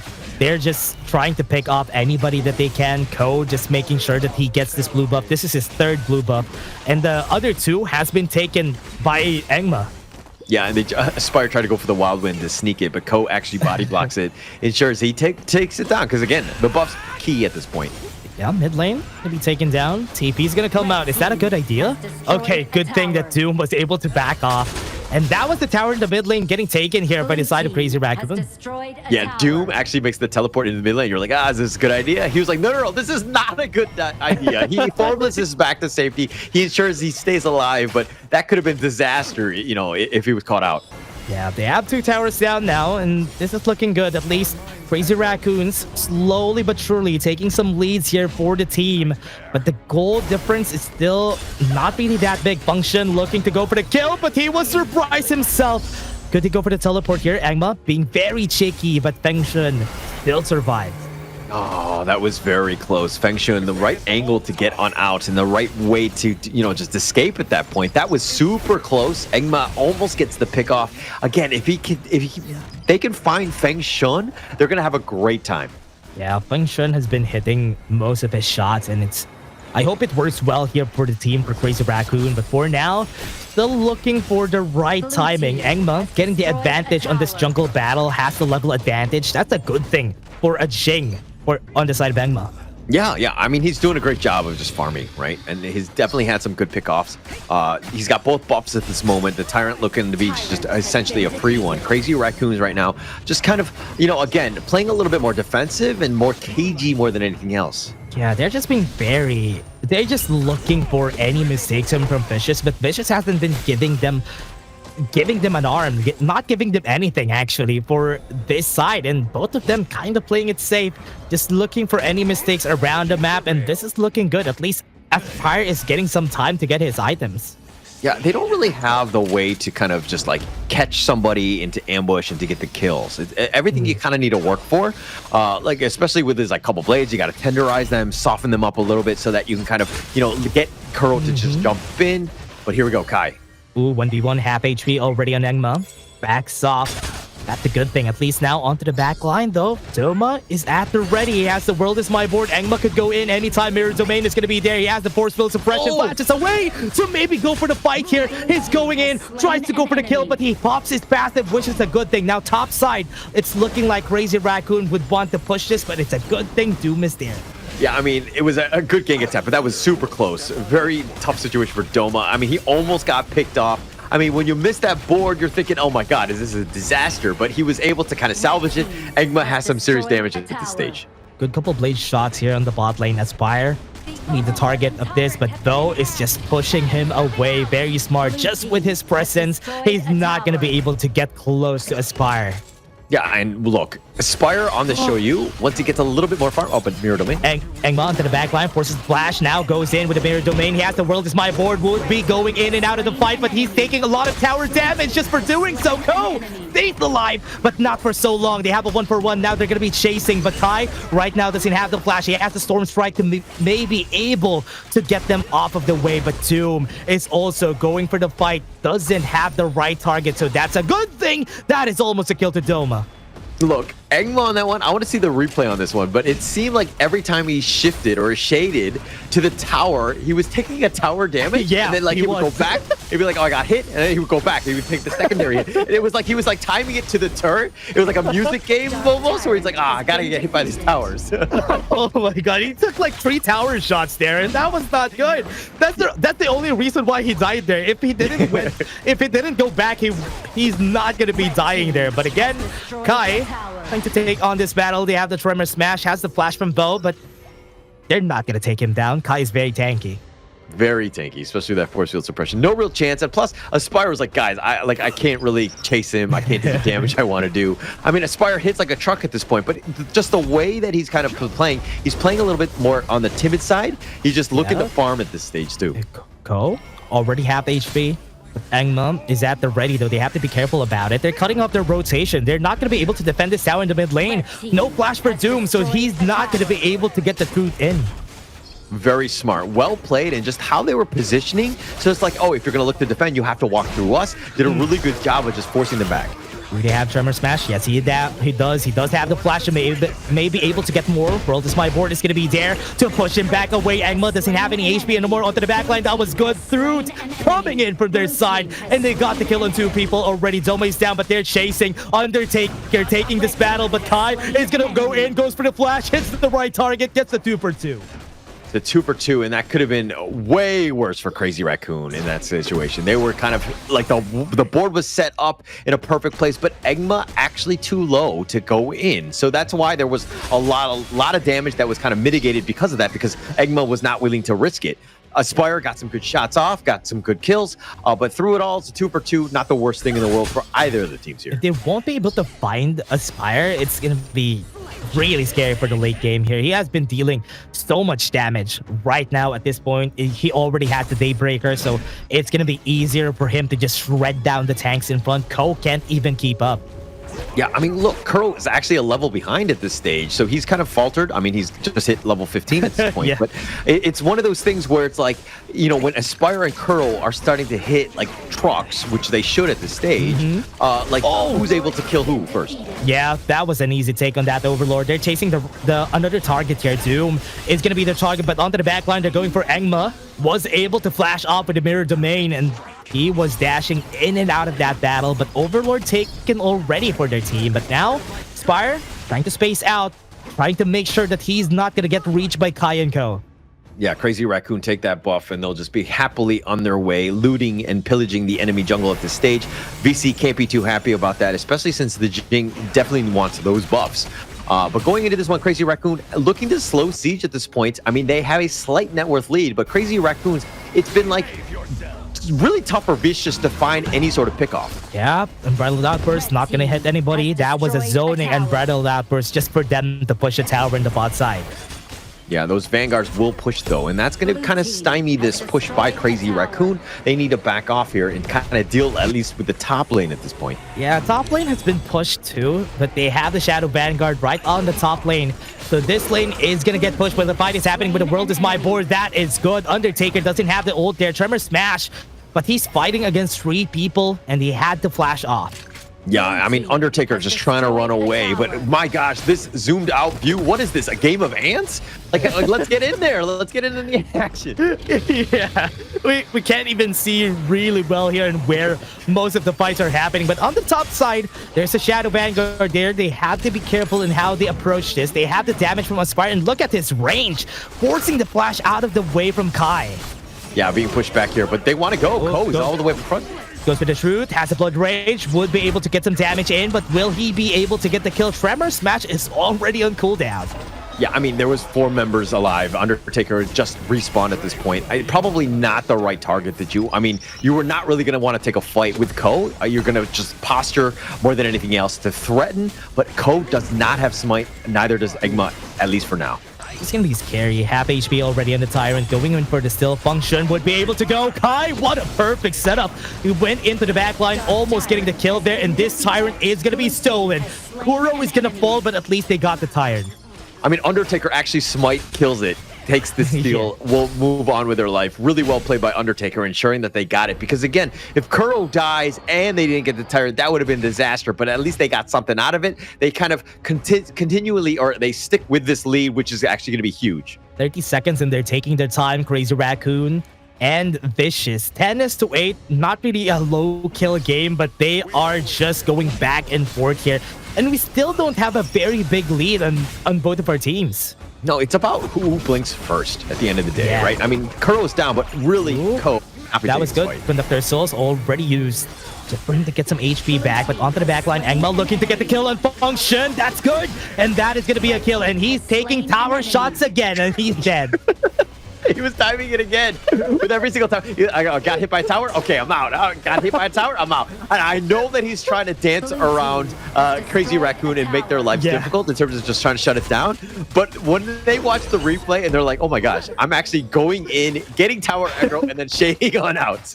And you can also see that he was just trying to do it for the sake of it. Everybody was far away from him. Everyone was so far away, and that's so funny to see. But now tower in the bot lane already has been taken down. Need to start the fight. Kai has a flash to maybe get the Storm Strike onto the back line, but for now, Aspire is okay with it. He is just gonna be zoning them out. Look at this damage, 2,000 in every shot. Yeah, a lot of damage at this point. I mean, it's starting to hit that critical mass at this point, but Vio up in front, he's gonna be on the run. Doom onto the back line. He might be able to cut them off. This is good. Right now, Kai goes in for Doom, goes in for the Formlessness on 2. And they have the Overlord already starting on the hands of Vicious, so this is going to be good for them. Undertaker, would he try to go for the steal? World is my board is there to zone them out, and that is another objective on the hands of Vicious. Yeah, I mean, they committed the board. Nobody was caught into it, but at the end of the day, it was all about a zoning one more than anything else. It's taking the Overlord pretty huge. They need to push. They need to figure out ways to kind of crack into this Crazy Raccoon defense. Not the easiest of things to do. It's really hard to do here. I think this is going to be a big struggle here for the side of Crazy Raccoon. They can't can't even get close, which is the hard thing because Aspire is just dealing damage from so far away even before they get close, which is why they're having such a hard time here for their side. But for now, take a look at what they can do here. Yeah, Shadow Vanguard in the mid lane, and that's going to be the big push, the main push. Kai looking to deal with Engma. And now, look, Fengshun needs to be super careful. They have the lockdown on the VO, but not enough damage to kill. VO so tanky. Kai might fall down here. Wasn't able to get the lifesteal out of his first, and now this is going to be hard. They have a 4v5. Could be the game-ending push for Vicious. I mean, Shadow Vanguard again in that mid lane. It's going to be making an appearance here, so they're going to go. Onto the back line, you have the Tremor Smash there. Going to go for the Flash Knocks up too, but they are going to stay alive. VO might be dying, and Ko goes inside. Aspire's going to be their target, and he was stun locked for so long, but he has to Sage of Sanctuary though, so this is going to be good. They're buying time. Truth Mantra onto the back, but Kuro was able to flash out of the way. Engma's going to be next. He has to Sage of Sanctuary. He resurrected, but at what cost? He also died in the end. Yeah, I mean, he's under the crystal. Aspire still on the back line. He was so low, skirting around, and Crazy Raccoons were not able to find that pickoff. Aspire with some great positioning. Engma was trying to be aggressive, trying to go for those backliners, but was not able to get the kills. Now, look, again, Crazy Raccoon in a world of hurt, no towers still standing, and again, somehow still able to be very competitive. Fire still has Sage of Sanctuary. That's good. The World is My Board was used, but it's just to zone out a lot of the members here. Onto the backline, Function's gonna be the target. Doom tried to go in, but Aspire's dealing so much damage, and he needs to be careful. He has the space. He can't go, but Kuro is here to save their lives, and that Sage of Sanctuary is going nowhere. Gets the shutdown, and this Siren is going to be next. 30 seconds before the next objective. I think this Tyrant is going to go. He's going to go. Yeah, I mean, the biggest thing is that they have this 30-second window. Crazy Raccoon, okay, you got to fix the lanes, is looking to do that. But then with the Tempest Dragon up at 20 seconds, that is unfortunate because now Crazy Raccoon can't get a free Tempest Dragon. Deja vu. This is just a deja vu from game 2. All T3s are down. What you need to do is to push the minions first before you go in the fight. Crazy Raccoon learned a very hard and slow lesson from the last game. I mean, it's one of those things where you cannot take a fight unless the lanes, all three of them, are at least at the river further into the base. That's where you need to be at least comfortably, right? I mean, yeah, they might push or whatever, but here's an attempt at the Tempest Dragon here. Engma on the side is looking to go for the steal. They have the World is My Board. They're making sure that they're uncomfy here. They're pushing them out of the way. Engma could get close onto the backline. They got the Truth Mantra, but they have and that's what they're looking for. Engma was looking for that chance, and because of that, this game could be over. But Kuro making sure that the Dream is still alive. The push onto the bot lane. Kai is looking to go for the push, but they have the Tempest. This is not going to work out, Kai. What a nice effort, but the Tempest Dragon is there. Soma might fall.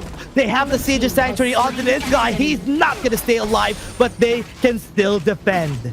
I mean, they can still defend. Kai was just going for the Hail Mary play, but he could not deal with the Vanguard. If the Vanguard wasn't there, I mean, he had a potential game-ending push there. But unfortunately for him, not enough. Kai gets caught out. Yes, he did take out Doma. That might slow things down. Not to say that they're in a safe spot right now. Crazy Raccoons, these Vanguards are going to start to hurt. They need Ko up. He's going to be there now. But again, Crazy Raccoons have to hold in some fashion at the 21-minute mark. Yeah. We need to wait 15 seconds before the next fight here. Vicious has the chance to finish this like what they did during game 2. So with this, with the three towers down, they just have to make sure that they are going to be taking down the right targets. Taking down Function, but not taking down Kuro is not the step, because Kuro is just making sure that this game is not over.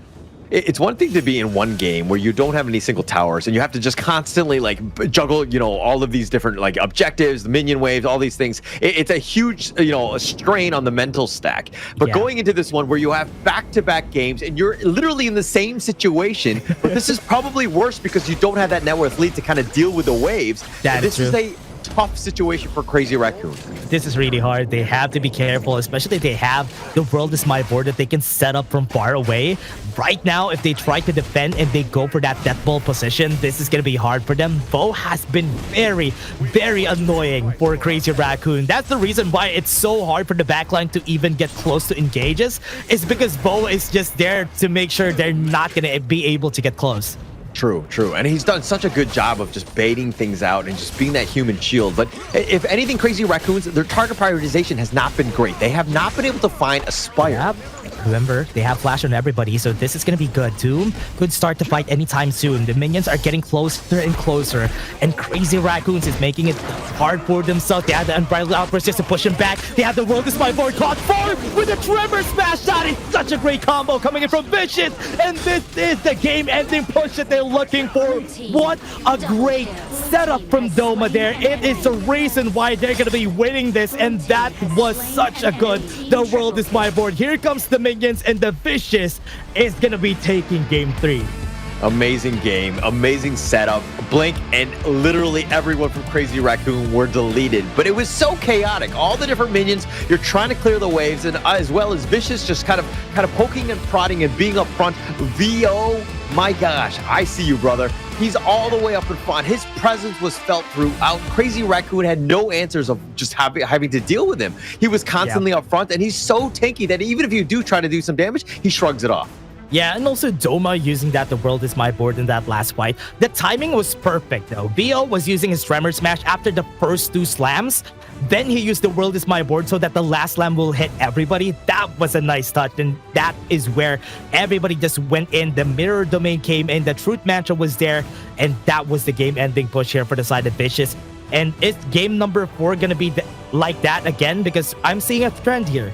Yeah, I mean, every game is consistently going into this one where it's like, look, Vicious does such a great job of taking all the towers, and then they hit this like roadblock of this hurdle that is Crazy Raccoon, and they are dying to the last man, so to speak.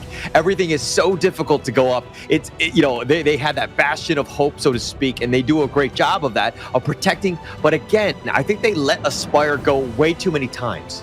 Yeah, I think that's the reason why. It's also so hard for them to even engage. If you have somebody who has such a long range like Aspire, he's just gonna make sure that you're not gonna be able to touch him. And late game Shoyu is just that. Has a lot of range, has a lot of damage, and if you don't deal with him, maybe get close, or even the coupled blades wasn't even able to touch him that much, which was why he was just free to hit everybody. Yeah. And I mean, going into this game, we were kind of like, the Crazy Raccoon lineup, much easier to play. They're going to have a good time. But man, Vicious playing that more mechanically difficult lineup and playing it to the T. Just those boards were set up, Shoyu, even going up against the Chano, not the easiest to place, especially in the laning phase. He had a great time. I mean, and of course, VO on that Lianpo, just impact throughout. Yeah, there was a lot of movement there that we've seen also. It was good, especially for VO. I hope he gets MVP this game because he did so much for the team, which was the reason why they won this game. Look, I mean, chances are they'll never be like, oh, VO gets it, because he's only got 2-1-14 KDA, not as much, but his impact was there. But if we're looking at what the actual KDA is, Egma was 9-4-6, and then you also saw Aspire with a number of kills as well. But look at this damage from Aspire. Again, this is why he needed to be target number 1. They let him go way too many times, but he's the one doing 243,000 damage. Are you kidding me? Look at this game again. Crazy Raccoon had the better amount of gold in the end. Again, it's also just because of the game. Whenever you have all T3s down, you have a lot more minions to take down, which is the reason why most of the time Crazy Raccoons is the one who has the better economy at the end game. Yeah, I wonder if you're like Crazy Raccoon. It's like, okay, we're going to stop with this net worth lead because it keeps coming into L's. But here's going to be the MVP. It will be Aspire 5-1-9, showing us how to play the Shoyu. Obviously, very in a whole another class. Him and probably Rock on this hero have just excelled. Yeah, very characteristic pose. Using the Shoyu, having that sniper pose also, it's also good. And we've seen this. Look at the highlights that we're having, everybody. Most of the action happened past 10 minutes, which is the reason why we start the highlights at 10 minutes.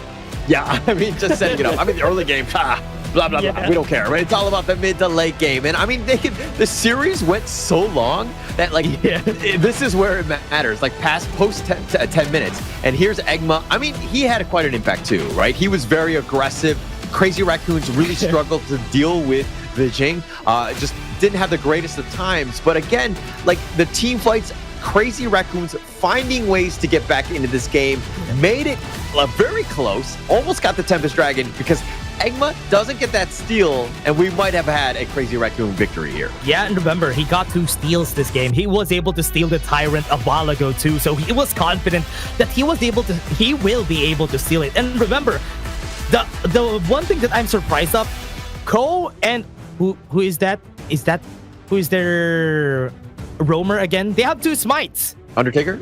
Yeah, they have 2 smites. Undertaker and Ko have smites, and they still get stolen. The objective still gets stolen. Yeah, that should never happen. I mean, look, both of these teams are going to take a little bit of a break. We will as well, and we'll come back to you guys with Game 4.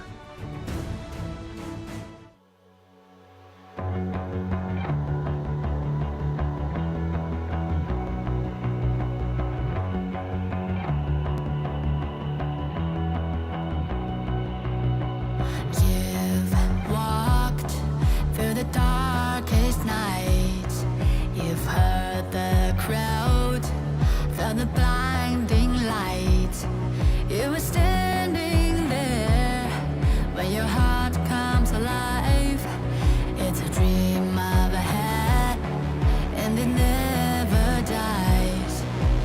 Right here, right now, give it all, get it out. Never surrender, I fight and never fail. I am a contender, a challenge I can feel. The smallest lies become the brightest enemies, relentlessly.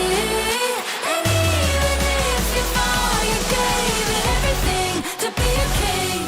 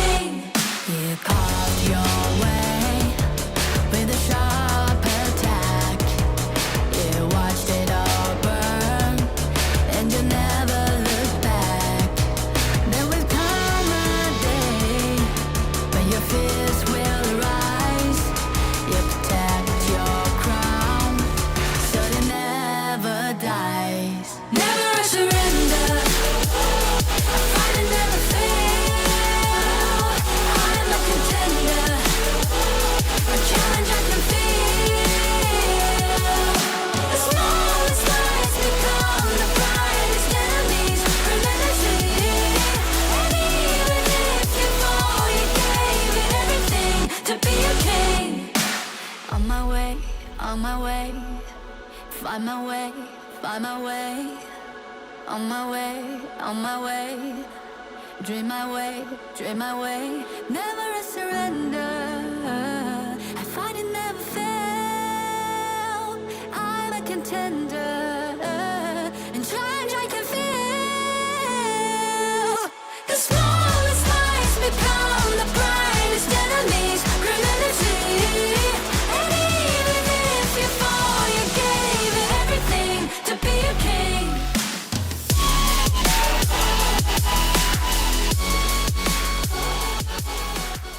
In back-to-back games, we just saw Vicious take out all of the towers, kind of get to a hurdle, not able to close out the game, and had to use the Tempest Dragon to really overcome in the end. And, you know, again, going into this one, we see the series up 2-1 for Vicious. But your thoughts on this one, Dash? How do we survive Game 4?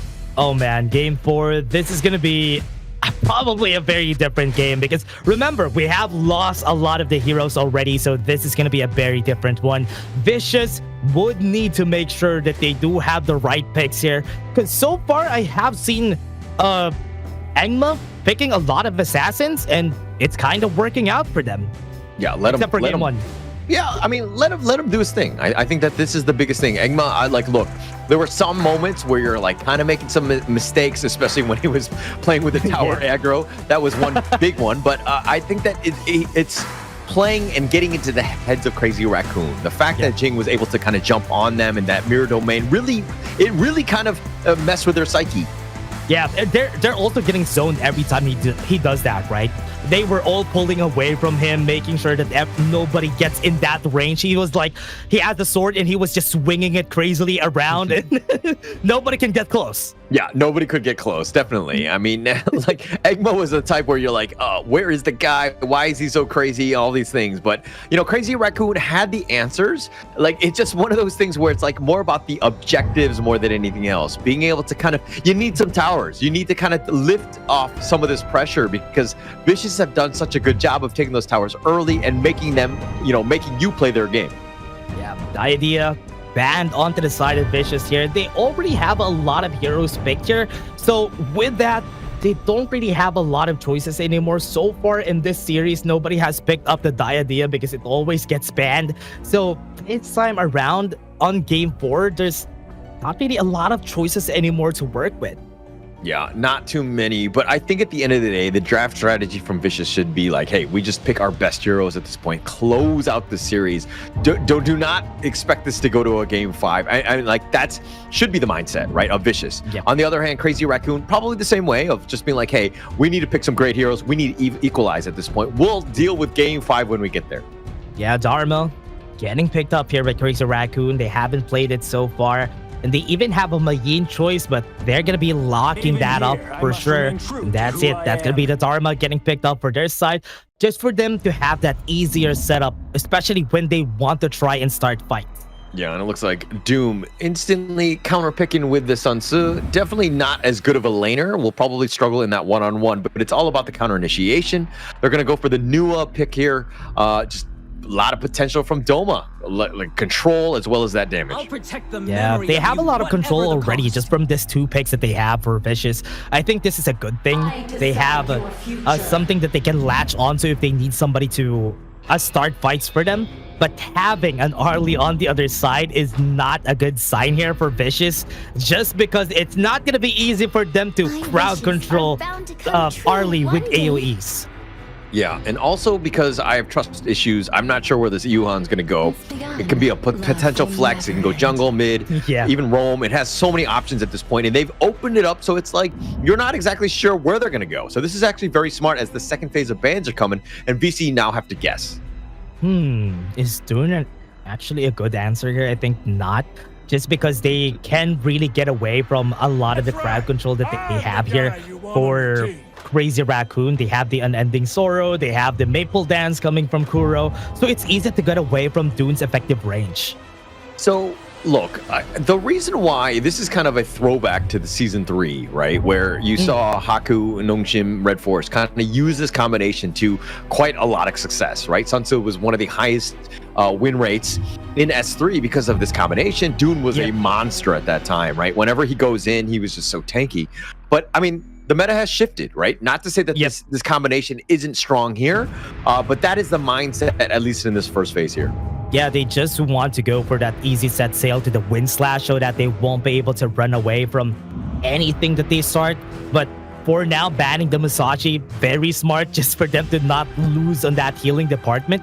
But Watsa for Vicious, this, So, I mean, the thought process is just more stuns, right? When you get that Wind Slash plus the Cannon Blast, it just, you know, and then you have the set sail, you have this like wombo combo, and obviously the Dune needs more damage, which is what I think is really lacking on the Vicious side. But they don't have a farm laner as of yet. That's going to be target number 1 for Crazy Raccoon, but looks like they're going to go with the Jing and the Lian Po. They want to VO himself by bringing out this Lian Po in return. Who are they going to pick here for the marksman? They still have a Gen.G available, but never mind. It was banned, so there's not really a lot of things available now here for Aspire. Are we going to see Among Ya? Not a good pick, though. I mean, I think they're really thinking about how they want to do this. Has hang on. Lady Soon's been banned out, Gen.G. They have a Loom. The Loom? Okay. Yeah, I think Loom is still available. Wait, hang on. Yeah, I gotta check. They still have a Lung available for Vicious. I'm surprised they didn't pick the Lung and went for the Concert Q. I mean, it's okay. Protecting wins is good. I mean, but I'm like, I always look at Concert Yu as like, okay, The reason why they're picking it is because of global ban, and we don't have a better farm laner. That's true. That's the only reason why. But, I mean, it has play into the obviously the Arlie in that one-on-one matchup, but it's kind of not the easiest of matchups to go. Let's see if Aspire can handle it again, because I think that he's definitely going to be up to the task here. Yeah. Also, she has a short range. She doesn't really have a lot of damage, but her passive is all left to chance too. So it's not really easy to have that sure damage from Aspire this time around. So it's going to be way harder compared to the past 2 games. Not going to be easy here. Not going to be easy for sure. But going into this one, I mean, look, if they're able to kind of get this whole Dune Sun Tzu combination to really set things up, and the Consort Yor is largely untouched, has that farm, and with Nua to kind of back off, they're going to be fine. But if this team, Vicious that is, if they fall behind, they are going to struggle like no other. Nua's not easy to come back from, Consort Yor as well. So they might have a tough time. Yeah, I am really interested in how they approach this, especially for the side of Vicious. I am kind of favoring the composition here of Crazy Raccoons, just because having a easy setup with the Dharma together with an Arlie on your side usually is game winning. But I want to see how Vicious tackles this draft problem that they have today. Yeah, I mean, look, if I'm looking at the drafts alone, I mean, I'm kind of thinking like Crazy Raccoon, definitely way more meta, right? You have the Dharma, you have the Yuan, Arlie, Lianpo. Like, these are really strong heroes. The Jing is definitely, player base more than anything else. So I kind of leave that as a question mark here. But I think Ko's going to be up to the task. This is definitely one of those lineups of Crazy Raccoon. They want to send this to a game 5. Yeah, they are looking to maybe get this to a game 5. They have some crowd controls ready for Ko to go crazy in this game, but early on we're seeing what they did also a while ago. Vicious did this a while ago. They're gonna go to the mid lane together with Kuro and Undertaker, just for them to get that easy resources first before fighting against Aspire. Yeah, and the biggest things for that is obviously you keep your mid lane safe, as well as you caught a glimpse of Egma, so you understand where he's going to be in, especially in the beginning, so that you can maybe counter jungle. Oh, onto the top side though. Going for the 1v1. They go in, flash from Doom. Almost getting the kill there, but Kai is going to survive. Yeah, but okay, friends like that are the ones that I need. Just being able to come at the right time, right place, helping. Not only did Kai survive, but they got first blood as well. That was a huge win for Crazy Raccoon, because they need to shore up this laning phase. They had a great one in game 1, hasn't been great in game 2 and 3. Also needed to give Kuro as much resources as they can. That's the problem a while ago from Vicious, is because that Arlie from Aspire wasn't able to get resources as fast as they can. And now, with almost a level advantage here against Aspire, he will be able to take this fight. Yeah. I mean, just take it to him, right? Aspire right now has to play defensively. Yeah, I mean, he's getting run on. Yeah, use protecting winds already a good thing. He had the passive here for VO, which is why he was saved there. Yeah, saved here. A gank attempt there. Feng Shun going the long way just to ensure that he kind of put a little bit of pressure on. But again, top lane hasn't been easy. He's still winning though. This fight, Emergence gonna be there, gonna push him back. Is this good? Resplendence not gonna hit, but Kai is just gonna be dying. I mean, when you have 3 members, it's a huge commitment here by VC, ensuring that they secured it, and they wanted that return kill onto Kai, and they brought friends this time. And so they ensure that they got that conversion. Huge for them, and something to take note of is that they want to win that top lane. Ooh, I thought they're going to go for the set sail play on the bot lane, but Doom used that in that encounter a while ago, so we're not going to see it just yet. But Vicious, they are just going to slowly be doing this. They want to make a play out of that set sail later on. That's why they're giving Doom as much advantage as he can so that he would be able to make those plays. Yeah, I don't think Vicious need to kind of force things out. They don't need to put pressure on. I think that they can kind of just take things a little bit slow. Let Aspire just farm and carry you to glory. Axe of Torment for the first item here for Aspire. So he's going to go for that early Oak Bolt damage, which is a good thing. But if they're going to be fighting on here for Kuro, it's not going to be enough damage for sure. Yeah, I mean, it's just more of kind of like limiting Kuro. You want to pressure him as much as possible, make it a little uncomfortable for him, just kind of poking and prodding a bit, which is sometimes even better than getting the kill at times, especially since first blood is over, right? Yeah, they have the Cannon Blast. They have 2 pokes that they could use here if ever Kuro wants to go for that battle. So Spire doesn't really need to commit on those battles. But for now, we're seeing Ko and Engma just trying to make sure they have resources taken here into the mid lane. Protecting Winds was used. They had the Tremor Smash a while ago, but no follow-up here. Bro, ooh, he got hit. he got hit. Yeah. Uh-oh, he still got hit. A bit late, here they come. They have the ult here. Oh, they were able to get the cancel on him. But because of that, they still survive. Goes in, Unending Sorrow goes for the flash, gets the damage against Inspire, goes into the backline, but still gets the kill. Here comes the set sail. They're gonna go for it. They're gonna challenge it. Function doesn't have the Unending Sorrow, so this is not good for him. They are looking to get the kill on Ko here, cut off his rotation, but he was able to get away from it.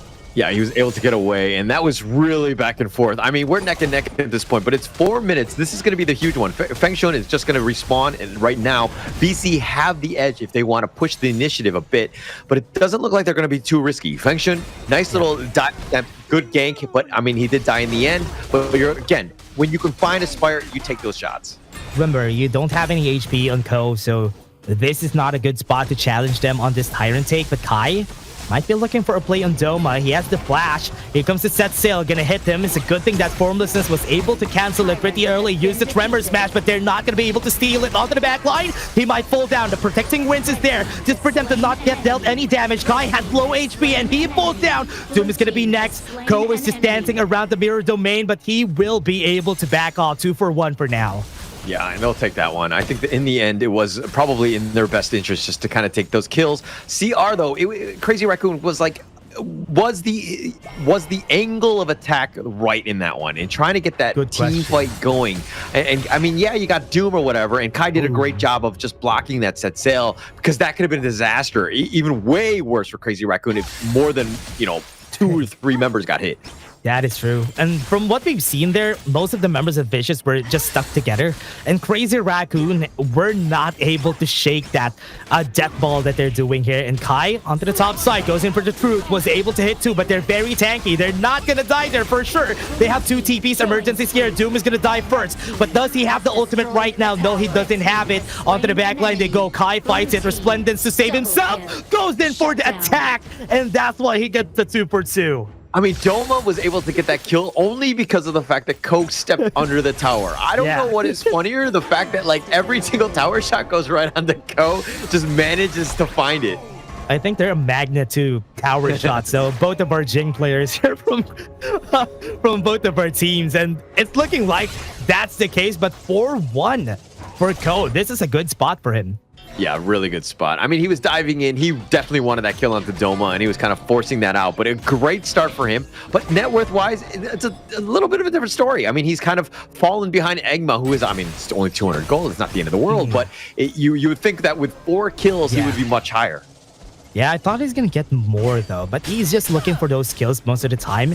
And it gives time for Engma to just take those fights and maybe steal some resources like what he's doing right now. Topside, though, Doma's gonna be the target, and this is the problem when you're picking the new one. You're a very easy target. Think inside the box, just dodge with a hair here from Kuro, and I think everybody's gonna die. Here comes the set sail just to save their lives, just to make sure that they can get kills for themselves. Ko just backed up for a bit, but Engma's here to just steal the kill away, and that is still a 2 for 2. Yeah, Feng Shuan, I thought it was hilarious that he flashes out of the way, dodges the set sail, but Ko, not as lucky, right? He just set it up. He was like, I'm not taking that one for you. But Feng Shuan still died in the end. Yeah, but he still got the tower here on the mid lane, so it's still a good thing for Crazy Raccoon. They have been taking towers. At least the mid lane is much more important.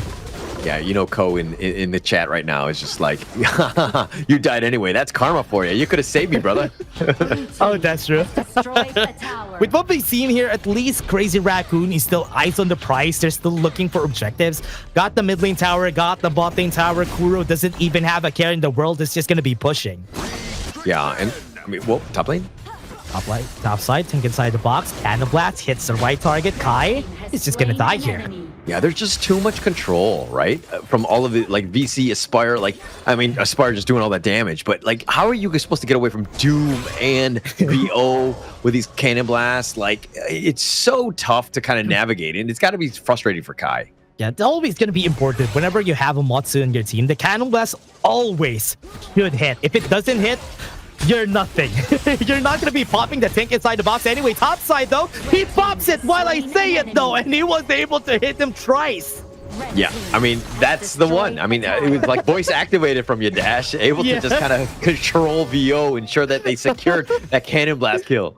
Okay, I think that's a good touch here for their side. At least they were able to get the kill out of that, playing around the mirror domain just for him to not be able to shift in and out of that battle. Tyrant is going to be available, so they can take it for the side of Vicious.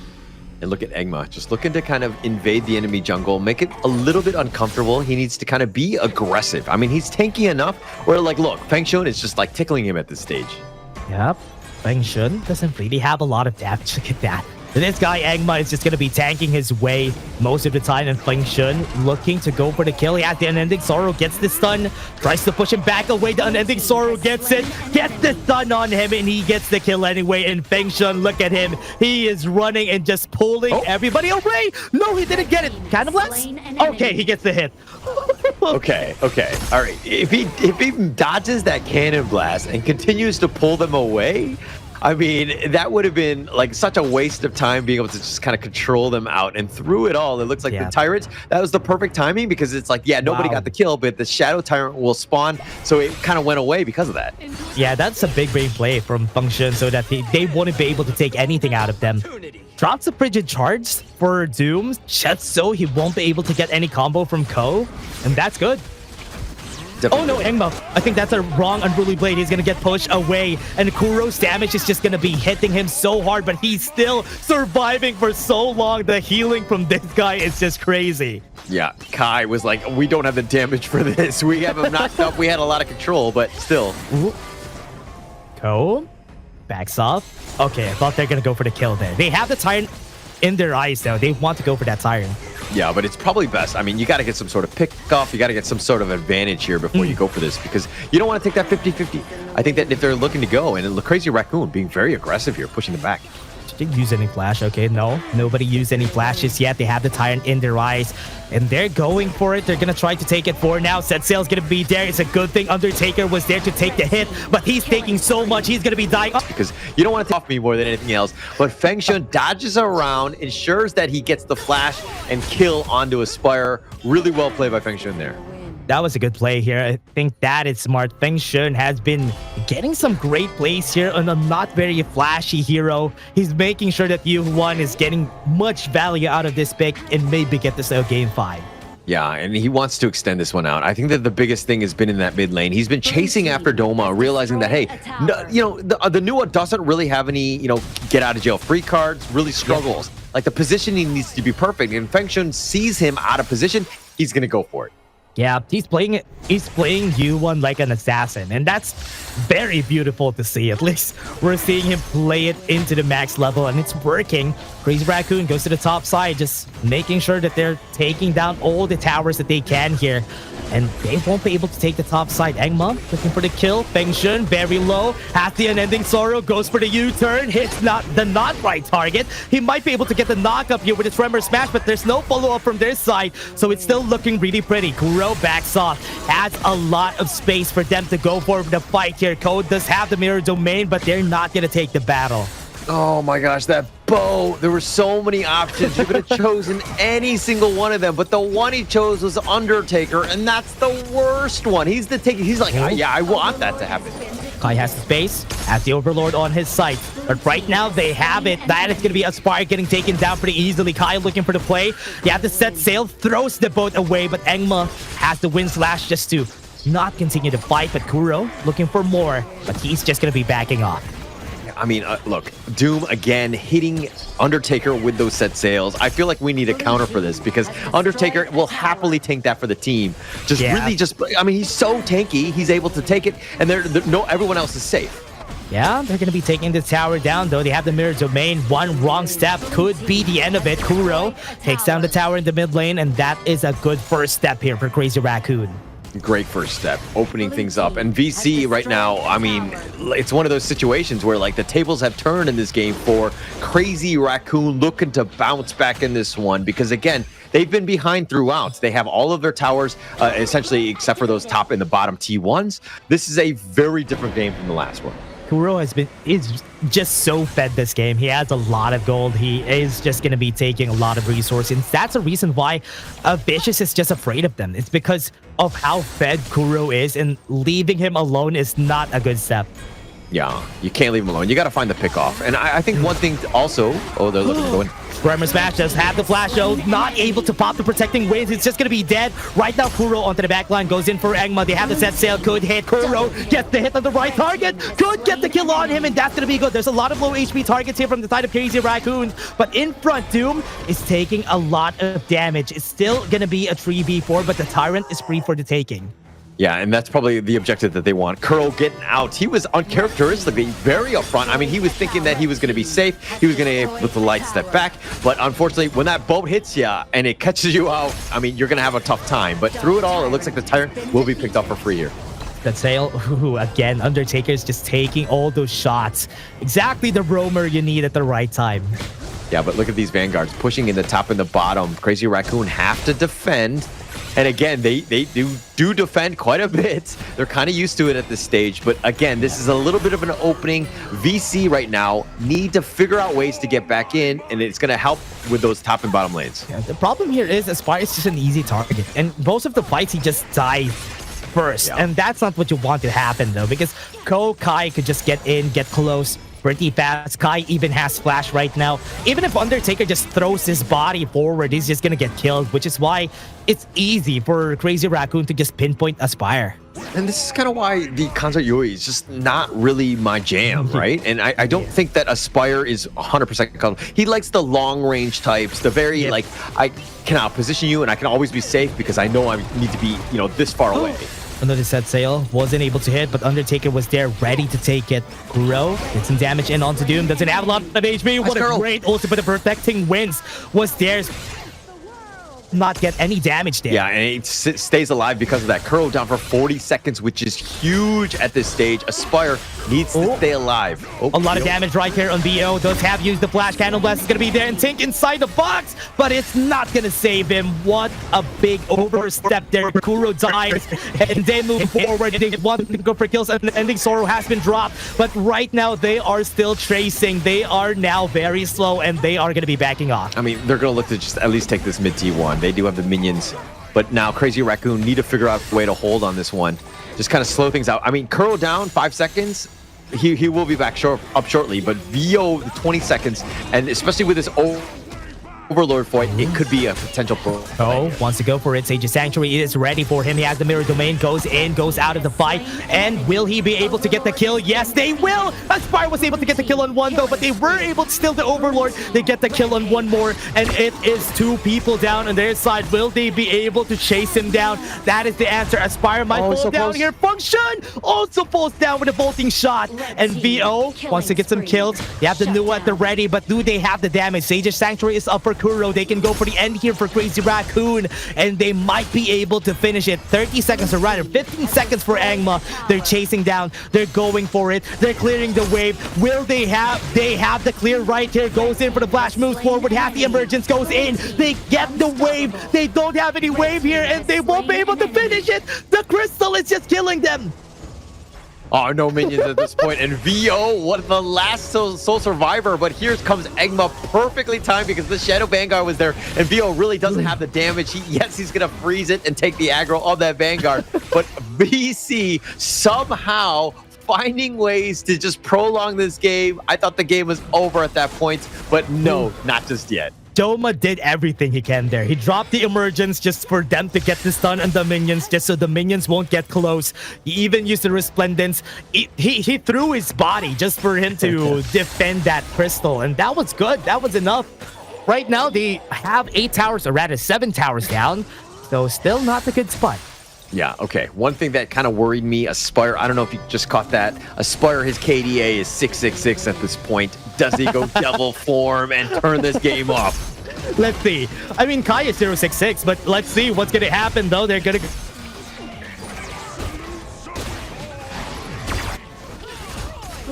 And it looks like they're going to go back. Doom is going to be killed at this point, but they have to think inside the box. Kai is going to be down for this one. And Aspire, though, he's going to be picked off as well, but they're fighting this 2 versus 1 thus far.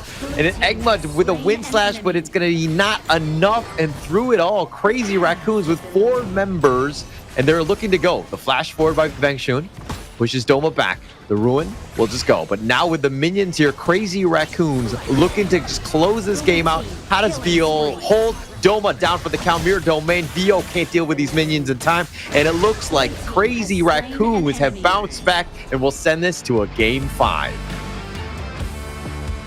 Crazy game, crazy series. And it looks like we're going to go into this one as a 5th game. Did we expect anything else going into this? But through it all, I mean, Crazy Raccoon's able to find ways back in this game. What a great game there. And going into this one. But, I mean, at this moment, Dash, I think you've been shocked. I think you are very, stun-locked, dare I say, going into this game 5 here. Very impressive win.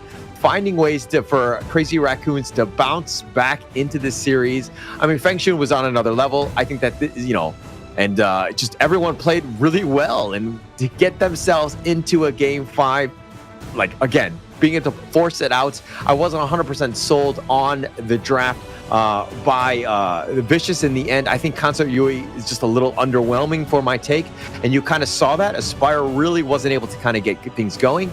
And he was kind of forced out. He did die a lot. And Aspire just not as comfortable on a hero with, dare I say, less range. And he was constantly being forced out. So tough situation for him. But if we're looking at this, I think the rest of the squad, I mean, you're seeing that Dune, Sun Tzu pick, there were potential combinations. The Wombo combos were real. But in the end, it was kind of kept from a distance, not really able to just kind of stay alive or whatever. But the combo was just not really connecting because Crazy Raccoon, though their spacing was good, and they just made it difficult. And again, another reason why I don't like the Nuwa in that mid lane. If you're going to get caught out, if you're going to be behind, you have to catch back up. And it's tough to do. He's not very mobile. Fengshun on the Yuan made him pay many times. Didn't really have a great game because of that. So going into this one, I think we got to give props where props are due in the sense of Crazy Raccoon being able to bounce back. Just everyone playing very well, understanding how to deal with all of the stuns that were given up by, or that were capable by Vicious. Again, just full, like, great play in that game 4, sending the series to a game 5. Not the easiest of things to do, especially since you lost the last 2 going into this one. So it's a huge moment for them to ensure that they just have that confidence to send it to the game 5, where we see exactly how deep the hero pools can be. I'm more worried on the Vicious side because, again, the Concert Yui pick, if you pick any other hero, I think that you're going to have a much better time. But let's check out the KDAs here.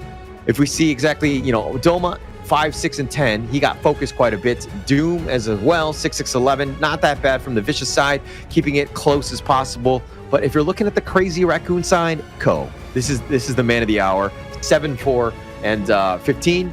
And look, this damage, pretty insane. Fengshun throughout 143,000 damage. Aspire with 139,000 damage. Both of these guys were just, doing as much damage, whittling it away, doing all that you needed to do. And Crazy Raccoon being able to get into this, the gold graph, very back and forth, like every single game this series. It's been ridiculous throughout. But getting it into a game 5, we expected nothing but the best in that sense. Of just being able to kind of shift, right? And Crazy Raccoons found ways to close out the game. Vicious were able to, be on the backside on this one, on the downside, so to speak. But they forced it out. What could be better at this stage? And other than having that game 5, we wanted a game 5, and we will kind of go in as, with both of these squads with this global ban pick, which team is going to be best prepared, has that deep hero pool to kind of deal with this. It's going to be super interesting going into this one because, again, it's all about this last game. MVP Ko, none other than, right? 12, 4, and 6, 38% of the damage on the Jing. He was an absolute all-star, just closing the game out, just being this nuisance that was always up front, doing all that damage, and that's exactly what you want. Checking out the highlights here. Egma setting it up. I mean, he had some good win slashes kind of going in. Undertaker doing his good job of just tanking things out. Doma with the pickoff. Very well played as well. Oh yeah, that was a good play that we've seen here from this replay. And this was a nice thing to see that Crazy Raccoon was still able to come back from this game. And now, I think we're going to be heading to a game 5 here. Yeah. Sorry about that, Holler. No, we're definitely in a game 5 here. So, I mean, the Crazy Raccoon were able to close it out right at the, right at those moments, so to speak. But they were able to do it just kind of like on the back of Ko. Like, he was such a carry and just kind of forcing it back. And he was like very difficult to deal with. Like, Crazy Raccoons being able to just kind of get back into this game. And again, all of these games in this series has gone the distance, so to speak. The average game times has just incredibly improved throughout. Oh yeah, and now this is gonna be a full game 5. I thought this is, you know what? I thought even during the start of this day, this is gonna be a very, very long day just because of the matches that we have for today. And again, with what we've seen for now, this is just a perfect setup for Crazy Raccoons and Vicious. They were the ones who started the first game 3 game that we've had, and now they're all gonna go to game 5 in this whole series. But again, we're just gonna take a short break before we head into it. See you guys in just a bit.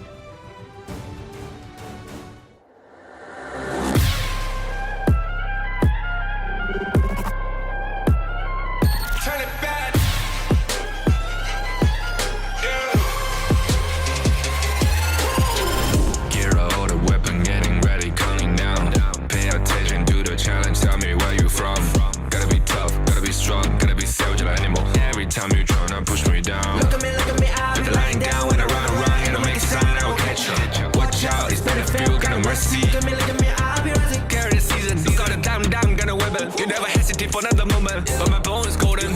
I'm invincible, just let them know. I can show you all the glory I own. Through the jungle, find a way to the palace I'm waiting. Go, live and rock and we go.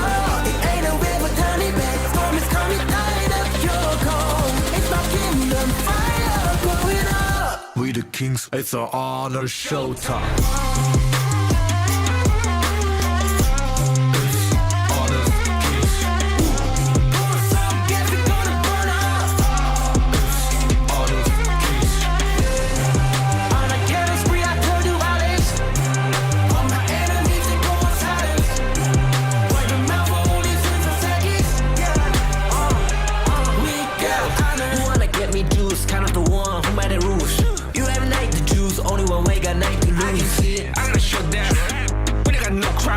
We burn it 5 as 1, crash in pieces, you can G. First blood, double trouble, then I take a pen, I kill.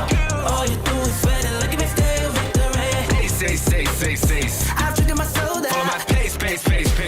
We the champions screaming, I'm invincible. Just let them know. I can show you all the glory I own. Through the jungle, find a way to the palace I'm waiting. Go, live and rock and we go.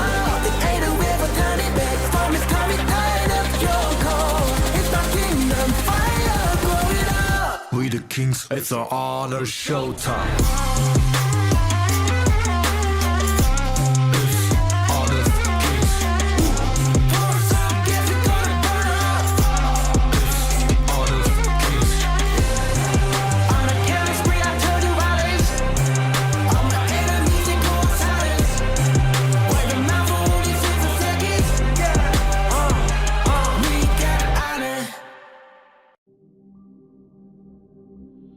In this world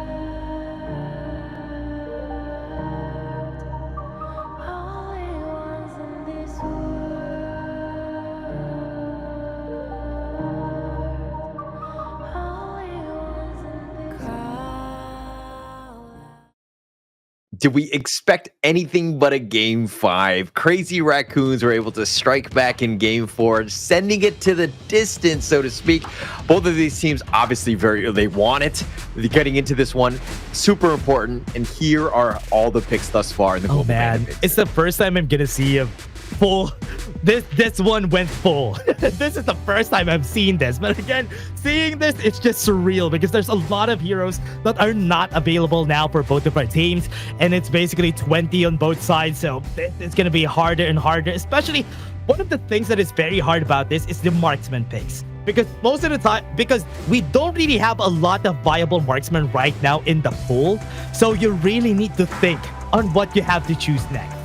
Yeah, I mean, going into this one, look, what you choose next is kind of dictated by what's left more than anything else, because you're in a tough spot, right? Like, I think the last draft by Vicious was not their best, which kind of worried me, because you have game point, you have a potential to close out the series. With some of the heroes, it didn't seem like they were 100% on it, and now I'm more worried because we're in game 5, and there are even less heroes to be able to be picked. Oh yeah, Vicious and Crazy Raccoon going the full game 5. Oh man, this is exactly what's gonna happen because they were so close even during the last time that we've seen them. And right now, it's looking like so. And Vicious, what are they gonna pick next? They don't even have a lot of things in their belt anymore here.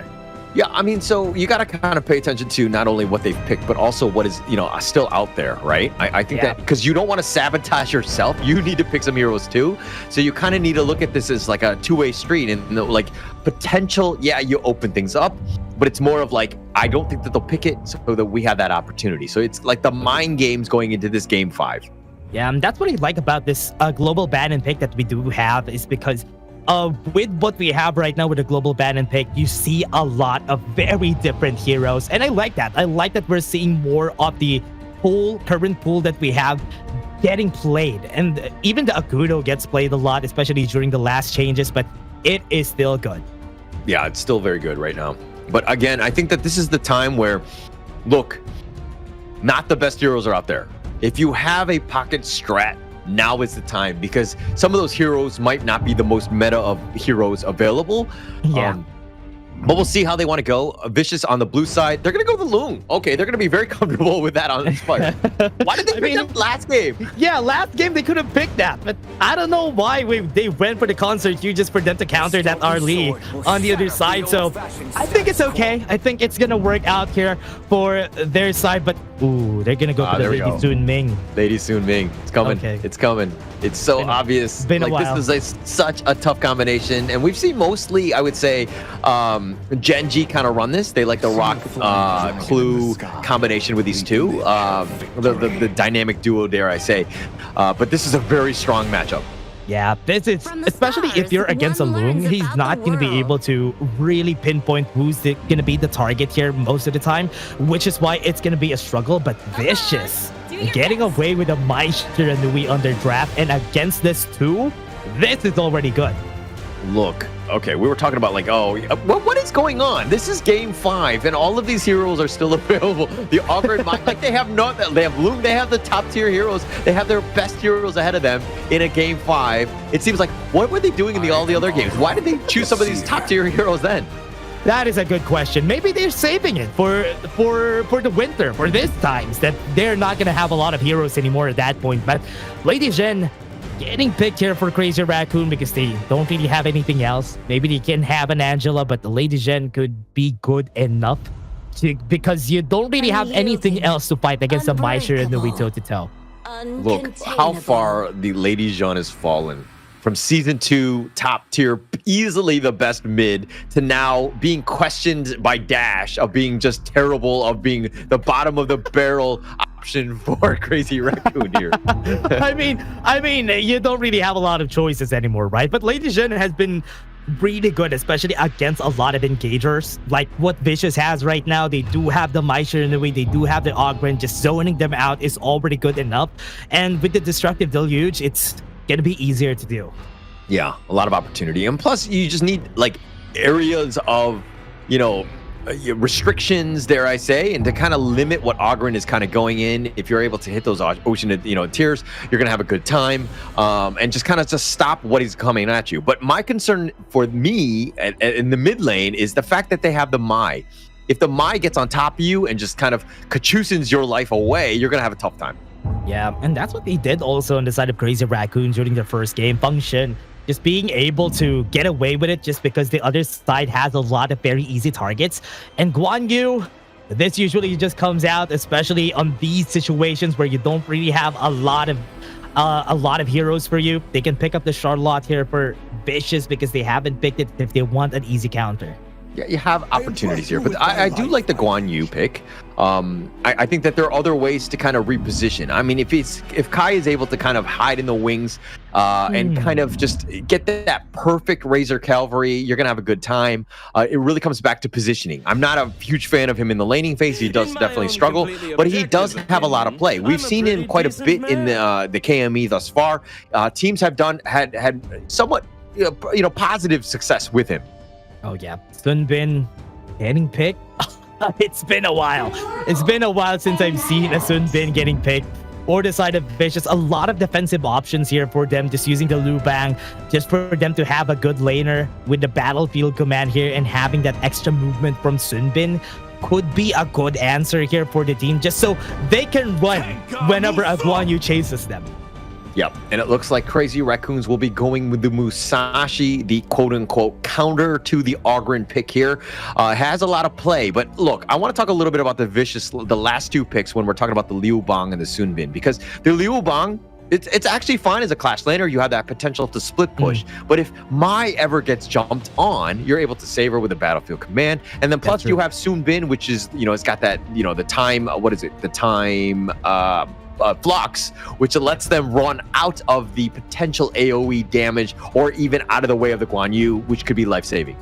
Yeah, and also time-lapse is also very important here, especially if the Musashi goes in. Just dropping the time-lapse, even against the Guan Yu, just dropping the time-lapse really slows them down, and they're not going to be able to get in pretty confidently whenever that happens, so it's a good stopgap against Crazy Raccoon. Yeah, and I think that this is going to be a huge opportunity. Like, look, going into this game 5 with these drafts, like, I don't really have a huge favorite. It's going to all be about execution, especially since these drafts, in my opinion, are somewhat evenly matched. Yeah, it's going to be evenly matched. It's a 2-2 for now. It's game 5 between Vicious and Crazy Raccoon. Let's see who's going to take the win, who's going to take the L in this series. But for now, here's what they picked up. And it's still looking really nice for both sides. Yeah, definitely. Especially going into a game 5. Look, I totally forgot what heroes were available, but having the Mai, Oghren, and Lung available in game 5. Game 5, yeah. They're like saving strats until the very, very end. I mean, pretty crazy if you think about it. But look, Crazy Raccoon, their draft is no slouch either. They have that potential, but I think it really comes back to Kai. Is he able to find those angles? Yeah, that's going to be the question here. Kai, all comes down to how he plays this game, and especially he has a lot of opportunities to do so, because Doom is not going to be a very aggressive laner just because of picking up the Liu Bang for himself.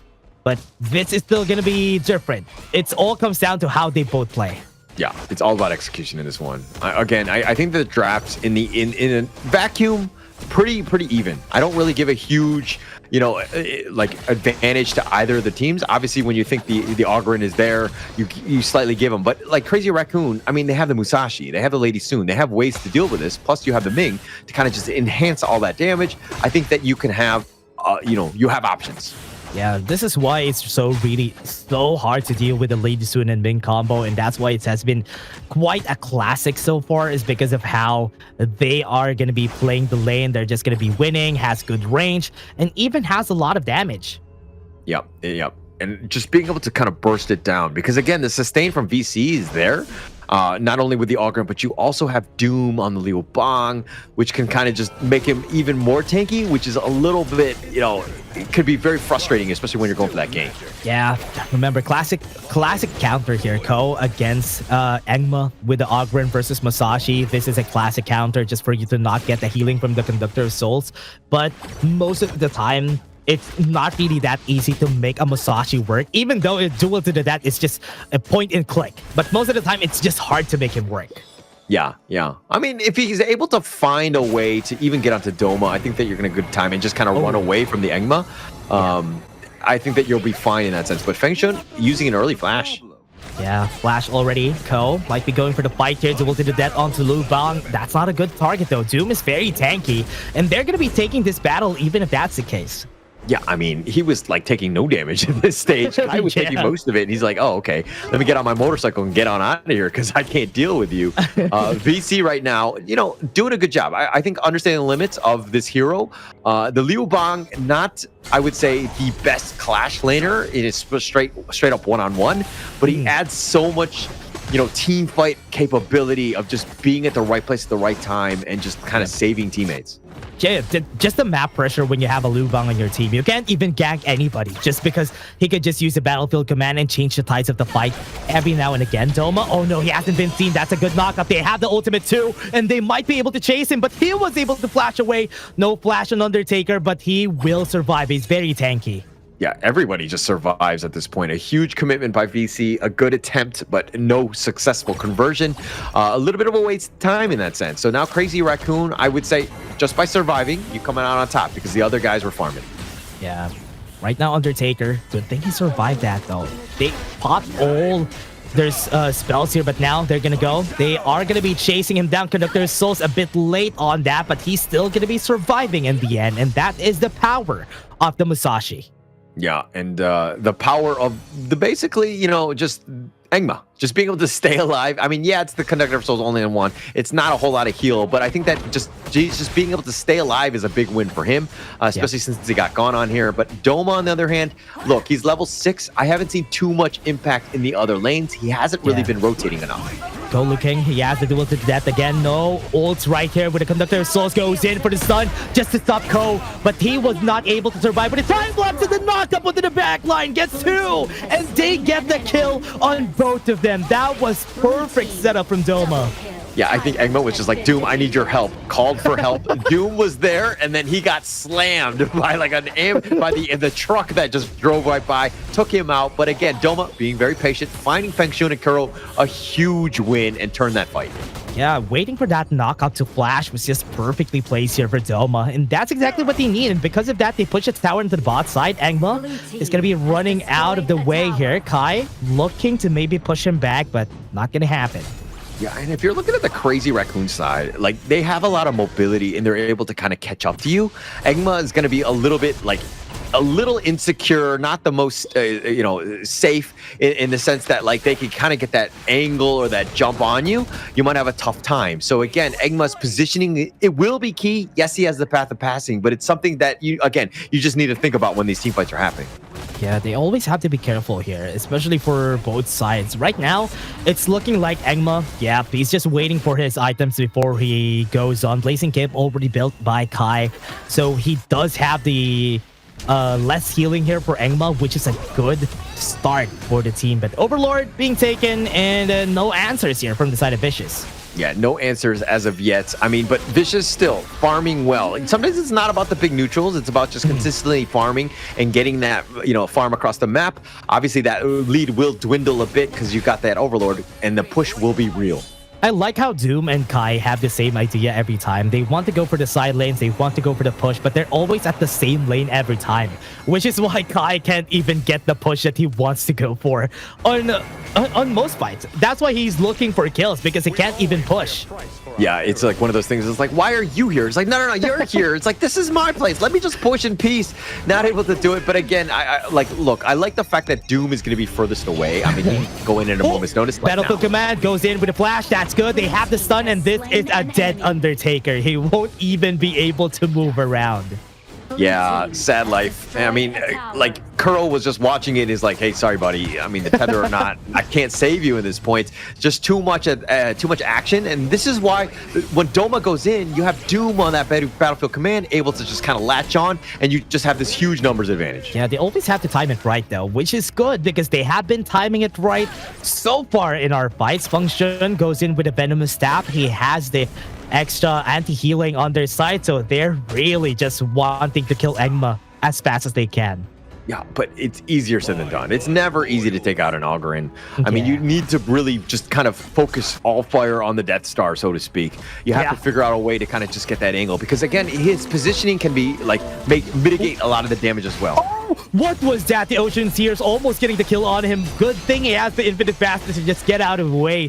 What a great combo from Function. I thought that was an easy kill for him. Here he comes. He has the ultimate. The Lu Bang goes in, and this is going to be it. With the Battlefield Command, it helps them out, and now the damage is looking for it. They're not killing anybody. Nobody's dying right now. Kai is just pushing back Engma right through their towers, and they were able to get the kill on 2, and that is a good stopgap right there for them, and that flowing side just bounced back and got the kill on Aspire. Yeah, okay, so Aspire, once he got that save with that infinite vastness, he needed to have just gone back. There's no reason to stick around. You're too low. You don't have another infinite vastness for like God knows how long, and you're just in a bad spot. At this point, you're like a range creep. You got to be super careful with that positioning. But again, let's talk a little bit about Kai. This Guan Yu, there's a reason why this hero, when it's on, right? Being able to push them back, and Engma and Doom, all of these guys were pushed in a bad spot and just forced in, and then Aspire got, a little bit of tunnel vision on this one, got out of position himself. Just really well played by Crazy Raccoon there. It was Zoom. It was so funny that Doom tried to help out Engma, and he was caught in the onslaught of Kai, and he was also pushed back on the tower, which is really funny to see. But getting that double kill, really, what's important here for Crazy Raccoon? Yeah. I mean, getting those 2 right under the tower. But look, another thing to take note of is Doma 3-0-1. His positioning has been great. He's been able to find picks. He's the guy that really needs to start the action. Yeah, for now, gonna be taking this Siren. Engma looking to go for that steal. He won't be able to get it because of that destructive deluge from Function. Yeah, and Engma tried to go for the smite. So again, just a little off the mark, so to speak. Wasn't able to get this one. But all in all, Crazy Raccoons still coming out on top. I mean, they do have a 700 gold lead, and they'll continue to just hopefully build on this one. Yeah, they have a big lead. I mean, Crazy Raccoons, this is still good. It's still not going to be that great, but towers down, not really that high too. This is going to be one of those long games again. I think this has been a trend for Crazy Raccoon and Vicious so far. Most of their games have been so long, and because they are really hesitating on they're really waiting for who's going to make any mistakes here. Yeah, and look, if we're talking about time, like, match length, most of the games, I would say close to like 60-70% of the games in the ranking match finished in 10 to 15 minutes. Yeah. In this series alone, we've been in the 20-minute mark. Yeah, it's been so long, Doma. Really low in HP, goes in for the damage onto the backline. Kuro really had to back off of that, but overall, Vicious, or rather, Crazy Raccoons has more HP. Yeah, Kai was looking for the angle to get the nice little assault, but they'll just kind of be forced back and take the mid T1. Crazy Raccoon finding, again, just opportunities. Great positioning from Ko, goes in, gets the stun. Doom doesn't have any HP anymore, goes in. Oh no, this is not good, but the Conductor of Souls, he survives for a bit, but they're gonna go Kuro in front, and that's the reason why he got punished here by the side of Vicious. They're gonna go for the flash, they're gonna try to go for the kill, but Ko is still gonna be chasing, and they are just gonna fall down one by one. Rampage onto the side with Doma, but here comes Kai, just gonna push them back. Will he be able to run away? Here comes the Battlefield Command to maybe save his life, but no, he was just part of it, and Doom is gonna be next. He's gonna get chased down. He's very tanky, gets pushed onto the tower, but he's not. Wait, he's gonna survive. He has some shields though, so he survived for a bit, and that was a 2-for-2. Yeah, so Aspire going aggressive with the infinite vastness. I am not a fan of that ever. The infinite vastness for me is always a get out of jail free card. Yeah. You must use that defensively more than anything else, never aggressively. Yes, you might be a little bit slowed, but you had other guys that were kind of up in front and able to kind of slow things down. There's no reason to get out of position. Aspire, you need to stay alive. That was a huge mistake. Yeah, and as we say all the time, marksmen, they always need to stay alive in the fights. That's the most important thing rather than just getting kills, because without the marksman, you won't really have that damage from the team, especially on this big fights that's happening. Yeah, huge window of opportunity now for Crazy Raccoon to pick up this Tyrant. I mean, look, I think at the end of the day, not the worst thing. VC's still very close. The net worth, is saying it's pretty much a wash in terms of a tie. But this is an opportunity where you never really want to give up any opportunities to the opponent. That was okay. VO, nice try. They were not able to steal it, but they're just going to be trading on this neutral objectives. Tyrant onto the side of Crazy Raccoon and Vicious. Gonna be looking for kills. They have the Overlord, so they have the edge of pushing wherever they want. Yeah, and look at Egma just playing a little bit safer. I mean, he's level 14 at this point. A slight advantage over Ko, which we haven't really seen him go like Super Saiyan and just be able to like kill the Egma in like one fell swoop. It's been tough rolling, but now Ko. Egma actually looking for a fight. Ko is very close. He knows that he's there. He saw him a while ago. Ocean Tears would be able to hit on him. Destructive Deluge a bit too early. Not gonna hit anybody. Yeah, I've done that, so I can't really judge. Nongshim, and he's far better player than I am. So, but in the bottom lane, ooh, Timon getting chased. They have the ultimate duel to the death. He was chased though, and he was pushed back right to the wall, and he's not going to survive that anytime soon. Here comes the fray. Here comes the cavalry. He's going to get chased, but look at that. Doom actually get the kill on him. He's going to get chased though. Ko not going to survive this for sure. He's going to be dead and taken down by Vicious. Ooh, what a turn of events there. I mean, Doma dying, you think that like with, Doom all by himself going into that battlefield command, he was by himself. But again, VC just being able to just kind of rally the troops at the right time and to ensure that they paid for that gank attempt. Just really well played by Vicious there. Gonna go to the push onto the bot lane. Kuro is whittling down the Shadow Vanguard, but that was just a distraction. They want to push the mid lane here for the side of Vicious. That's good enough. Mission complete for them. Yeah, huge for them. Giving it to Aspire as well. And then if we're going to look at the net worth, I think that this is going to be the tale of two teams here. Aspire versus Kuro. That's the matchup to watch. Because once Kuro gets that critical mass, he's going to be enhanced exponentially by Undertaker, who just needs to stick to him. Yeah, just needs to be careful in how they play it because they're going to be very vulnerable targets, especially for Doma. Right now, they go to the backline with a battlefield command, goes in for the stun, and that's exactly what I'm saying. They should have been careful because they can dive them pretty easily, and that they did. They get 3 kills. They're chasing that one more function, buying some time, but this is just going to push him and stagger him from their death timers. Yeah, and it's looking to be a vicious game at this point. They've kind of opened the game up. That team fight was absolutely huge considering they got 4 members, and now it looks like it's going to be a mid T2, potential T3 push here. 15 seconds on that push, Kai. He needs to defend this if they don't want to get the T3 push. But Vicious, they're unrelenting. They're not going to stop. They even went in forward because they want to push these towers. I think all the towers are going to be pushed down. And this is going to look good for the side of Vicious. Here comes Kuro. Here comes the cavalry. They're back.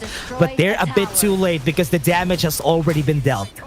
Yeah, and the bottom T3, the last one standing, even Aspire with the Flaming Palm for good measure. But, I think the crazy Raccoons are like, hey, we don't want to actually just like, play this game until all our T3s are done, right? That's got to be their mindset at this stage because they've been they've been in this situation so many times already. What are they gonna do next here? Crazy Raccoon, after their T3s are done, this is the 3rd time today. If that's gonna happen, it's the 3rd time today. But with what happened so far, they need to make sure that one at least stays alive. Function a bit too close. He got time lapse. He had to flash away. My only concern, though, is that this is a little bit of a different story. Function, is he going to go with the infinite fastness? Okay, he learned his lesson. He's not going to go there.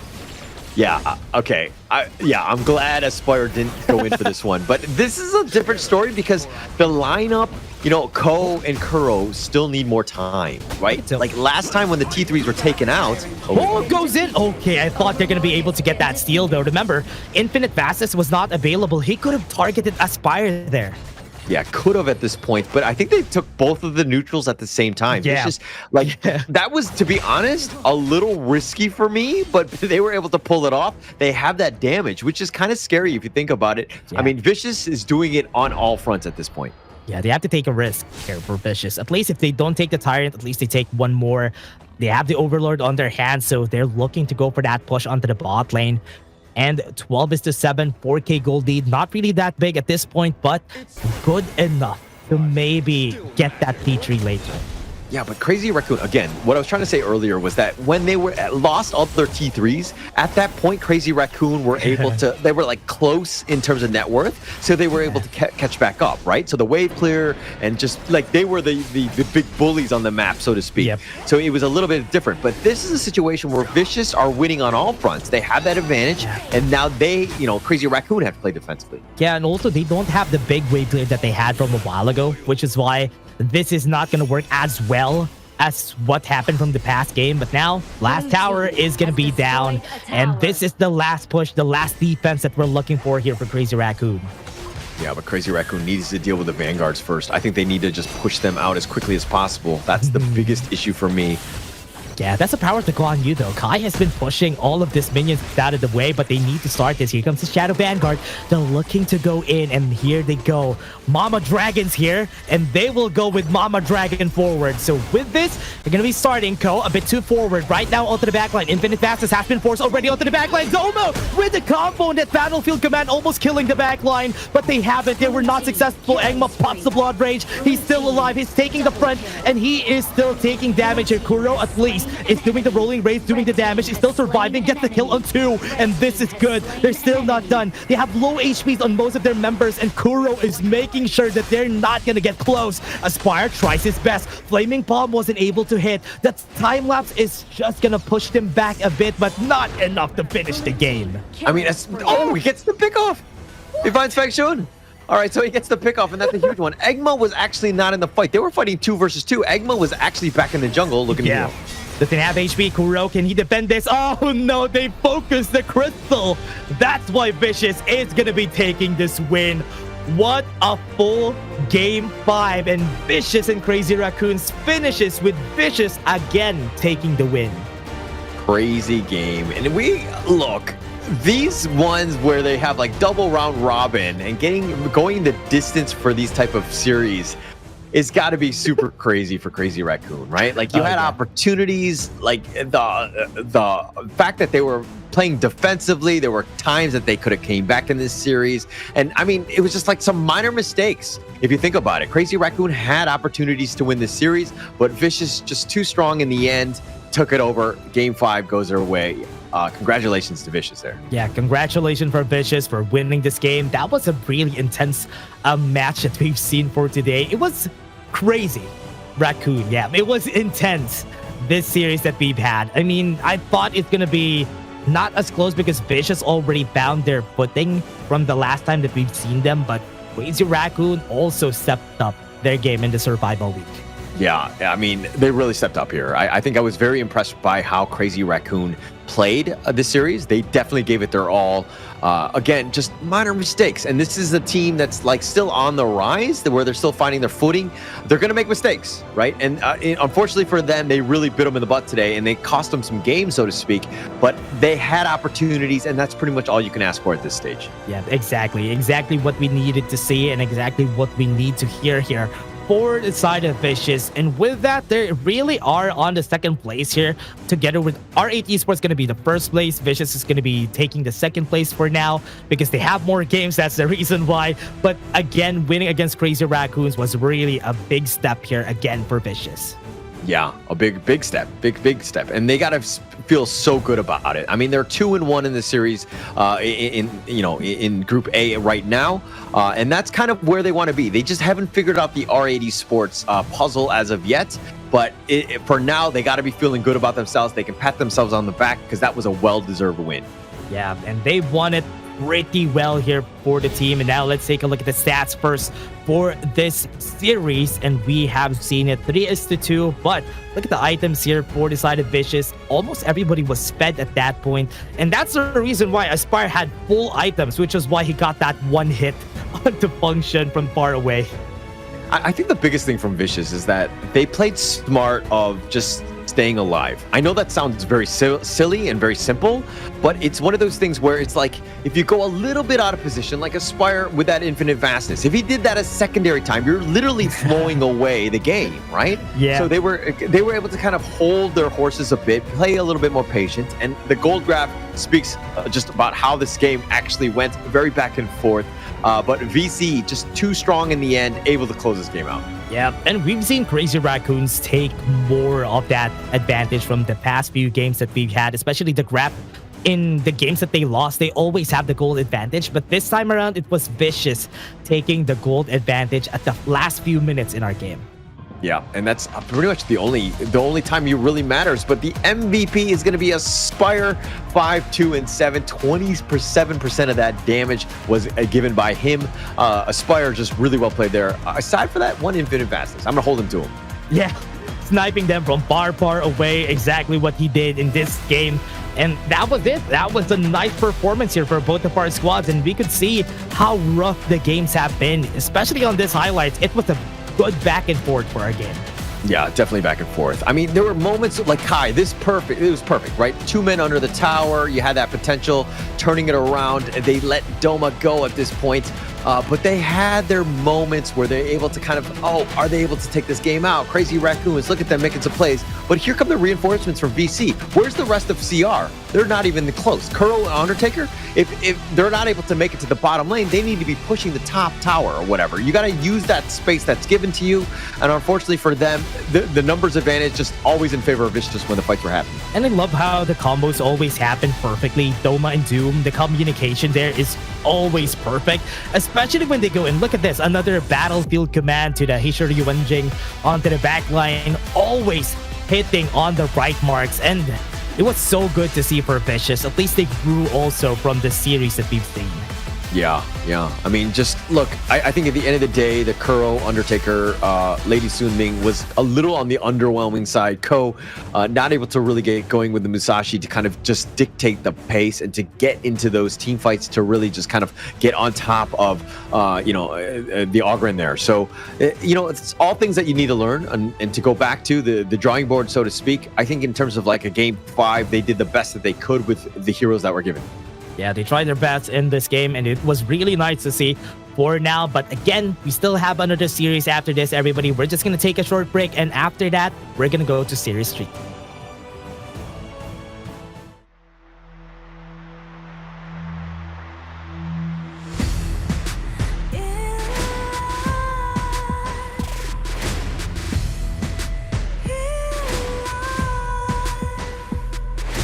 What's a life without its worth?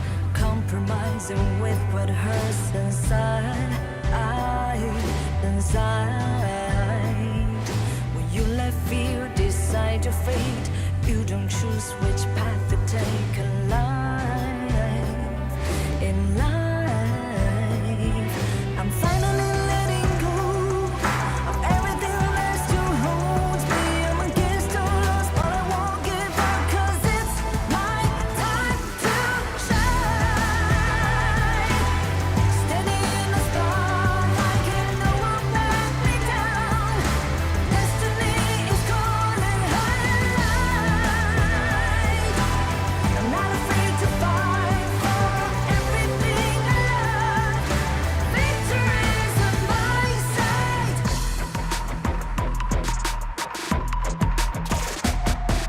The more we lose, the more we gain. The more that nothing stays the same in time.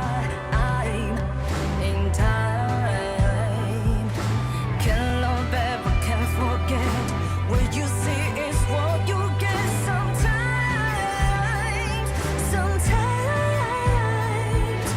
Gonna show the world tonight the light that shines inside us. We're against the odds, but we won't give up, 'cause it's our time to shine. Standing in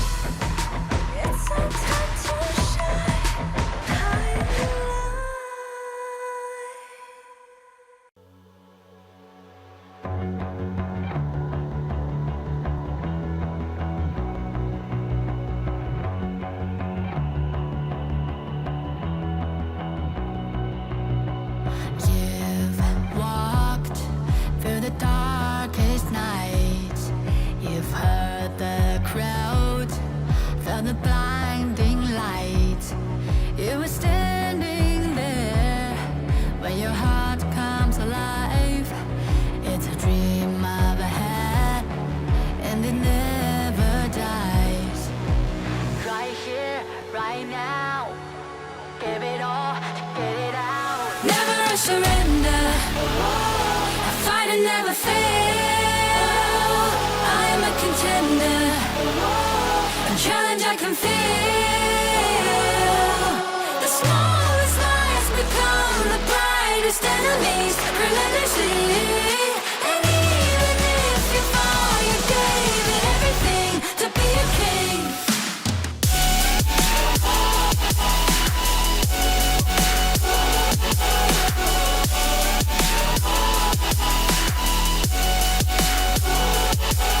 The smallest lies become the brightest enemies, relentlessly.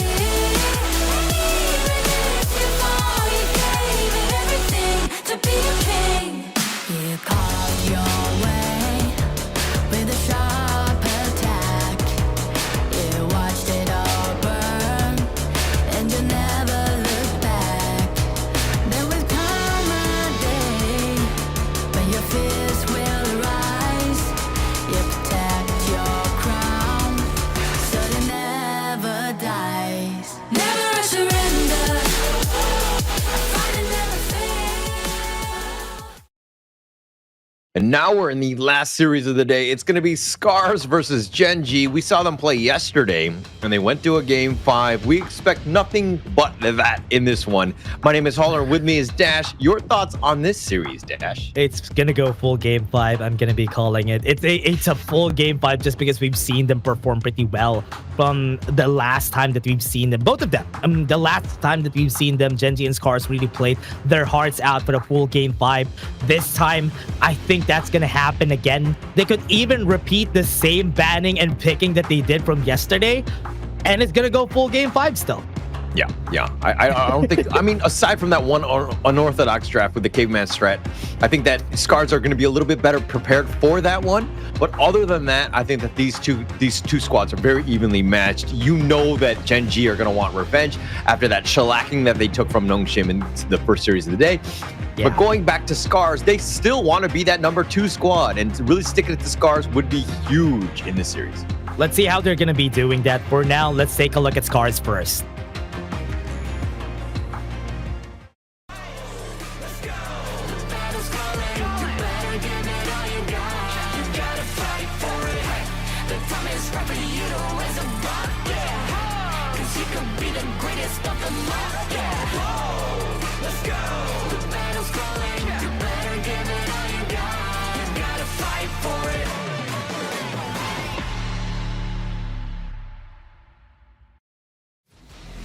SCARZ, the team that survived the Japan-Korea qualifiers as they got themselves here. They are also known as the real ones, but they're going to be made up by Arashi, Mfeng, Glow, ASD, Ochik 2. Of course, this squad is one of the most fun squads to watch because they're very flashy. If they're able to get those kills, it's a lot of fun to watch.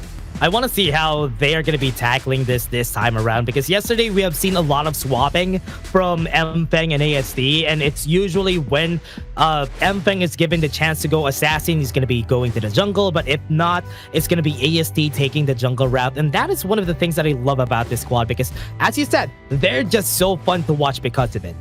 Yeah, Mfeng is a pleasure to watch. I mean, whenever he's on like the Kongmin or like the Arlie, Lady Soon, he's just making plays. He's very flashy in that sense, and he's able to get those kills, which is the biggest thing. And the funniest thing about all of this is that when you see him play physically, he's kind of like the lowest, he's the most composed. He's very calm, cool, collected. It's just another day in the office for him. Yeah, he usually has low energy. But again, Gen.G, let's take a look at them first.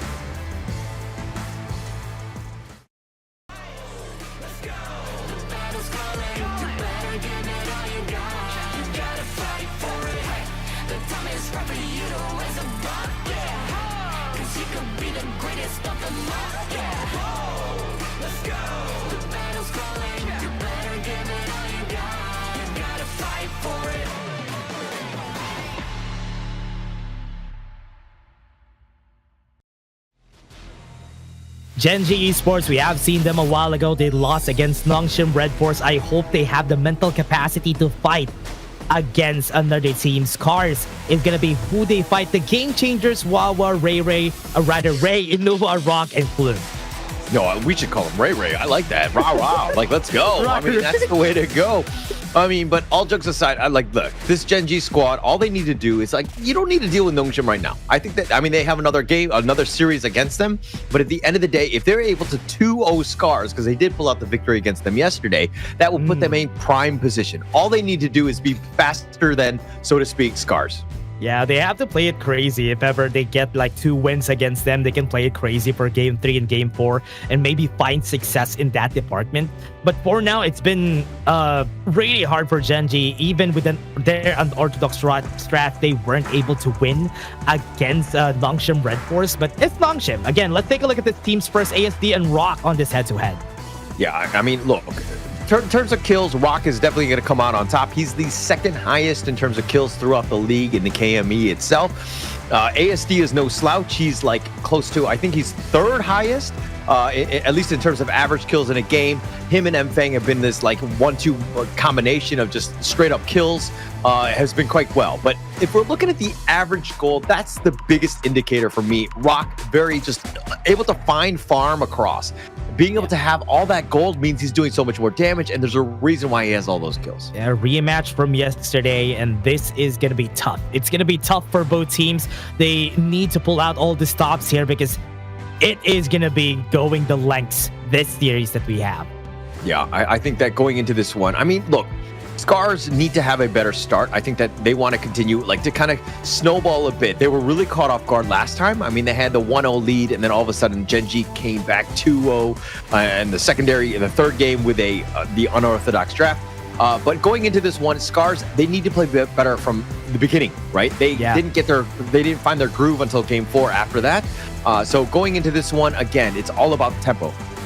Yeah, they always need to not lose their cool after game 1, and that's what I want to see here.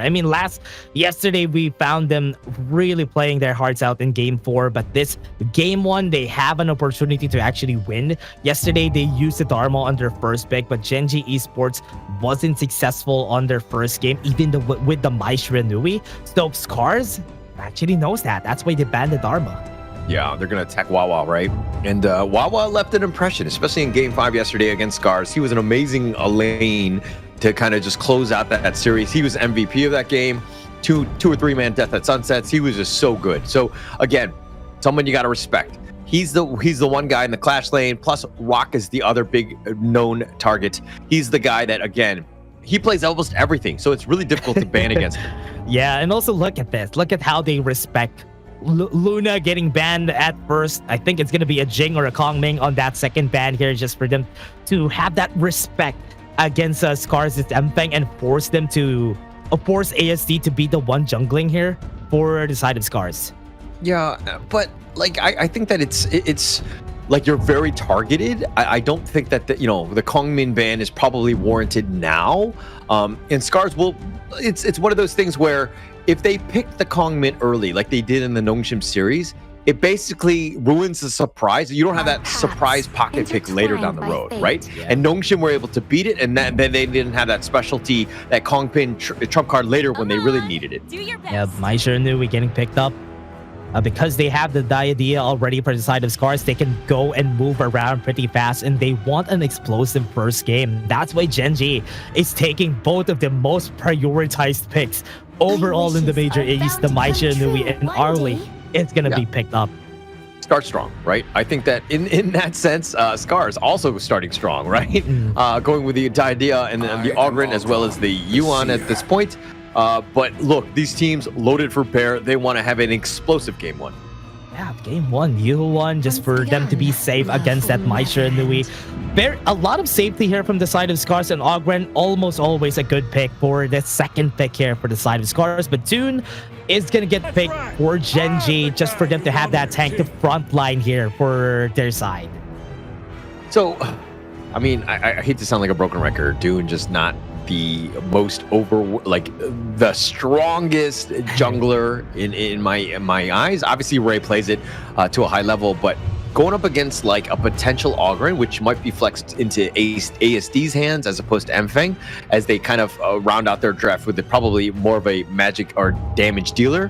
But it's not the greatest in terms of dealing with the Ogren overall. Yeah, Gen.G and Chano getting banned. just so they don't have a lot of choices anymore from the other side, maybe forcing them to go for that Lung for SCARZ, which is honestly good. If you actually force them to go for that Lung, it's good. It's a good matchup for that early. Yeah. Yeah, I think it's gonna be a way to get on top of them. I mean, you gotta kind of just force Arlie to kind of walk into this, and the fact that the Ogren and the Yuhan have a lot of sustain, you don't have that potential burst power, right? You can just Unending Sorrow on out of that, Conductor Souls. You have options, but the Dia is going to be the big one. Is he able to kind of lock down the potential Mai Arlie jumps? That is an interesting second, or rather first pick here for the side of Gen.G. On the second phase, they went in for the Sun Bin. Even if they have a lot of other choices, they have the Zhengfei, they have the Lianpo, but they went in for the Sun Bin just for them to counter that Unending Sorrow, just so after getting Yuhan on a low HP, drop the time lapse so that she won't be able to use that ultimate. It's also another way to kind of deal with the Ogren. Like you just run away from him, right? Or you just kind of engage further into him. So you have that potential. We kind of saw this in season 3, where Sun Bin was kind of like that flex pick into kind of dealing with this. Obviously, it's like a theory crafting in a way. It hasn't been perfect because some people are just amazing on the Ogren and they just dominate regardless of if you run or whatnot. Yeah, and this is going to be interesting, especially for the first few picks. We have a lot of power picks from both sides. I mean, having the Sun Bin is just one of the non-power picks that we have here, but could be a good way to at least mitigate the loss of the amount of heroes that we're going to have for most games. So, man, this is going to be tough. This is going to be a tough game for both of our teams, really not pulling out the stops because they want to get that win in game 1. Yeah, it's going to be important. But if I'm looking at drafts, obviously the Mai Arlie says that like it shows that Gen.G's lineup is going to be like they want to put their best foot forward. But towards the end, I mean, Dune and Byron are still hotly contested picks. It's just that win rate wise, they're not very high, right? Yeah. So I'm thinking that this is, again, Gen.G, and they did this in the last series against SCARZ yesterday, where they were kind of like, they didn't have the best lineup. And it's kind of like horse trading in a way, where they're kind of like, we're not having the best heroes up front because we're looking more towards, games 2 through 4. Yeah, are they expecting to lose this game? No, they're not expecting to lose this game. They just want to at least save something for next games because we still have game 2, we still have game 3 if ever they win this. That's why they're going for this. And as usual, we're going to be seeing ASD be the one to take the jungle route here for that Ogren because Mfeng was not allowed to play the assassins. So I always make the joke, it's like, oh, Ogren's so easy to play, they're gonna let ASD on him. But I'm just, jokes aside, ASD is actually quite good, all right? But it's one of those things where Mfeng is just like because he's so into the high risk, high reward type glass cannon types, where he just like takes the Lady Soons to the next level. Yeah, and usually whenever you have people like this, you need to give them the role with the most carrying potential that they could go for. The jungle, they could go for the farm lane, which is why they're doing this right now. And for now, look at the fight here. Look at the skirmish that's happening against Inua and Glow onto the bot lane. They are just going at it pretty early. Yeah, I think it's funny that we have both of the mid laners in the bottom lane. Like, bro, like, get in the mid lane. No, but it's more of the fact that they're going to be able to, they need that farm, right? And at the same time, they're going to, SCARZ will probably try to funnel as much farm into the ASD Ogren as much as possible. That's big, right? Mfeng losing his flash this early into the game. Once Ray goes in for his first clear, he could go for that gang into the bot lane. And they could be in danger when Inua is also in the area. Yeah, Inua always dangerous, right? I think that that's something they need to be careful on. Inua has been, trying the Mai. He has had, dare I say, limited success on this hero overall, but he's close to being really formidable on the hero. We haven't seen that yet, though. Yeah, that is true. I think we have seen a lot of Mai's from yesterday. Both teams, though, Gen.G and SCARZ, both of their Mai games, they lost. Yeah. Actually, the first time Mai won was earlier today with Illusion piloting him. So it hasn't had too much success. Okay, yeah. I think it's just Nongshim just being good, which is why it's going to be starting to balloon on that win rate. But for now, Ray, making sure he would be able to get another rotation here, really uncontested. So they're just making sure that Ray will be on par with ASD when it comes to levels.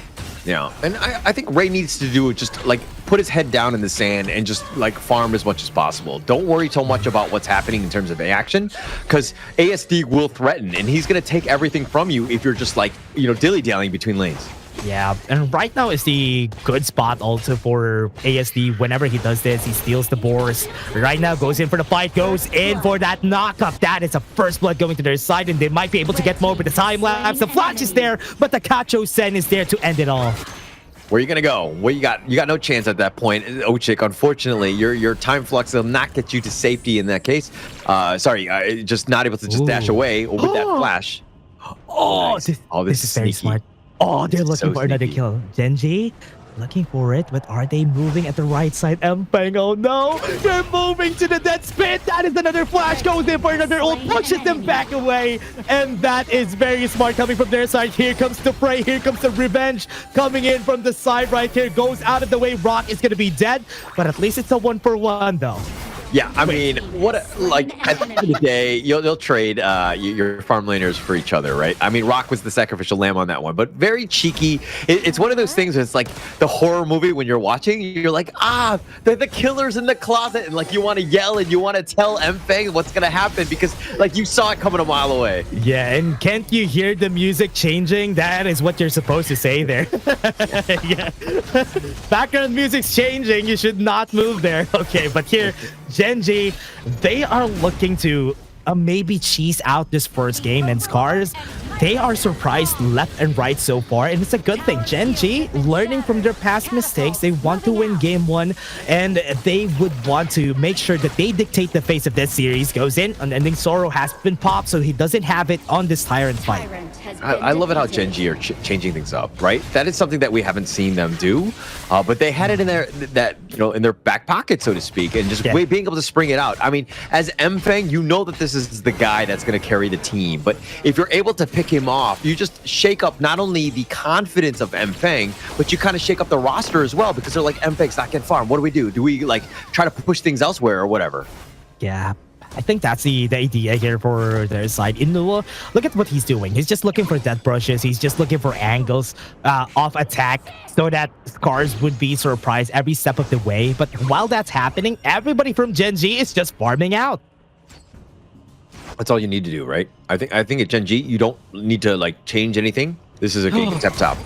Oh, Arashi gonna be the target here. Good thing he went in for that Unruly Blade just to push him back away, just so they can go for this push onto the top side. But on the other end, those SCARZ gonna go for a push for themselves. Goes in, Wawa gonna try to go for it, but he has the force field. He doesn't have the force field suppression, so this is gonna be a takedown. Mpeng gonna go for the chase on him, gets the stun and gets another bitter farewell. But the force field suppression buys himself some time. Here comes Inuwa to save their lives, and they go for the killing spree for Inuwa, and he's gonna get more. Wawa stays alive for so long, and Mpeng's gonna be next, and Wawa was the hero of that story. Inuwa was there with Escape flapping to save his life. Wow, Wawa just spending so much time, wasting their time. 3-on-1, they could not kill him. Those force field suppressions were on point, and Inuwa, like a true hero of Avengers. I mean, the only problem was that Wawa died, but in most movies, like he would have survived. Yeah, like in Avengers, and he would have killed the 3 villains, but he was not that level just as of yet. I mean, it's one of those things where like, Wawa, sorry, bro, I'll call the ambulance for you now. Yeah. At least he was able to save him. I mean, he's going to get revived anyway, which is okay. But with what we've seen from Gen.G, I love that Inuwa has been so proactive around the map. He has been staying onto the mid lane just so he could react onto any incoming fights or even set up fights for himself. Yeah, and that's what you want, right? Especially from this Mai. You have that mobility to get where you need to go shortly, right? And he has that, like, the Ferrari to get himself there, saving time. Any other hero, and Wawa would have just died by himself. Yeah, that is true. And that's what I like about the Byron, right? The force field suppression has a very low cooldown. It can pop at any time just for you to buy more time for your teammates to come by. And the slow that it has is also so good. Yeah, for sure. And look at this. Gen.G in the driver's seat at this point, and they might contest. Looking for fight, ASD.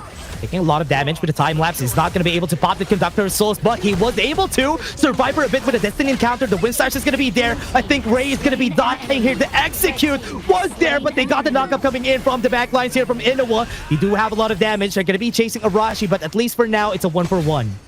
Ray up in front. I mean, he was tanking up 4. He was almost so close to killing ASD. They needed one other member from Gen.G to be there to potentially get that kill. ASD just barely surviving in that one. Oh yeah, they can go in. They have the time lapse, goes in with a flash too. The knockup gets the kill on Tree. Inoue is just crazy this game. Wow, this is completely night and day from what we saw yesterday. Inoue was not as confident, not able to roll in, and this guy is starting to feel it. You got to do a heat check on this man, because again, he's finding the pickoffs. He's getting multiple kills at the same time, and he's literally carrying in this game. You can also see when the gears are turning here for Gen.G. When they pop the time flux, go in, they have all the stunts in the world to just go in. Everybody was at the same page on that Inoue dive that we've seen. Oh, now Arashi just running for his life. Just wasting time, I would say, but it's going to be a matter of time before Arashi is going to be joining the afterlife. He's gonna be dead here. He's just buying time, but 1 second on that Tyrant. He just placed Gen.G. He just really put their scopes on him, but they also have their scopes on the Tyrant after it. Yeah, it's an opportunity. Inoue, look at this guy. I mean, he's going to be scary. He's got the items. He's going to start to just kind of use that advantage that he has to just scurry people away. And they're going to take a free Azure Golem here. I mean, Gen.G just making some great moves across the map. Yeah. This is perfectly how you want to play these games. This is not what you want to happen if you're SCARZ, because Inoue getting very ahead. My share the way that is ahead is just a disaster waiting to happen, because they can get take down pretty easily by this Mai. I want to look at the items of Inoue right now.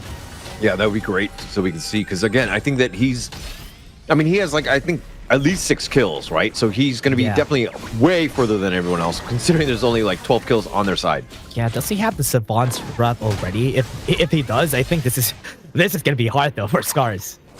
Yeah, SCARZ here. I mean, they're just like, look at them sticking together. ASD can't even farm because he has to help defend the tower. Tough situation. Look at the top side though. We have Inoue getting ready. He does not get flash. He could go in, goes to the back line, gets the kill. Doesn't encounter is there, but Inoue falls. That's a good shutdown at least, but Rock is doing Rock things and he's looking to go for a kill.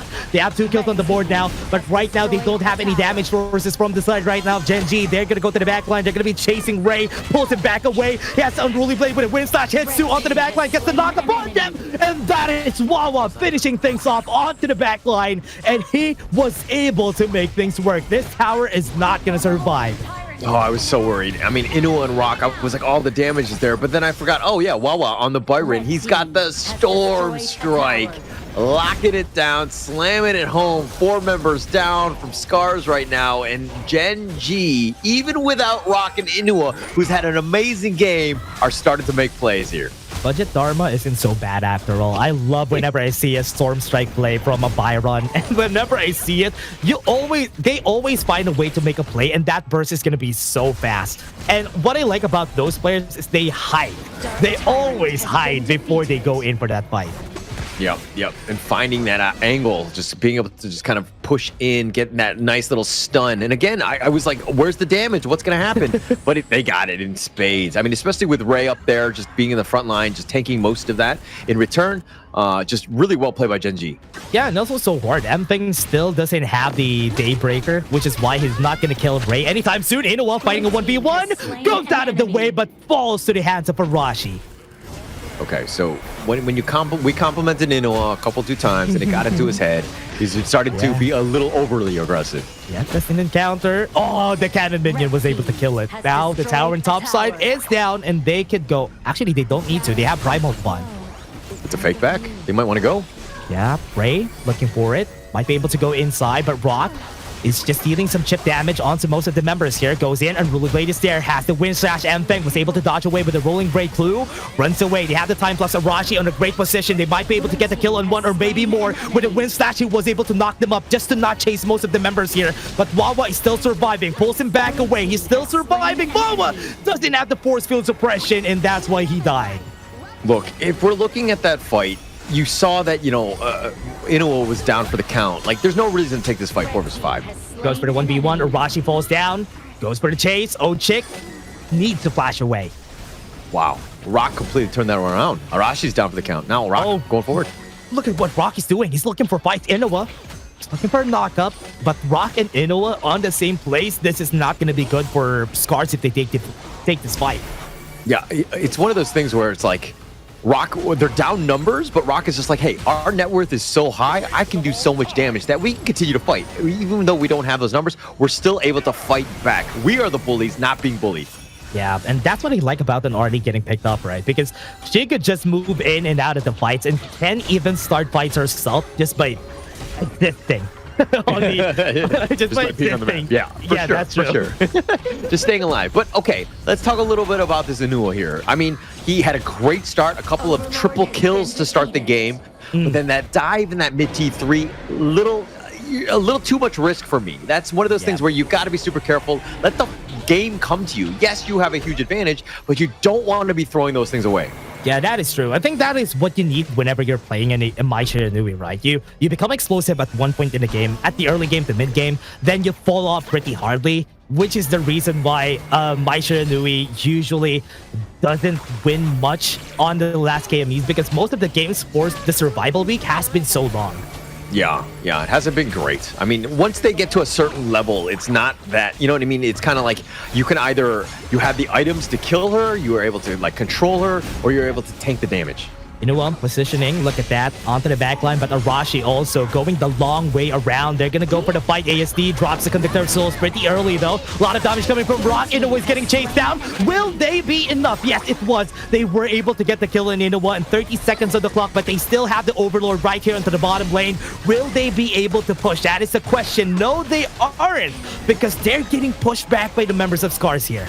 I mean, they have the numbers advantage. The biggest thing was Inoue. Like, again, he was the strong point and the positive side, potential MVP, and then all of a sudden he's died a lot of times, and now he's kind of been the weakest link on this team, and this is very worrying, right, going into this 14-minute mark. Yeah, Rock looking to go for the kill. Glow does have the unending sorrow, but that time lapse almost getting the kill on him. Conductor Souls was used onto the backline, but look at Rock. He's looking to go for kills, goes back to the backline. They are chasing Wawa. They have a lot of HP, and they are working their way towards their kills here, but nothing is happening so far. Yeah, you were talking about an Avengers movie earlier. This is like every other Marvel movie where everybody's fighting and nobody's dying. Yeah, that's the choreograph, man. That's why they do it. That's what you pay for. Did you get the script? I didn't get the script. I didn't know that was gonna happen. That's true. Sorry. On what we're seeing so far, I think Gen.G, this has been really great though. I mean, Tyrant being taken, they got pushed back out of the way, but because the mid lane is pushing, they can't even contest that Tyrant.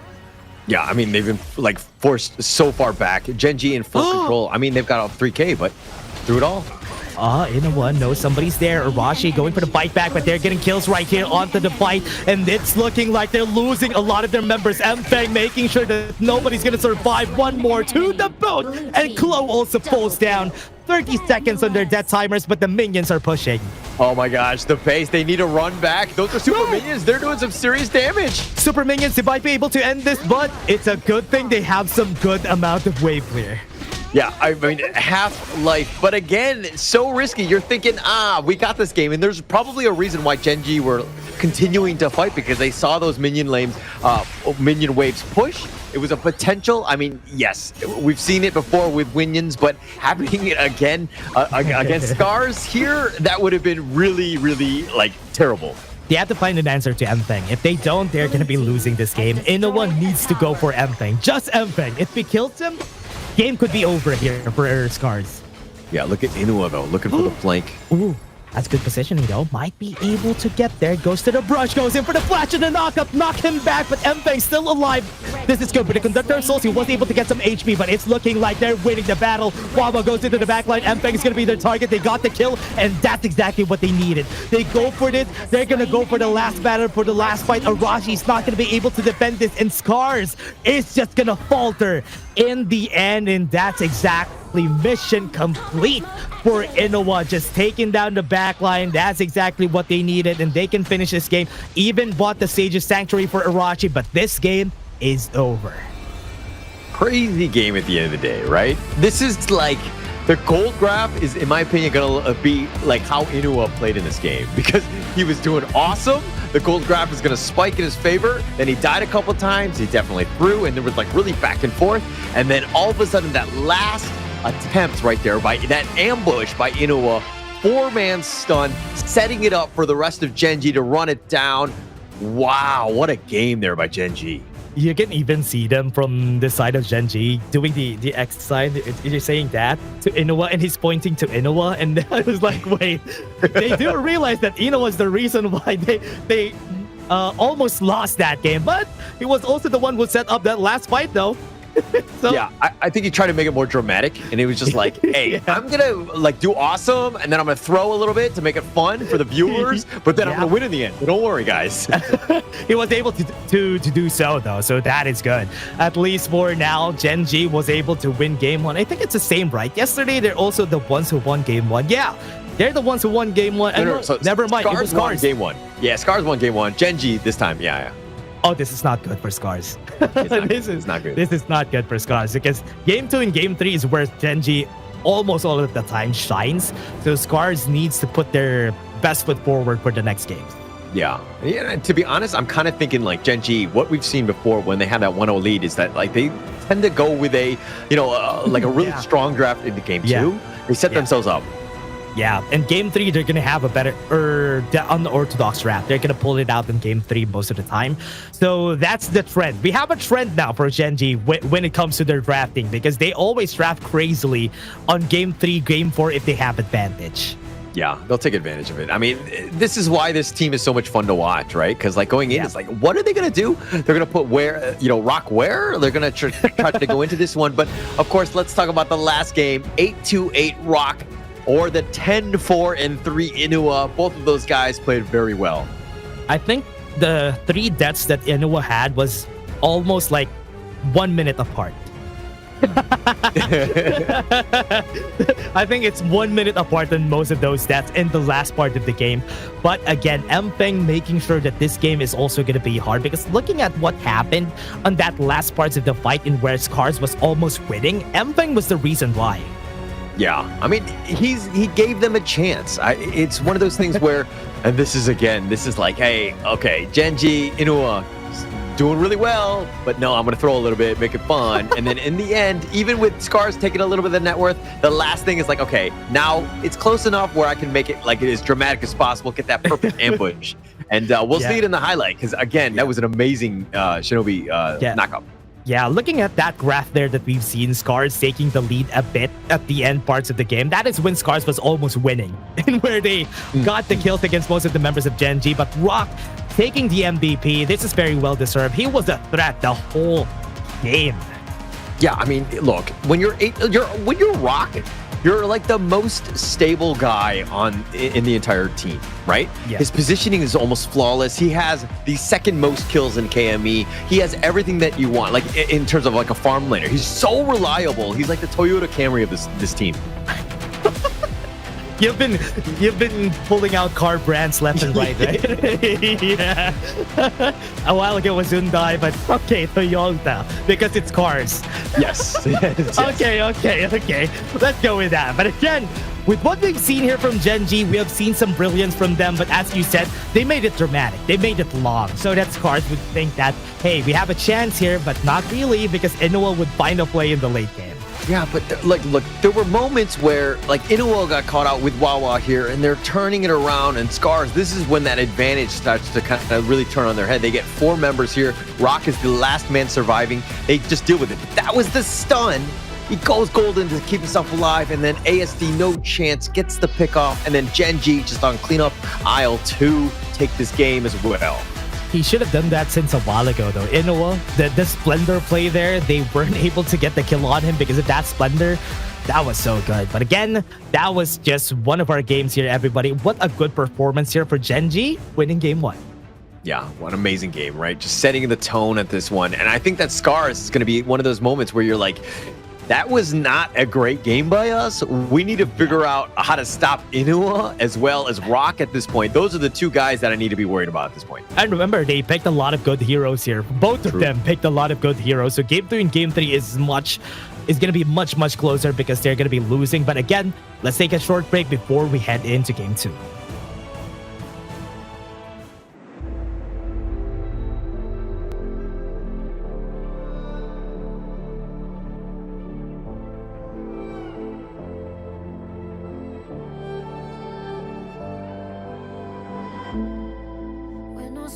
to the fallout.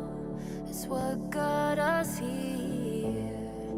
Ever changing, some chameleon.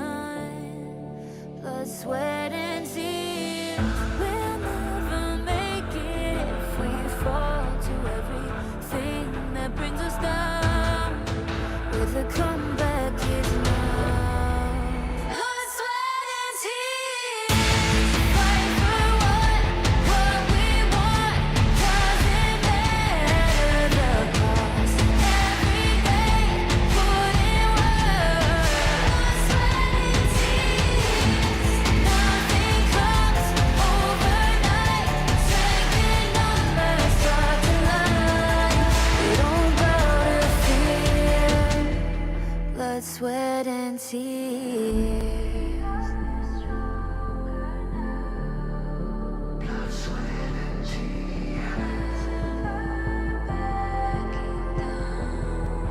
Blood, sweat, and tears. Honor of the crowd. Oh no, we don't bow to fear. Blood, sweat, and tears. Fight for what we want. Doesn't matter the cost. Every day, put in work. Nothing comes overnight. Strength in numbers start to line. We don't bow to fear. Blood, sweat, and tears. Fight for what we want.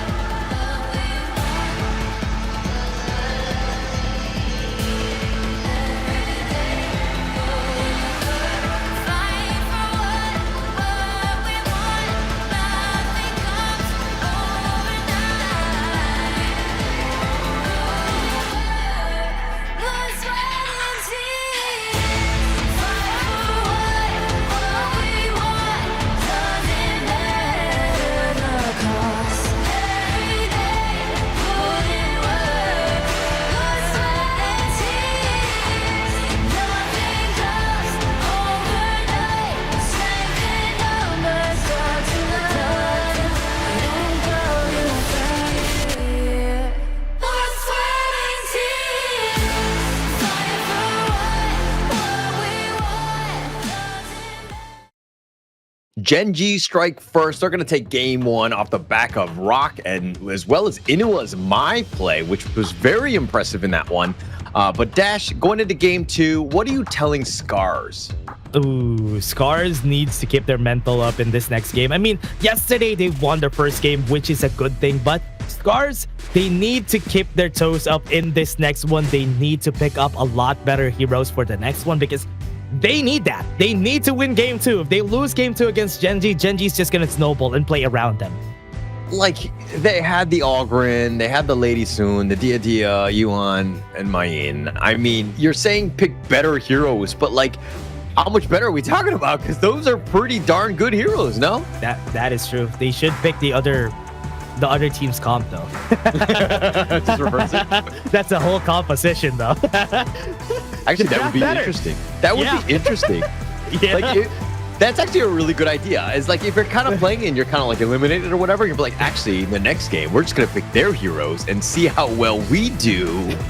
That would be amazing to see. If that doesn't work, maybe we're just outclassed. At that point, then you're like, oh, okay. Yeah. Maybe they are better than us. Yeah, we're just going to take third place here. I mean, we're in Group S, so it's okay.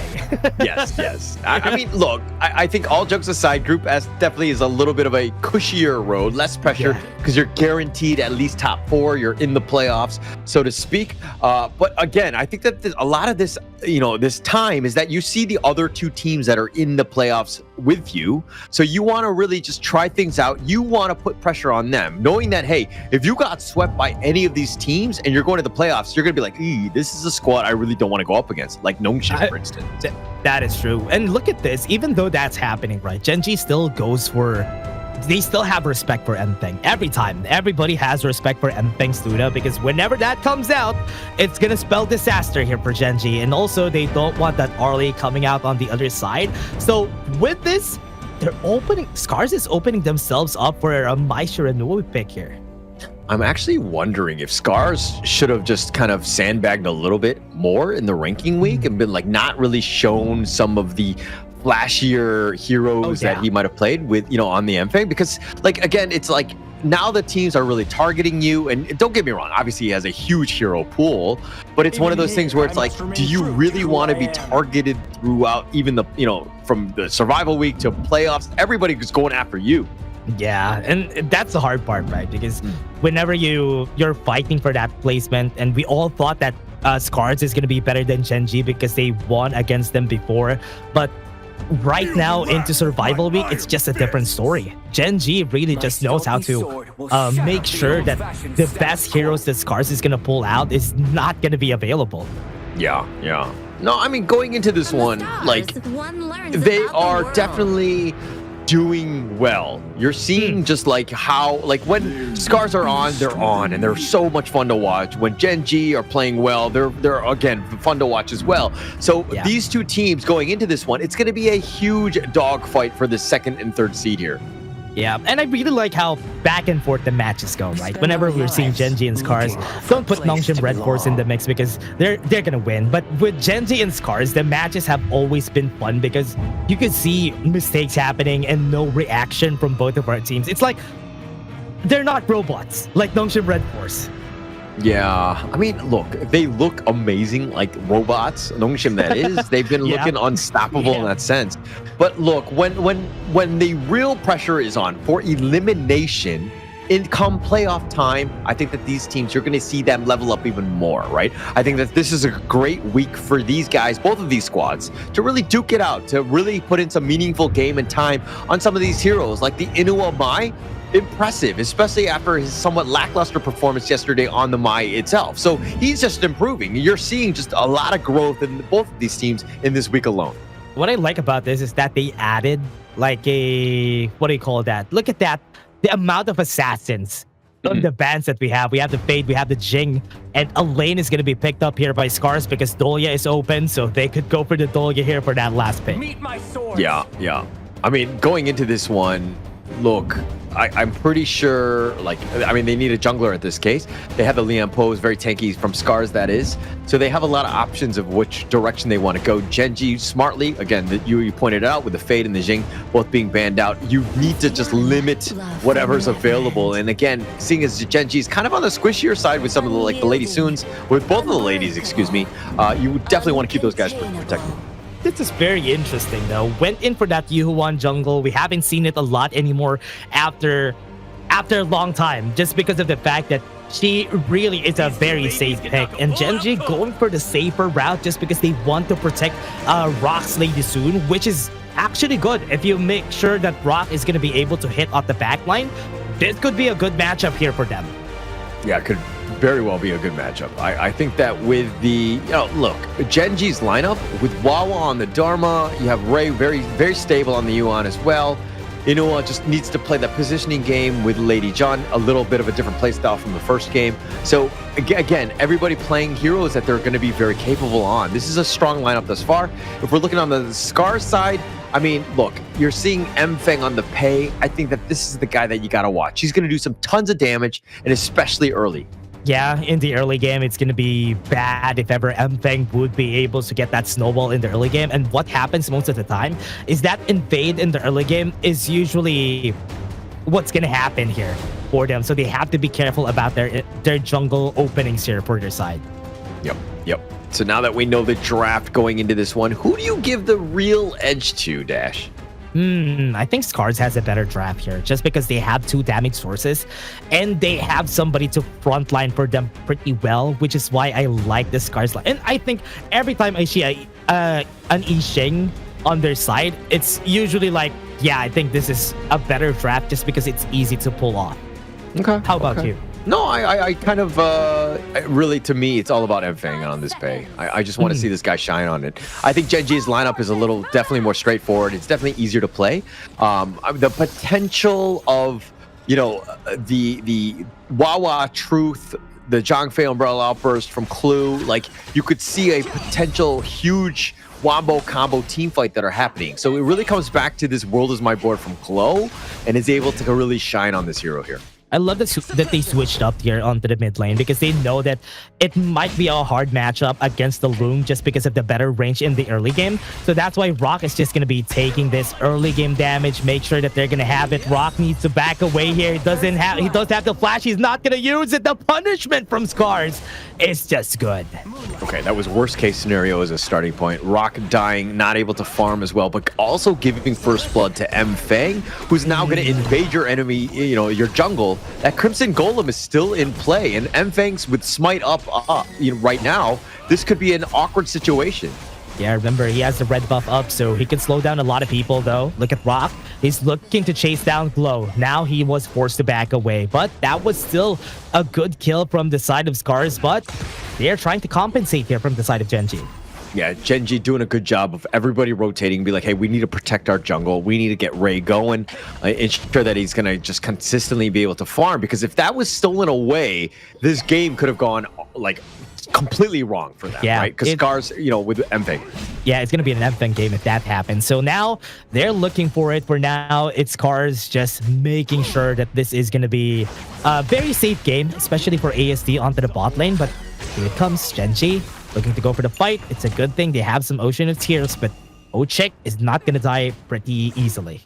So it's a huge swing by Gen.G. 4 members trying to get that pick off. SCARZ saw it coming a mile away. They were playing very cagey defensively, and just like nothing really happened at the end of the day. So again, it kind of worried me in the sense that like Gen.G, you're not farming elsewhere. So it's a little bit of wasted time.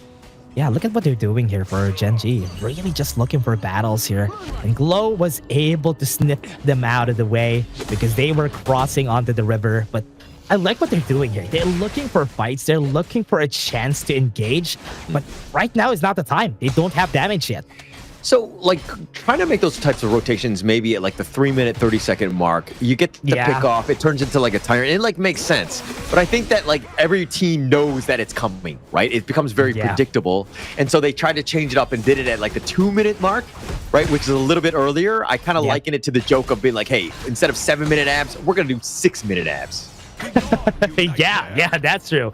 That's true. And that's what I like about Gen.G. They always change things up, even the timings, which is what I like about them. And this is going to be needing a lot of reps here for them, but they really have an idea that Ochik is in the area. They're not going to be able to kill him, so they're not going to bother using any skills against him.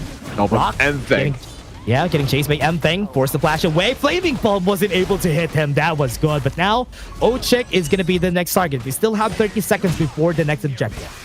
Yeah, and going in, I mean, getting that potential kill, if ASD was able to hit it, they would have gotten it. Again, that would have opened things up. And mind you, he would have been up. The death timers are not that long, but just it's a little bit more pressure on a Rock. Yep, well, this is my board. I get used, but not really anything good here is going to come out of that yet. But at least now, 15 seconds. They do have time before the next The World Is My Board is going to be there. They have like 10 seconds on that Tyrant. It's an opportunity here. I mean, M-Fang continuing to farm. He's starting to, I mean, net worth-wise, I'm not sure where it is in terms of Ray, but it seems like he's got a lot more. And they will force it down, on at least on this Tyrant here. Yeah, they're not even going to be bothering here for the side of Gen.G. Very interesting take here because they won't be able to have that battle stats just yet because M-Fang is at level 8 and Ray is at level 7 before the Tyrant started. So that's a good way to think about it for the side of Gen.G. Definitely agree there. I mean, but now like Gen.G, like they need to kind of hold. They need to get Rocket going. I think that if you're like looking at the a little bit of damage here by Clue. Ochik, they're really dealing a lot of damage here. And Inoue, look at him. He didn't even budge a bit here when that was happening. He was waiting for everybody else to go forward, like ASD or Glow, because that will be much more destructive if he would be able to get that kill on them. Yeah, it would have been pretty rough at this point. But now Clue, one thing to note, he's about half life at this point, but he does have Smite, something that might come up. Umbrella Outburst, I mean, sorry, with the Junpei. But go on. Inoue has good position though. ASD might be up for... Oh no, he came out of the brush. No, that is just so bad. Inoue, oh no. Not like this. I just spotting yourself out, gave yourself away, and Glow was like, oh, that's the easiest The World Is My Board to set up ever. That could have been the smartest play that he has done, but man, he came out of the brush. Like he just like walked out. I think he was like, oh, I'll just dash out. I'm my. He just walked out. That could have been an easy setup, right? And I think Ray is going to be dying here. Look at SCARZ just going in for kills. Rock is just not in the right position to go for this battle. Unbridled Outburst wasn't able to hit the right target, but this is still going to be very dangerous for Gen.G.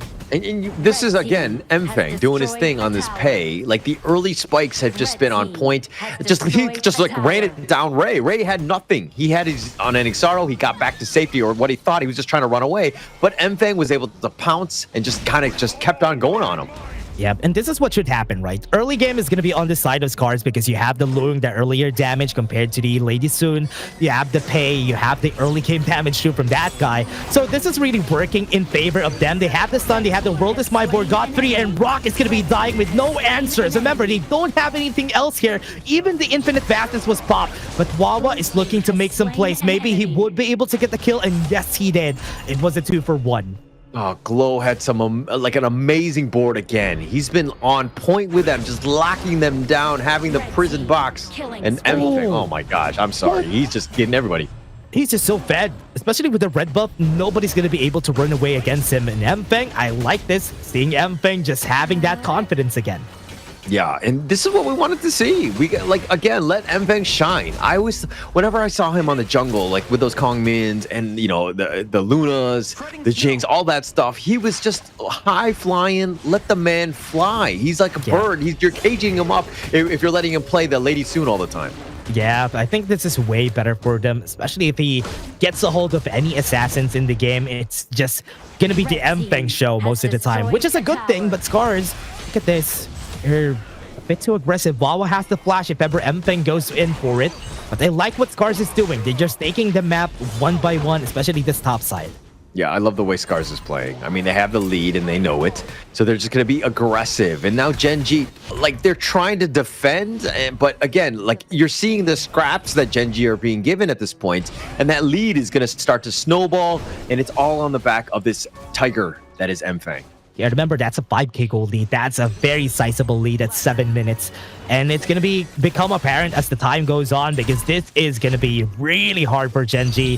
One item up if you think about it, but tower in the top side already has been taken down. Wawa going to come out. He might be able to get a good ultimate here. He's not really popping it just yet. Just has the Enlightenment Mantra. They have the 4 members right up on that board, so they won't be able to chase. Okay, so they were trying to take a fight. They thought they had an advantage, but actually Gen.G had 5 members, and being able to, I mean, Clue took so much damage. That Umbrella Outburst was on point, and he's a tanky boy at that point.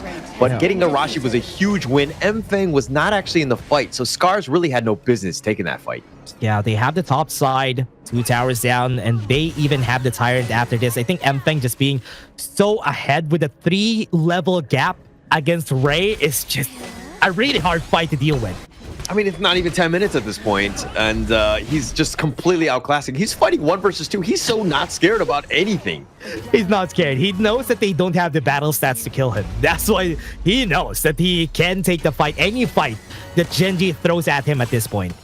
Yeah, like, they don't really have the damage, the control, and anyway, he just pounces away. Mfeng will just, like, make his way around. And again, he's just so much fun to watch because, again, it's like it's 1 versus 9 almost. Yeah, one thing to see here is that we're waiting for Rock to get that 3rd item. Once he gets the 3rd item, that is when Mfeng should be afraid. Yeah, yeah. Actually, I feel like I'm so inspired by Mfeng's play that when I play my ranked games, I'm going to be like Mfeng because I'm playing 1 versus 9 too. Oh no, that's going to be hard. That's a good. The world is my board. They were able to get the kill on one end. Looking like Base is not gonna go forwards just yet. Mfeng has 9k gold. What? Yeah. That is not a glitch in the Matrix. Yes, you are seeing a 3k lead over his own farm laner in ASD, who's in 2nd place. Mfeng just taking everything across the map. Yeah, look at him. He's moving across the map. Level 15 at 9 minutes, almost 10 minutes in the game, and nobody's able to answer him. Mfeng moves forward. Pops an ending sorrow, forces it from Ray, and now this tower in the bot lane is going to get pushed. Yeah, I mean, Wawa's going to be back up, and like, Mfang just pouncing around. I wonder if this guy gets tired. Like, he is so active across the map. He must just be like keyboarding the phone at this point. Yeah, I think he has a keyboard and mouse set up for this phone, though. That's why he can do all of these things. But again, SCARZ is just looking really great, especially Mfang. Whenever he's allowed to play these types of heroes, he's just gonna be shining. And this mid lane tower is not even gonna stay for long. And right now, they start the fight. They get the knockup right up on Ray. And he does have the unending sorrow, but it's not gonna matter. Look at him pushing. He doesn't even care that he's in front of 4 people on this side. Wasn't able to hit the truth mantra. That's gonna be bad. They have the board on the 3 people. And again, they're gonna kill them 1 by 1, 2 for now. Pops the infinite fastness, backs off. Oh, wow. I mean, Wawa with that truth, it was very underwhelming. Wasn't really able to do much out of that. And he got kind of caught out. And through it all, Mfang with his perfect positioning, drawing them out. They were like, oh, we can catch this tiger. We're going to jump on top. But everybody was out of position for the rest of SCARZ to get in. And then Mfang turned it around, got those 2 kills. And like, he's 5-0-1. Oh man, 5-0-1. He has the Axe of Torment, he has the Frost Scars, and even the Pure Sky. So he is not that easy to kill. 11.2k. And look at Ray. He has 5.6.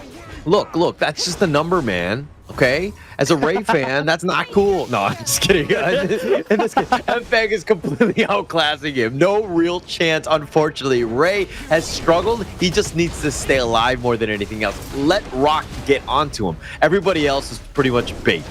Yeah, this is the reason why it's so hard to play a U1 against a lineup like this, because most of the time when you play a U1, you want to play it safe, but Pei doesn't play fair. He wants to get there, he wants to snowball as fast as he could, and U1 just staying alive is not really a good spot to be in, especially onto your jungler. Like, I mean, look, if, you know, Mfang on this Pei, he's had a great early lead, he's doing incredibly well, chunking down those towers, but I mean, he does fall off in the end. Yeah. At like, what minute mark are you kind of like, okay, Gen.G, we've stabilized at like, what, 15 minutes, 16 minutes? Yeah, I think so. 16 minutes is when we see him. Wawa, again, not hitting that food mantra. That's not good to have. And Mfang just gonna take him down again. Yeah, just picking him off. But Wawa completely out of position, trying to fight this 1 versus 5. Yeah, Mfang just looking for that angle. Onto the backline, Arashi is zoning out everybody, just taking a chunk of that damage. You have the Shadow Vanguard onto the top side, but Rock is not letting it move. They're looking for the bot side push here. Half HP onto that P3 turret, and they could take this out anytime. Another Great World is my board onto 3 people, and that's another takedown. Inua's gonna be falling, and with the Blood Rage getting popped, I think this is Arashi surviving, and this might be the end of it. And they are chasing down ASD, gonna get a hit on that crystal, and this game is done again. Yeah, Mfang, it looked like every single basic attack, he had like 6 of them, and he just took down the crystal. Like, he was just so farm that he was just able to take it out. He was chunk, done. Like, it was as simple as that. Like, again, and there's a huge reason why SCARZ won off the back of Mfang. Man, I want him to just carry me in my ranked games. Oh man, it's crazy. Especially against the U1, that is when Pei thrives. If you have a very safe jungler on your side, the Pei is just going to be taking over the jungle, going to take a lot of resources. He was allowed to do it just because of that draft that we've seen. Yeah, perfect game by Mfang, right? That's exactly what you wanted. I mean, there were some questions about this Pei, especially as the last pick. Was it going to be good enough? And Mfang was like, challenge accepted. I got it. Yeah. Get on my back. Let's go. Yeah, he had like 12k gold in the end there.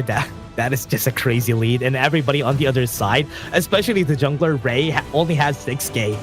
it was so hard to look at. That's double her gold. Yeah, dare I say jungle diff? I don't normally like to say that, but I think in this case it happened to be the case because Mfang was just so far ahead. No real chance. I mean, even Rock was nowhere close, not even in the same stratosphere as Mfang was.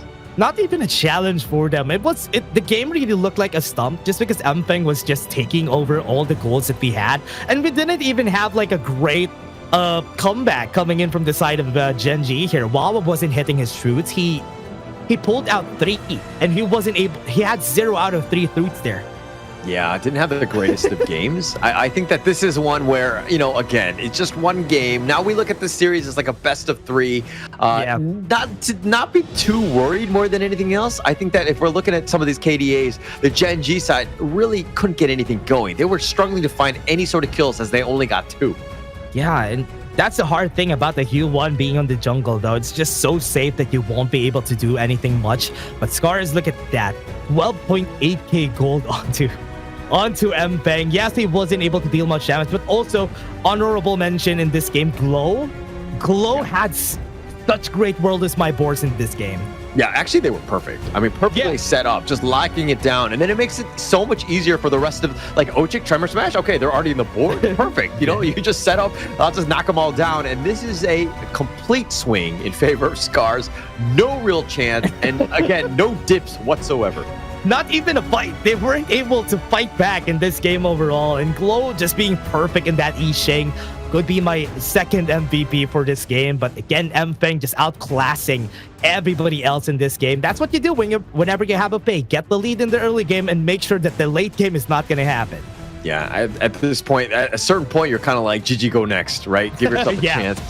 No real chance. But of course, the obvious MVP, Mpeng, absolute beast, 6-0 and 1, 31% of the damage, 29% of the gold. He was farming like crazy too. Yeah, you can see him smiling also after that finish, just because he did such a great job in this game. And you can look at it. In the early game, you can definitely see that he was taking over all the resources. He was even going for the other side jungle that Ray wasn't even able to fight back. Yeah, like Ray was just like running away. Like he was almost like an unarmed hostage at this point because Mpeng was such a bully just being on top. And look at just like the perfect positioning by SCARZ. I mean, yeah, Ochik, I think he does die here. Yes, but he does. But everyone else gets away, which is the most important thing. Yeah, the boards also have been really great. Look at Wawa going for those shoots, not being able to hit. And surprisingly, those were not the best things to have. And Glow is just really perfect in this game so far. Look at that under the 3-man. On the other highlight, you saw a 3-man, and this one's another one. Oh, this is a great one. I mean, just completely isolating. It's like, do you want to fight or not? And 2 members are already down. It's like you really can't fight that one. But the board forces you to. Wawa tries going solo here, but this is the last push. Look at Mpeng. Watch how much damage. I mean, he's gonna get a whole bunch of kills here, but watch what he does to the crystal more than anything else. He goes out. 3, 4, 5, 6. Okay, maybe 7. But like he was so tanky. Just because he had so much items, he's just so tanky that game, and it was just crazy. I mean, oh man, that was just a stump. I had to say it. But again, let's take a break first before we head into game 3. That was just it. See you guys in just a bit.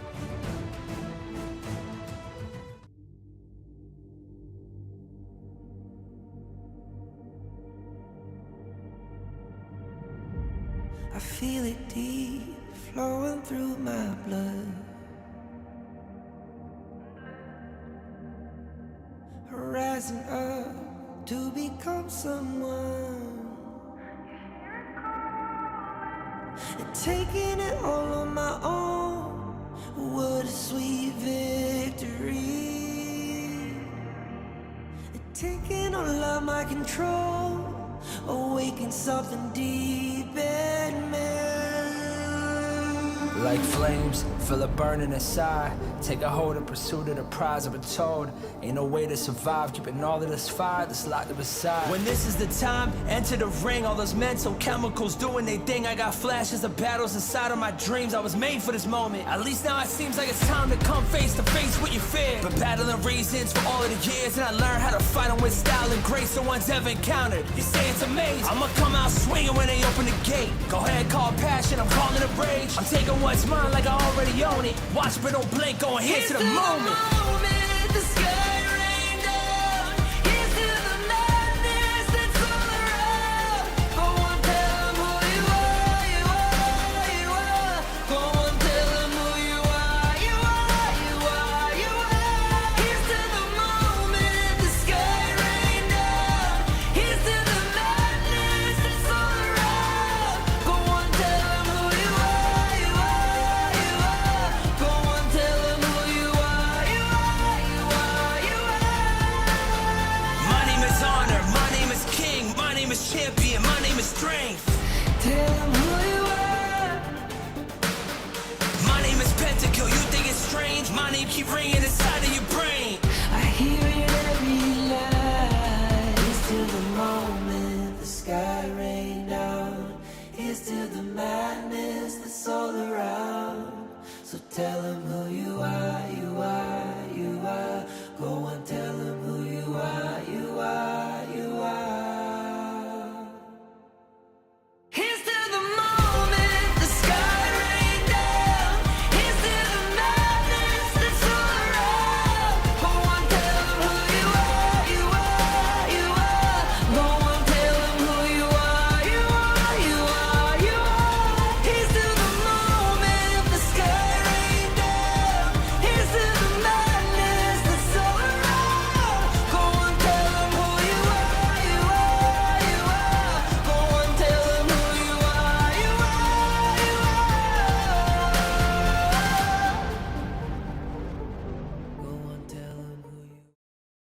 Third series of the day, of course, is going to be SCARZ Gen.G. We saw them go the distance yesterday, and we expect the same today as the series is tied 1-1.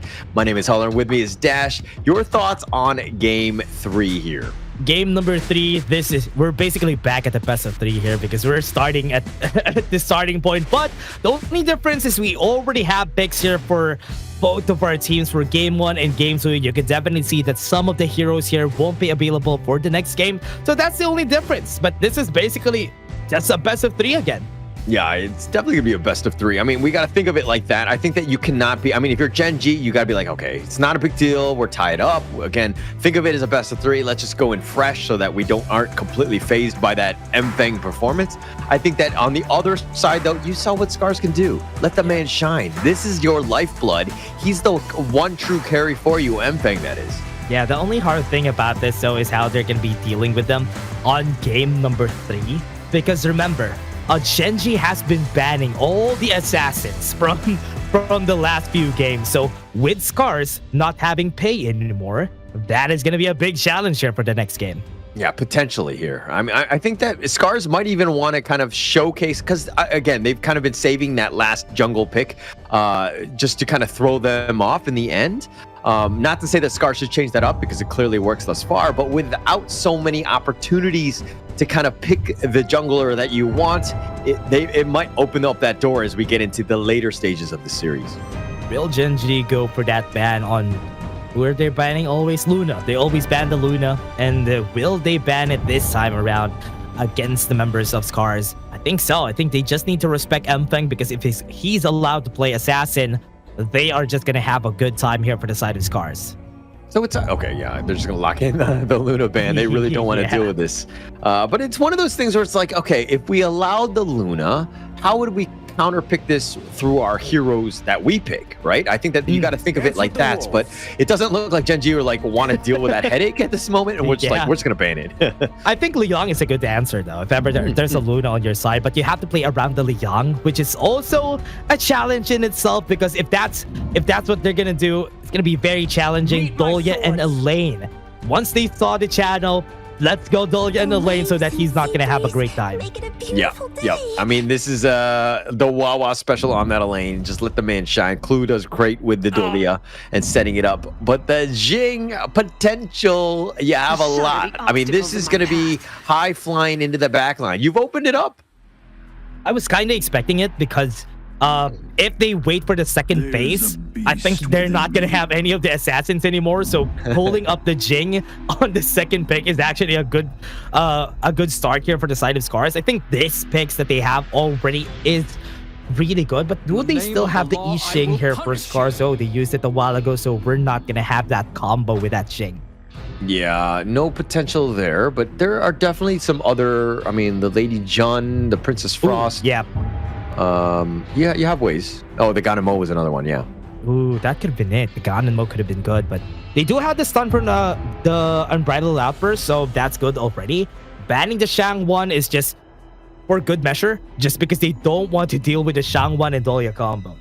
Yeah, it might be rough. And another thing to take note of is that the Elaine kind of forces you to play, dare I say, either really mobile heroes or like less, you don't want to have like a squishy one that just the lane just drops down on you. Yeah, that is really true. I think that's one of the things that they're going to be dealing with here if ever that happens. But the Yixing being available for Gen.G together with the Dolya, really a match made in heaven together with that Elaine. So you have a lot of ults that you could reset, which is a good thing for Gen.G. I mean, you had that Imperial Order with a potential Celestial Melody. You could stun lock Jing. If you were able to somehow lock him down, you have a good time. But easier said than done. Right now, Gen.G don't really have that answer of just how to deal with the M-Fang Jing. I think the answer is the Yixing, because you could drop the World is My Board in the whole mirror domain. Yeah, that works actually.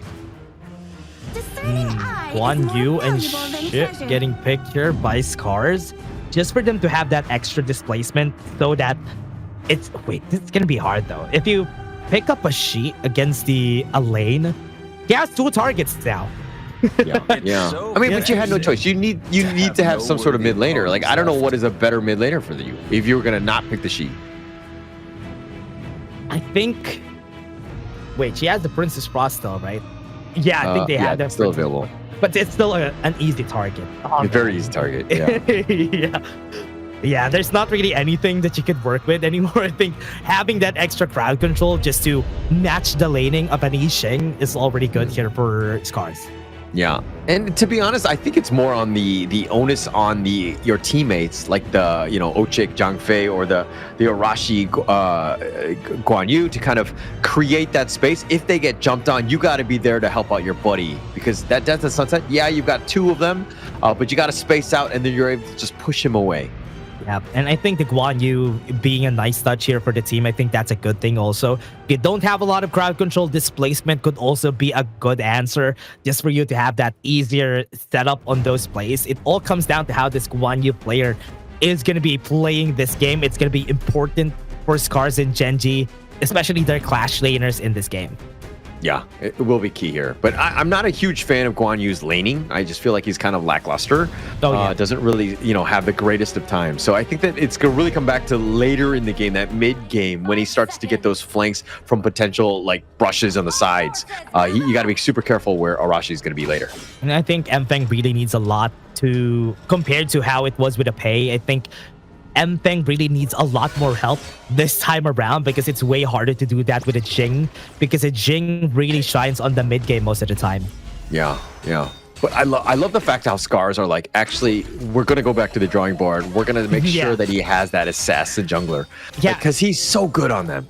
I think it's better. I think it's just better that you give him the assassins, force Gen.G to ban the assassins on game 3 if ever they win this, because if your player is just good, just make sure that he gets the picks that he wants. Look at this. Clue is not going to have the best of times here, but heal was popped already. Yeah. Oh my gosh. Force the flash away. They have Guan Yu coming out of the picture here. Inuwa does have the flash, still has his passive. That's why he's not afraid. My heart skipped a beat for Glow. I thought it was going to be big. It was so low. I was like, oh, not like this. Just be chased down. But then Arashi came for the help and the support, and wow, this is again every kill matters. This is why this series is so good, because again they're so evenly matched. Yeah, this game is just super close, and I love these types of matches. I think for the next no, we're not gonna have another round robin because they already fought yesterday. We're not gonna see it again. Okay, I think I'm just gonna be enjoying this match because it's so good to see. Yeah, for sure. I enjoy. I mean, to be honest, I love Gen.G and SCARZ games. They're some of the most entertaining teams to see. Not to say that Nongshim isn't, but when you're kind of stomping everybody, it's not the most fun. Yeah, I mean, it's fun for them. Yeah. It's fun for them because they're winning. But I mean, all the fun is for winning. But like this, Gen.G and SCARZ are working for it, right? You can see them working for it. You can see them trip up, learn from their mistakes, and that's the beauty of the Gen.G versus SCARZ games. Yeah, and also to take note of is SCARZ and Gen.G, both of these teams have leveled up so high. They've gone through the gauntlet that is, SCARZ have dealt with Nongshim so many times. So they've kind of had that all that experience kind of just rub off on them, and they've really improved. While Gen.G, Season 3 didn't really have the greatest of seasons, seasons at all, and kind of bounced out a bit early. But man, they have bounced back hard, and they are a formidable team now. Yeah, the mental fortitude that they get for an on-site event, I think that is also almost always important. Going to a different country, playing together, I think that's the reason why Gen.G is just this very resilient as a team. World is my board is going to be dropped, not going to be hitting anybody, which is a good thing for them. Both them back with a Silky Imprint, but they're still alive right now. Flash forward, and Bridal Outburst is there, but they don't have enough damage, and that is where they made the mistake here. A very small world is my board, but it's still a 1-for-1. Yeah, ASD was actually not in the board, but then he leaped into it and he got stuck. And it was like, oh crap, what did I do? And he got killed for this one, giving up first blood, but Inuwa died in return. So not the worst thing, but again, I'm not a huge fan of that, especially since ASD died like that. He wasn't even able to flash away, which is the funny thing. He has the flash though, he didn't flash away, but I mean, 1-for-1, not the worst thing to have. Yeah, for sure at this point. Glow putting a little bit of pressure on this bottom lane. Mfeng, again, largely off the map because he's continuing to farm. He's the type where you don't want to see this guy for the first 5 or so minutes. And then at some point, he's going to hit that critical mass and just take over the games. Level 8 on Mfeng. This is always a good thing whenever Mfeng gets a bit of an advantage against the other jungler. And he's just taking a lot of resources around the map. And usually, this is a good thing for SCARZ because giving Mfeng the space is a good thing before the next objective. Yeah, 4-minute mark. Wawa actually teleports to the bottom lane to help secure this Tyrant coming up. Wawa's here. They have 4k HP. That's going to be a takedown for Gen.G. They just take it pretty easily. Yeah, Mfeng was like, I'm not bothered with this. I actually don't have smite. We cannot contest. But all 5 members of Gen.G were there, so that a little bit of time wasted. Arashi didn't even make the move because, again, the call was made to not go for it. So, again, just taking resources. Oh my... What was that? Inuwa just fell down and he was just waiting for on the brush a while ago and got stunned by Mfeng.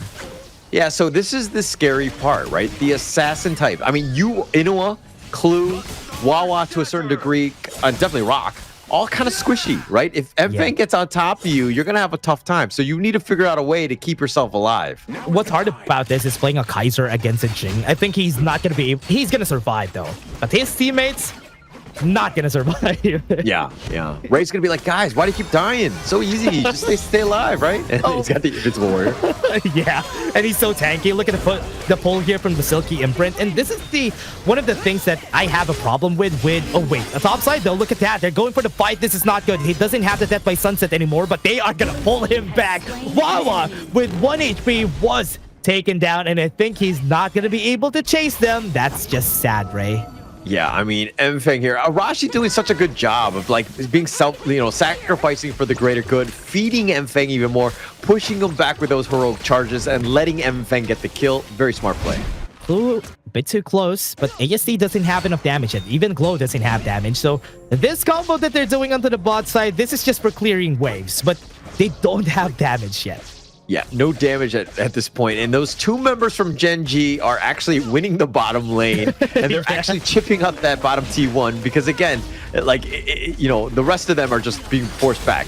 Yeah, here it comes. Mfeng gonna come in. A lot of damage just from one dash. And he is gonna be falling down ASG. Just pulling them down just a bit here with Glow. With that Silky Imprint getting that 1-0. Look, kills are only gonna happen when Mfeng is on the screen. Like, that's the only time. He's just... Every time they commit, the conversion rate is just so high, and it just starts to snowball. He's level 11 at this point. It's 6 minutes in. This is just sad to see. Mfeng just taking out all the jungle, just taking out all the resources. Ray is just going to get out-leveled again. This is like the formula for Game 2. But you really can't outpace a Jing on a Kaiser, right? So you're going to struggle in that sense. But I think at the end of the day, it's more about that late game more than anything else. I wouldn't worry too much about the jungle diff at this point because Mfeng, it's just about everybody else, keeping everyone else alive. Yeah, it's still not a big gold lead though. It's still just a 1k gold lead right on the board here. And Mfeng's still looking to get his items for now. But for now, at least Gen.G is looking to find something around the map because their bot lane has been pushed. And Ochik being baited out with the Unbridled Outburst. They want to force him to use it. Yeah, I mean, if they can bait it out, that'd be great. Arashi, on the other hand, just trying to go for that perfect Razor Cavalry, but he's going to be spotted out. He's not going to go for that. Yeah, looking for those charges. But for now, Gen.G is just looking for battles, though. But looking at the map, SCARZ is not giving it to them. Yeah, not giving anything. I mean, this is the biggest thing. Is like you just constantly just put a little bit of pressure on, create more space. Oh, yeah, they're looking for it. Gonna go for the fight. I think Ochik. For now, they're just pulling them back. Silky Imprint was there, but they're just forcing them to go in the mid lane. I think this is very smart from SCARZ. Yeah, very smart. But look, all of that is just a distraction. Everything is all about Mfeng. He's farming freely in the bottom lane, taking the enemy jungle as well on the side. So it's, again, just kind of like attracting attention from Gen.G to be like, oh, we're going to potentially fight here, but the real fight is elsewhere.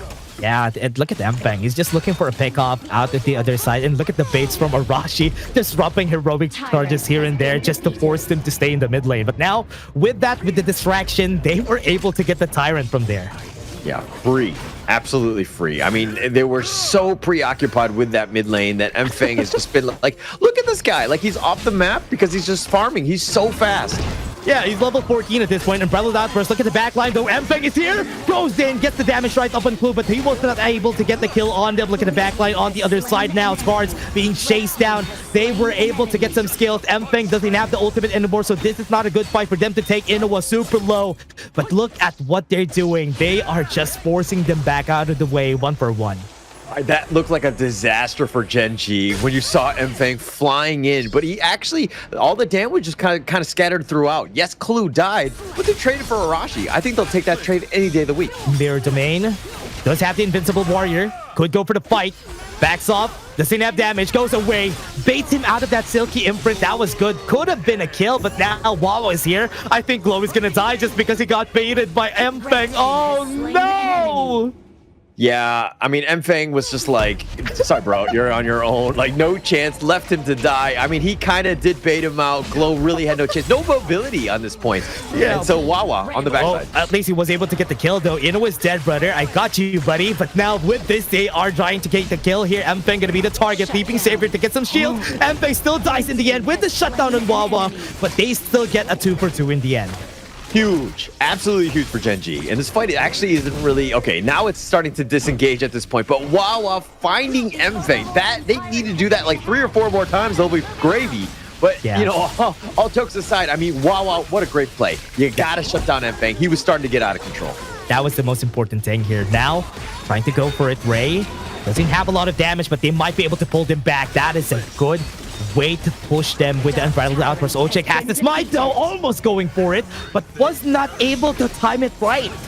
Yeah, actually, there was really, I mean, assuming Ray is like hasn't fallen asleep at the wheel, there was like no way he wasn't going to be able to get that Tyrant there. So SCARZ, especially without Mfeng, that was going to be an impossible task, so to speak, to try to potentially steal. Not going to really happen. But Gen.G playing it smart. Again, finding ways to get back in this game. Yeah, still playing at the mid lane, though. 4 people in the mid lane since a while ago. They're not stopping on this onslaught onto the mid lane. World is my board doesn't have the ultimate, though. This is going to be bad for Ochek. He might be dying, but Rock is going to be dying as well. ASD does have the damage, but on the back line, Arashi going to go, but Mfeng's here at the back, pushes them to the mirror domain, and that was the perfect play that they're looking for here for the side of SCARZ. Arashi, the hero that SCARZ is looking for. I mean, finding both of them, that was perfect. That's ideal. That's exactly what you want for Mfeng, just finding the right angle. But instead of last time, Arashi. I think Mfeng has a good ult here. Arashi goes back. They have the flash, and they are just backing up. Look at that dash in the mirror domain. They can't do anything against Mfeng this time. They have another ult, though. Death by Sunset. ASD getting chased. They got the knockup, but CC immune, and this guy jumps away from the wall, and ASD is safe and sound, and that is Mfeng getting the kill again. Look, Mfeng wasn't even there. He was actually farming the jungle. He waited for Wawa to get low, and then he's like, okay, he's low enough where I can go and get that one swipe. But Mfeng playing a little bit greedy, but he got it. Yeah, that was his skill. Everything is his. This game, it's just going to be the Mfeng show every time. But let's take a look at the other members here from SCARZ. Glow has been doing great with the Silky Imprints. He has been on point on those ones because it's not as flashy as the World is my board, but you could see him hitting all those shots, though. Yeah, and that's the biggest thing, right? You're being able to connect and just the potential of it. Yes, Glow is at half-life, and he's been more the utility mage, but he's really stepped up to the task. Yeah, and with that, let's take a look at how they're going to seal this. They have the World is my board just to push them out of the way. They have double smite here for them, so this is not going to be possible to be stolen. Yeah, not going to go for this one. Ray was there, but, you know, again, it's tough to kind of gauge as of when you need to go for this one. But now Gen.G here on, you know, they're definitely behind at this point.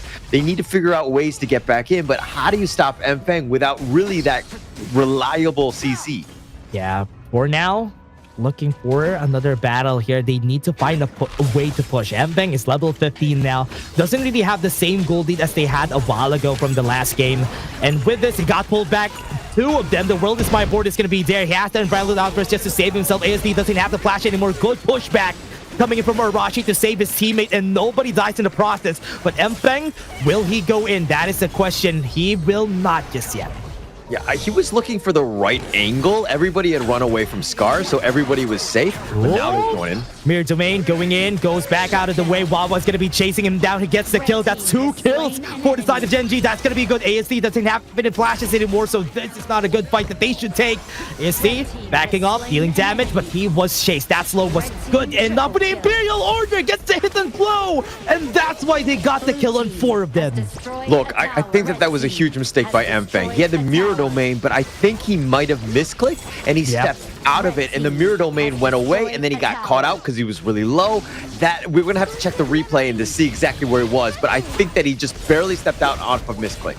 Wawa was ready for him. 5 seconds on the clock. This might be the end here. Gen.G would be looking Ochik onto the backline, trying to push back the minion as fast as he could. Did he buy time? MFang is alive though. Mirror Domain is available, so he can go in to go for the kill. Gets one already. That was really fast. Clue is going to be falling down. Arashi is going to try his best, but Inoue trying to do some chip damage, but the minions are done.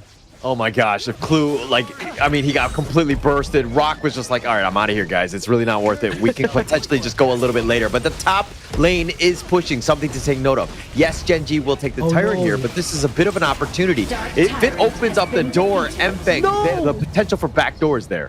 No, they pushed the top side. The tree is down, and now they don't really have that big of an advantage from this push in the mid lane from a while ago. So this is good, at least for SCARZ.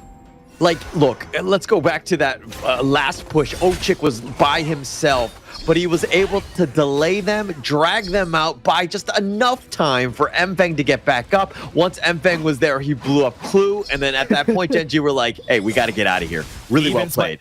He even smited the minion just for him to get the kill in that cannon minion. That was everything he needed to do to buy themselves time. And now they don't really need to make any mistakes anymore for SCARZ, because they make a mistake, Gen.G could potentially finish. And also on the other side, though, they could potentially finish if one mistake.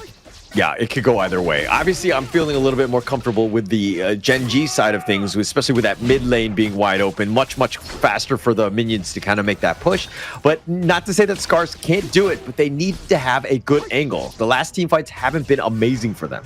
Yeah, they have to target the backline. I think Rock and Inoue are the biggest threats here for SCARZ, and MFang should find a way to get there, or Arashi should pull them towards his team. And Arashi's going to be the target, though. This is not going to be good for him. World of Spy board is going to be there. He's going to push him back. Oh no, he pushed Wawa back to get with him. Will he be able to run away? Yes, he will. Oh, the wheelies. Oh, he's got the speed. He's got a motorcycle, bro. Like, there's no way he's going to run up and sprint as fast as the motorcycle. No. That's not how things work in this game. And that was the big distraction too, because they were able to take the Overlord because 4 people were there on the bot side, and that was the call here for SCARZ. Yeah, and look at MFang just waiting in the top. When that minion lane clashes, that's a potential. So Ray actually needs to be very conscious of that top lane, especially with Vanguard's going to be the next wave. Ooh, they have to be the distraction here. They should start a fight on the tops, or rather on this top jungle side, so that they will be forced to go there, or maybe force a fight in the bot lane. Could be a good start here for the side of SCARZ, because this lane at the top side has been left alone. Yeah, it's been left up. I mean, Rock will go and farm that one out. And it looks like SCARZ are like, okay, we're going to push the bottom lane and mid lane instead, and put a little bit of pressure on this one, and, you know, in its place.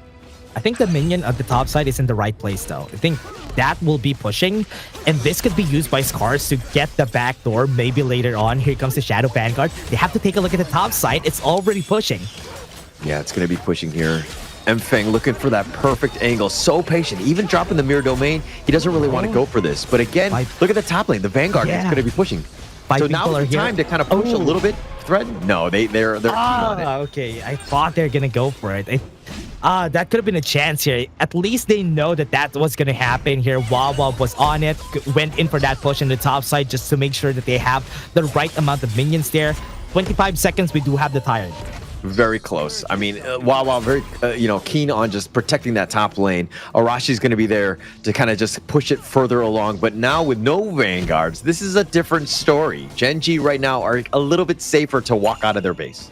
Yeah, looking for it. Wawa goes in.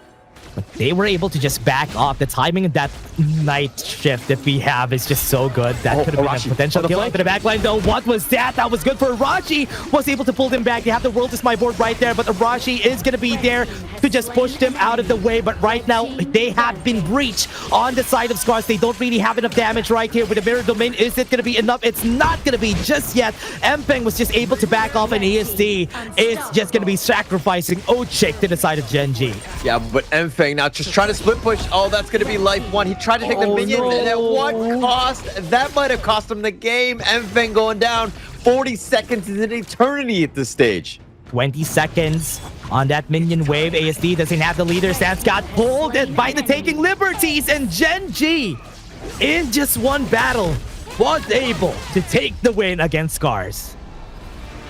I'm a little speechless on that one, right? The opportunity for SCARZ to win that game were there, right? They had the opportunities, but Gen.G just finding the perfect attack.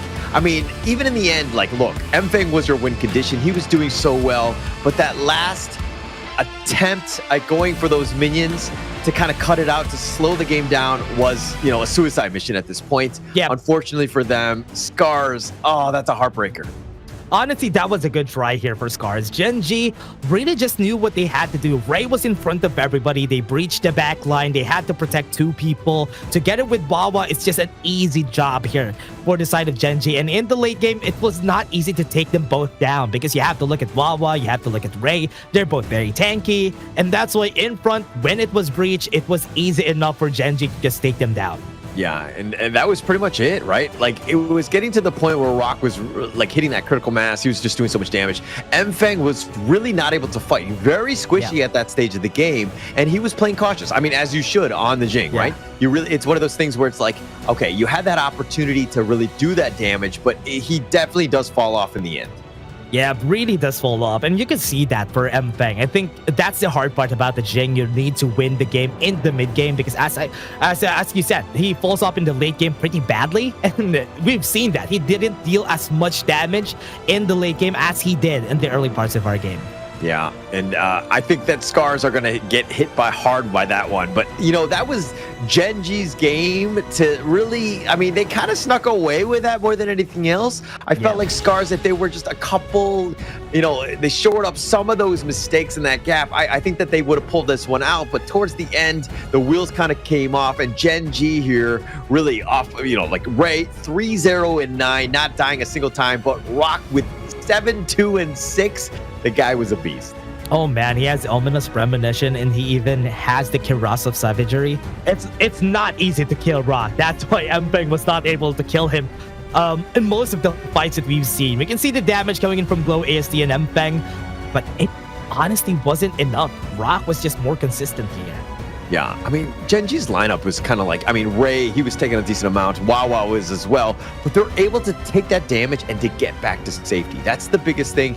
And this is, oh man, the heartbreaker that was that game. SCARZ had opportunities. We're winning in that mid game. And then it just like a huge nosedive. And then Gen.G were able to just control it and to close it out.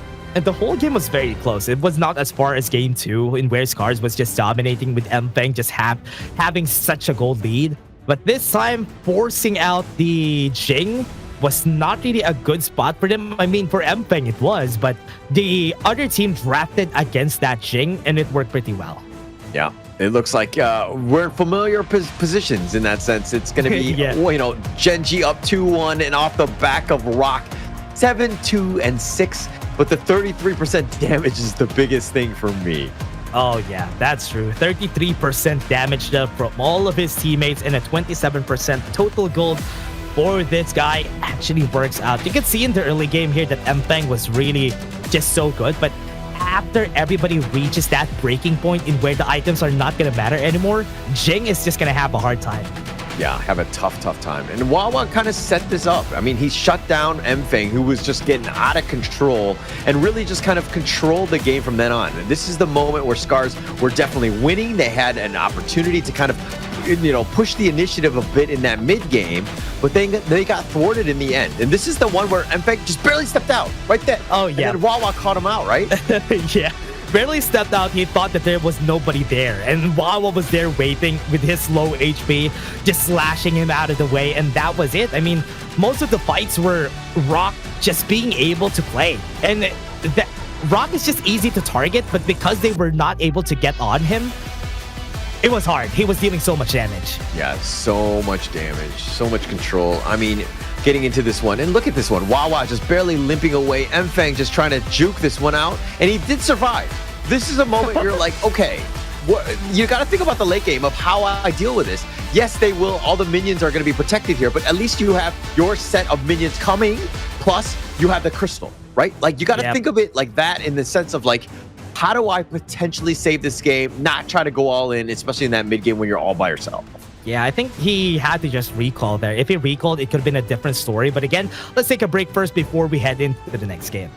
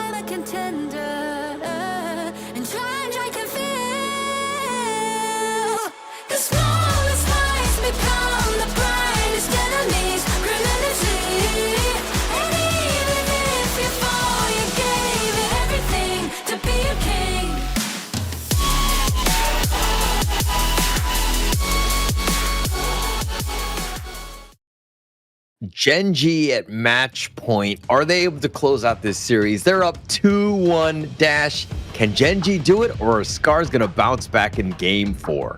Good question, actually. Let's see what's going to happen here for their side. They were able to get a lot of these heroes already, but SCARZ and Gen.G still toe-to-toe, and they're still unrelenting. They're not going to stop anytime soon. Yeah, and both of these squads are just really going at it. I mean, the games are competitive. It could have gone like a simple mistake here or simple mistake there, and you're like the game could completely change on its head.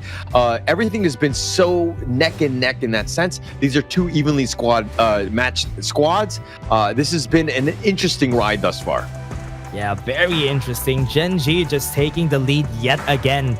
in this series, and SCARZ needs to think about what they're gonna do next, because Jing as a safety pick for Mfeng, just for him to perform well, are they gonna be doing it again this time for game 4, or will they fight?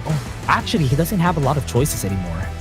Well, I'm wondering if at some point you're gonna maybe just flex him into, like, let him be like a carry, you know? Like, just maybe like, I don't know if they've used the Arlie at this point, but just something, or like a Lady Soon, somebody who kind of like still uses him to be that damage dealer. Obviously, it's a different role, but if you're out of assassin heroes and they force out or they're banning out the Luna, then they're really targeting you, you're gonna have a tough time. That was smart. Gen.G banning the Arlie was really smart because, yeah, you said it a while ago. They could have picked that for Mfeng for this game, but because it's not available, it's going to be way harder here for the side of SCARZ. For now, Luna getting banned again doesn't really have a lot of choices anymore for SCARZ. It's not really a lot of viable assassins to work with. Yeah, it's going to be tough here. I think that this is... I mean, they've been targeting him, trying to force him to play what they want, but hang on. What is it? The Kong Min still available, I believe? Oh, yeah. It's still available. They could pick that. But it's a good pick, though. I mean, when Mfeng is on him, yes. I think that the burst is there. But what they've kind of struggled with is that when they get to a certain point, I mean, they have a great early start, but then enemy teams will just kind of, get the items so that they kind of tank things. They are able to sustain. They have an Ogryn, which makes it difficult here to kind of burst it down. So, you really aren't able to play to his strengths, where he just wants really squishy people as he just kills everyone. I think this is going to be hard too. You can play a Kong Ming here because you have a Liang on the other side, and Gen.G was ready for that pick. Agudo getting picked here by SCARZ. They're going to do the classic combo. Do they have the Sakir open? Yes, they do, but Gen.G could ban that on the next rotation. So, okay, Agudo is 5-0 in KME thus far. I mean, he has been a perfect counter to the Ogryn. The Wild Girls have been on point. He's been incredibly special in that sense. So he's been a good hero, but my concern for this one is more of the fact that, like, they're playing a little bit more passive. Nua's, the damage dealer, and you're able to kind of zone for him, but is it going to be enough to kind of keep away this Ogryn and the Liang who wants to jump on either of these guys? Yeah, that's a good question, though. I mean, even with the amount of damage that they're going to be dealing in the early game, the problem here is how are they going to be dealing with the Liang and the Princess Frost, and those are their best, the hardest to deal with. Especially that you can't really cleanse it for Gen.G, but Mulan. What? Okay, all right. Normally, I don't like to say this, but because I have standards. But I was actually watching the KM West, and I saw. No, you should have. No. I know I should have said it, but the reason why I was watching was because of OG, right? I wanted to see how this team played, and KK pulled out the Mulan, and he's a Mulan specialist. So, dare I say, okay, don't tell Blam, don't tell, Yumis, don't tell all those guys that I was watching. I definitely don't want that out there. But oh man, the fact is just good. That's the reason why. Yeah. OG is just good. They're a lot of fun. They're stomping. They're kind of like Nongshim. I think it would have been glorious to see those two teams go at it. But look, dare I say, the Mulan pick might be a copy pick from KK, OG. I understand, yeah. I think the reason why people pick up the Mulan is because they want, one, the wave clear from the Sundering Slash, and also an easy way to just, do a Guan Yu, but harder. Yeah. Oh my gosh. Look at this. Okay, so Gen.G going back to the caveman squad. I mean, not with Liang is a little bit different from what they had, but the Hanshin Rock, I love this. The Ogryn Ray, they're going to run at you. They're going to close it out. They brought this one back from yesterday's series. Yeah, they did this game 3, but now they're doing it game 4 because they need to to maybe finish things off. And also remember, they won when they did this. That's why this is an interesting matchup again. Hanshin getting picked up by Rock. It's so funny to see it every time. I mean, this is why I love seeing a Gen.G versus SCARZ game.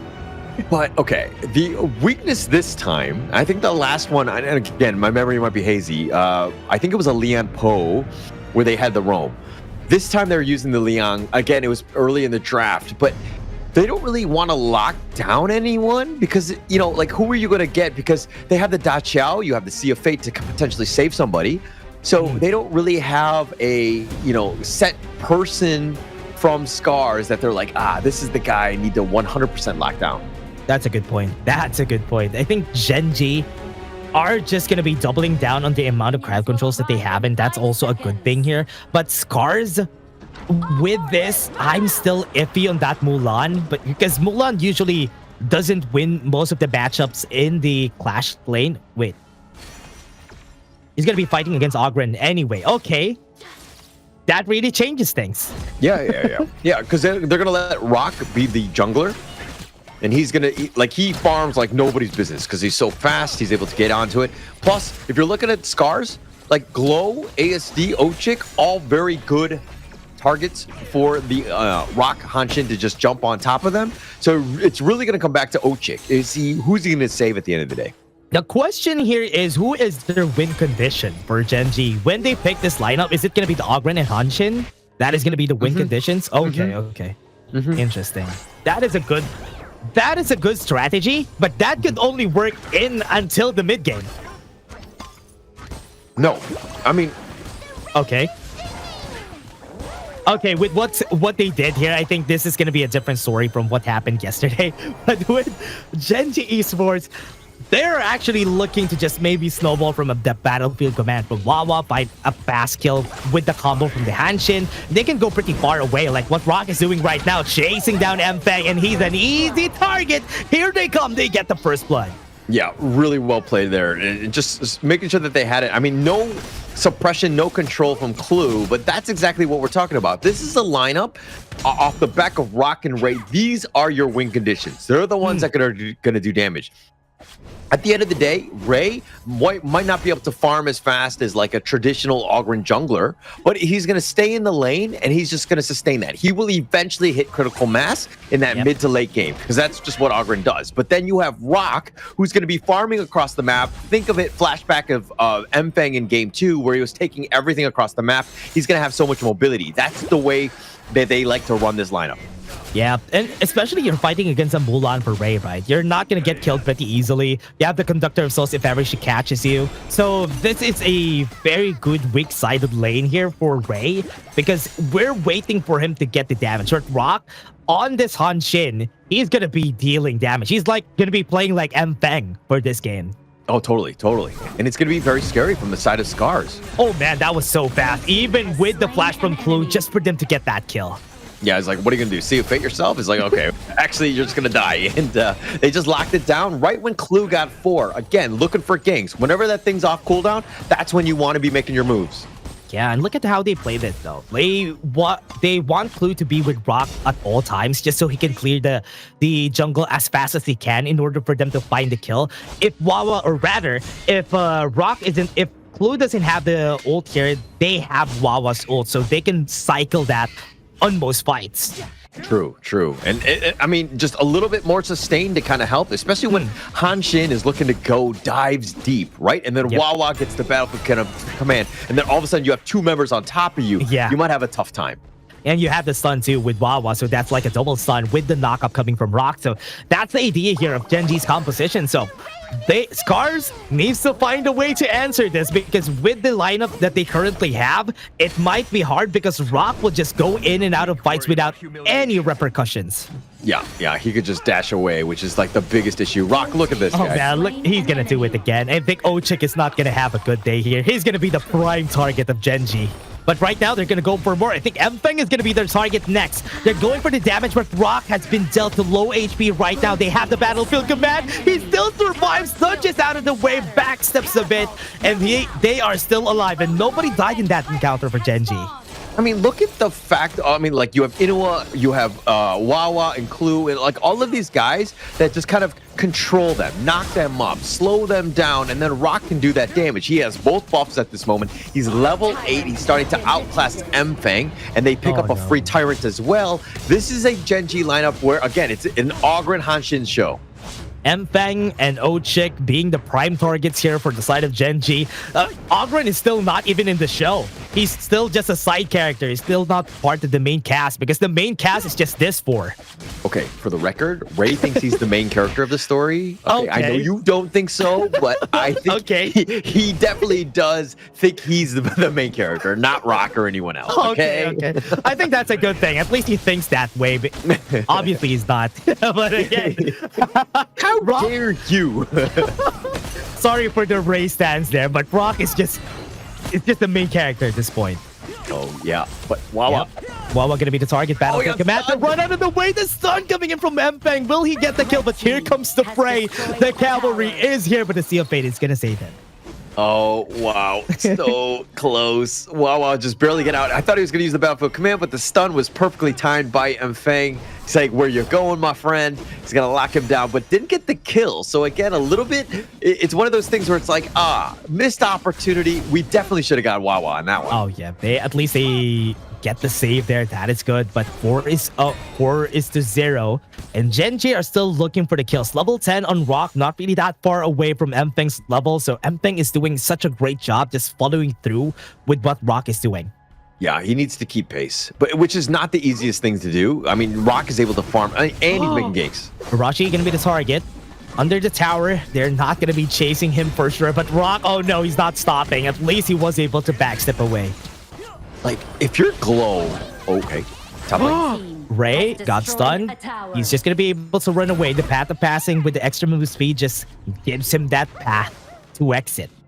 Yeah, Ray, right now, I mean, just need to stop the pushes from the top lane. Your top lane, as long as it, doesn't crumble into the, your own base in the T3s, that is, I think that you're fine. You just need to just sustain. You just look for the late game. I think that you'll be fine until then. You are the main character. That's what I'm trying to say. That is true. Ray is just making sure that he's going to get to that late game. He does have the blood rage at this point, so it's not going to be an easy kill. So for now, Rock pushing away the damage here from Glow. Path of passing from Ray. Rock doesn't have HP, tanking up a lot of tower shots. And they do have the ult from the control, but they have the kill from Ray. Ray still back alive. A lot of damage coming from their side. Battlefield Command to the blood rage. He still stays in front of everybody. Still a 1-for-1. I wonder if that was a misplay by Wawa, not being able to connect onto Rock. I mean, I don't think that he expected so many tower shots onto him. That was free. I think that the battle, yeah. I'm wondering, because he took so much damage even before the fight was actually about to happen. And then the Battlefield Command, it seemed like an opportunity. I think that Rock was waiting for that to go in, and that's why he was so aggressive. And also, Annihilation from Glow just cleared out the whole minion wave, and I think he was not expecting that too. Yeah, I don't think at this point. So now, again, Gen.G, not the worst thing in the world. Rock is back up. But Mpeng starting to farm. He's not keeping pace with Rock at the moment, but he needs to roll out. Sea of Fate is there. He's just going to be staying alive here for sure. He's just waiting the surprise coming in now. Pop the Sea of Fate too. Yeah, that knock-up. I mean, he just gets out. I mean, if it's perfectly timed, it actually doesn't work. He has to be on the ground. If the knock-up happens, he's not able to get away, and they lock him down. Super smart here by Gen.G. Perfect timing coming in from Gen.G. Then with the control, he's not going to be moving anywhere. And that's why Gen.G, oh man, this combo is just so cheesy. I mean, cheesy or smart or brilliant. I mean, there's so many other adjectives I would use because, like, look, they're like SCARZ, like the way that they have to play and to deal with this is not easy. Oh, Rock gonna go in. He has the Battlefield Command. ASD super low now. Rock is gonna be the target. Good thing Mpeng knows who to target. Onto the back line, though. They have the power word control, and the Winter is here, but it does enough damage to get the kill on them. Here comes Ray. Here comes the main character. He's gonna be killing everybody onto the back line, and that's 4-for-1. Oh, he's become a main character, and it only took 8 minutes and 45 seconds for Dash to finally admit it. This is the way. Ray knew it the entire time that he was going to be the main character at the end of the day, and Rock was just the, he's the intro point, the intro of this movie more than anything else. Just set up. He's just a diversion, if you will. Oh man, he had his what do you call that? He has his time skip. He did this time skip, got to level 8. Now he's the main character after the other main character just died off. Yes. Yes. Ray is the man. I mean, he's 302. Rock, your main character, quote unquote, is 1, 2, and 5. Hasn't done well. He's been taking tower shots, my friend. That is true. He has been tanking a lot of tower shots, and I don't understand why Rock is doing that. But looking at it though, Mpeng is 0-4. He's not having a great day. Yeah, definitely not. I mean, he wanted an assassin type, and instead he's got, Rumble in this case, which is a far different assassin style. It's definitely a bigger boned, I would say, than he's used to playing in terms of like a hero. I think he's not ready for this slow-paced playstyle, especially he's just going to be hitting targets, not going to be as flashy as Rock. And oh man, this just feels bad for Mpeng, because right now Gen.G is just taking over the map with the 2 towers down. They're looking to maybe just take this advantage more, because Rock with a Tyrant, this is going to be easier kills for him. Yeah, it's not going to be easy for SCARZ to come back into this one. They've grouped up, and they really, again, they're scared because they know that Rock or like the guys or Clue even with a flash control just lock somebody down, gets that kill, and you're in a world of hurt. Yeah, they're staying together. Look at this, and they can't even defend most of their towers. Topside is going to be open just because everybody is in this mid lane, and we haven't seen a lot of Eye of the Whirlpools because there's no opportunity to use them. Yeah, you can't really split push. They're playing defensively, and again, playing it to the strengths of Gen.G, right? How do you stop the Da Qiao? How do you stop the shenanigans that she brings to the table? And it's just like, oh, we just push them out. We just control it so that you can't really split push anywhere. Yeah, that's the reason why they're winning the early game, and nobody's split pushing. They're so afraid of taking on Ray and Rock at this point. That's why nobody has the confidence to do so. Yeah, and look at that. Another tower going the way of Gen.G. Just more map control. Yes, the mid lane is pushing at this point, but, how are you going to deal with Ray? Ooh, at the backline, Battlefield Command, ASD has been knocked up and stunned to make sure that they will get the kill. They're going to get more, and they're going to get 2. They have the Eye of the Whirlpool. One person is here. Has been taken down. Arashi was able to get that Sundering Slash, but that is still a 2-for-1. Yeah, and that's going to be a great trade in favor of Gen.G. That's what they wanted. They caught him out. They're just slightly out of position. Rock, green light, go. And with the Wawa on the Battlefield Command, everybody's there. It's like, Power Rangers, everyone assemble, let's go. And they also have the... I don't know if you got that reference. Yeah, I don't know if I got that. It's okay. It's okay. Power Rangers was still in my... I was kind of worried. Yeah, I still watched them, but again, suppression is going to happen here, and actually 2 kills is going to happen in favor of Gen.G. Yeah, it's going to be huge, especially against Mpeng and Glow. Again, opening up the map even more. With 2 members down, I don't know how SCARZ can even potentially go for this steal here. Could actually go for the steal. Sundering Slash is available. Might be able to get it, but Rock isn't going to let that happen. They're going to go for the chase. Rock has Wawa in his shoulders, so this is going to be good. They're going to go for the chase. Ochik is going to be the target. Doesn't have the Seal of Fate. He might be dying here, and they have the power word control and 1 more person. Rock, oh no. He just let out the bait there, and there is 2 more kills for the side of Gen.G. Oh, Gen.G playing this one perfectly. The problem is they haven't taken the mid T2. If anything, that's going to slow them down. Yeah. But my gosh, Gen.G full control. You just step out a couple steps out of your base and you just get ambushed. Yeah, and Rock just had so many dashes, and that's the reason why you just get to ASD, force him to use legal immunity, and now he can get the kill. And that's exactly the cycle that he's doing. He got the pickoff right there. You don't have a carry, you don't have any damage, and the mid T3s take it for free, all of them. This is a different game. 17-3, a big stomp for the side of Gen.G, but now 4 people are still alive. Rock gonna try to go in, might be able to get some damage, but all T3s are down, and this is gonna be hard for SCARZ to go into the backline with Wawa going in also. They get the kill that they needed, and they're gonna be sweeping everybody out of the way, and this is not gonna go to game 5. Gen.G is gonna finish it at the 4th.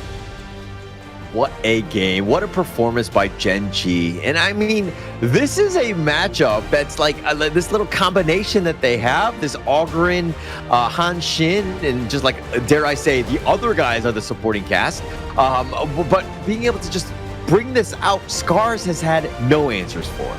Yeah, it's just gonna be tough here for SCARZ. Losing again against Gen.G in this double round robin that they've done. Yesterday they lost, and they lost against another one, and they haven't won a single game so far or rather a single series so far here in the survival week. Yeah, I mean, Gen.G proving to be the clear number 2 in, the KME here.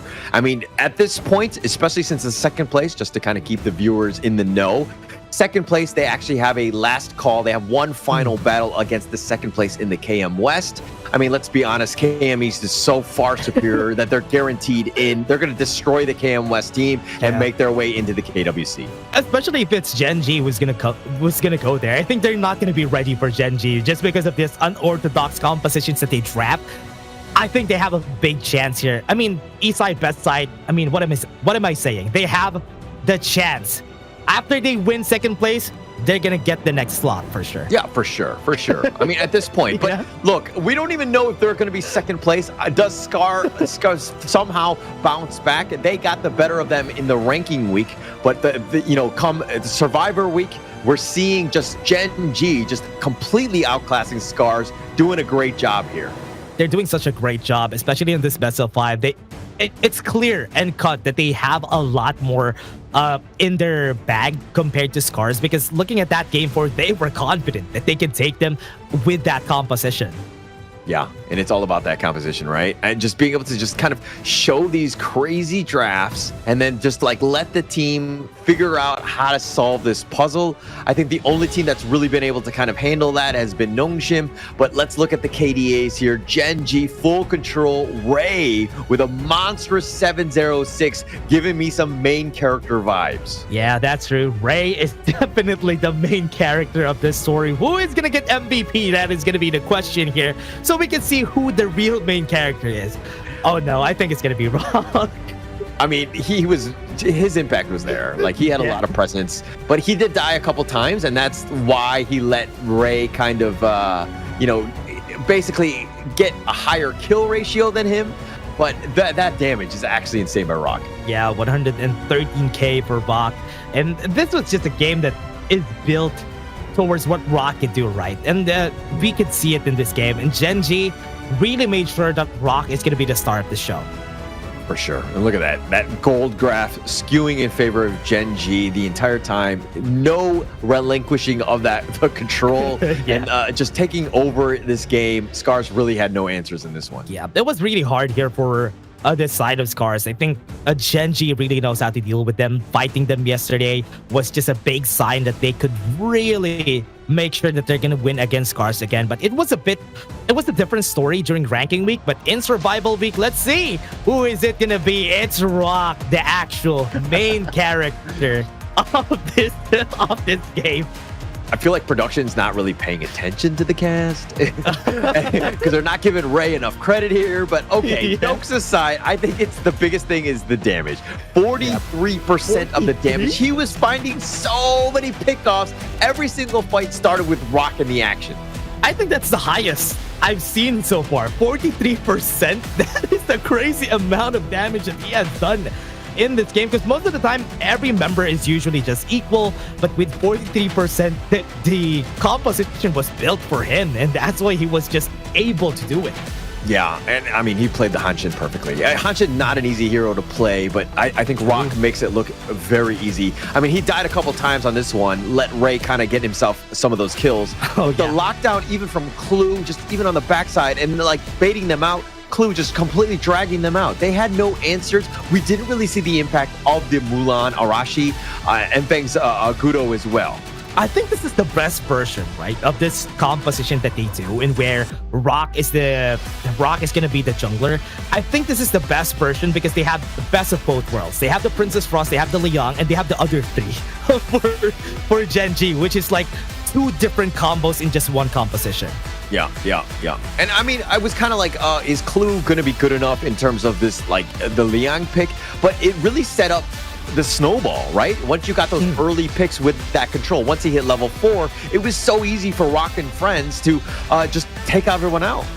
Yeah, and Clue even just using the power bird control in the early game, even flashing for it just so Rock could start with the snowball.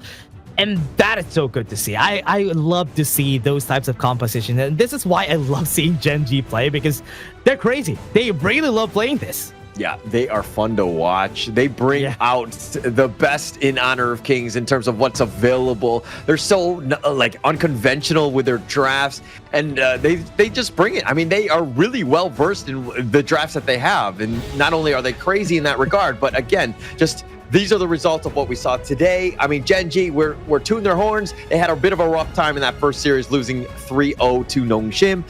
Vicious came back in match 2, winning 3-2. That series went the distance. And of course, the final series, which you just saw, it was 1-3 in favor of Gen.G over SCARZ. Oh man, Gen.G coming back from that loss from Nongshim RedForce. I think they already know that Nongshim is just the best at this point. Group S, let's take a look at it when it comes to the scores. No losses yet for the side of Nongshim.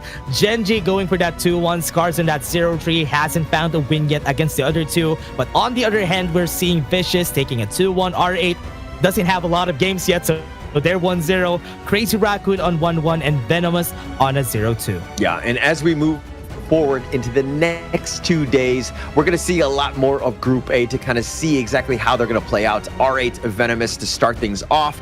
Second series is going to be Nongshim Gen.G, the rematch. Is Gen.G able to bounce back? And of course, the third and final one is going to be Vicious versus R8. That one will be a banger as well. Yeah, I want to see how Vicious just evolved from the last games from the ranking week against R8. But R8 is just very strong, so I want to see how they're going to dominate, or maybe Vicious has this character development and they could actually win. So let's see if that works tomorrow. Yeah, and I mean, R8 had a bit of a break today. They played yesterday. So they're going in. They have a little bit of research in terms of what Vicious could potentially have. But it looks like that's going to be the end for today. My name is Hauler, and this has been Dash. Any final words, Dash? Thank you very much to everyone watching together with us. It is currently 12 a.m. here on where I am right now. But again, thank you very much to everyone who stuck with us until the end. And that is it. How about you, Hauler? Any last words? No, thanks so much for tuning in. I'm going to be taking off the day off the next 2 days. So Dash and Kindofu will be on the desk. They're going to finish out the Survivor week. Please do stay tuned, because we're going to find out who's going to be on top. Signing out.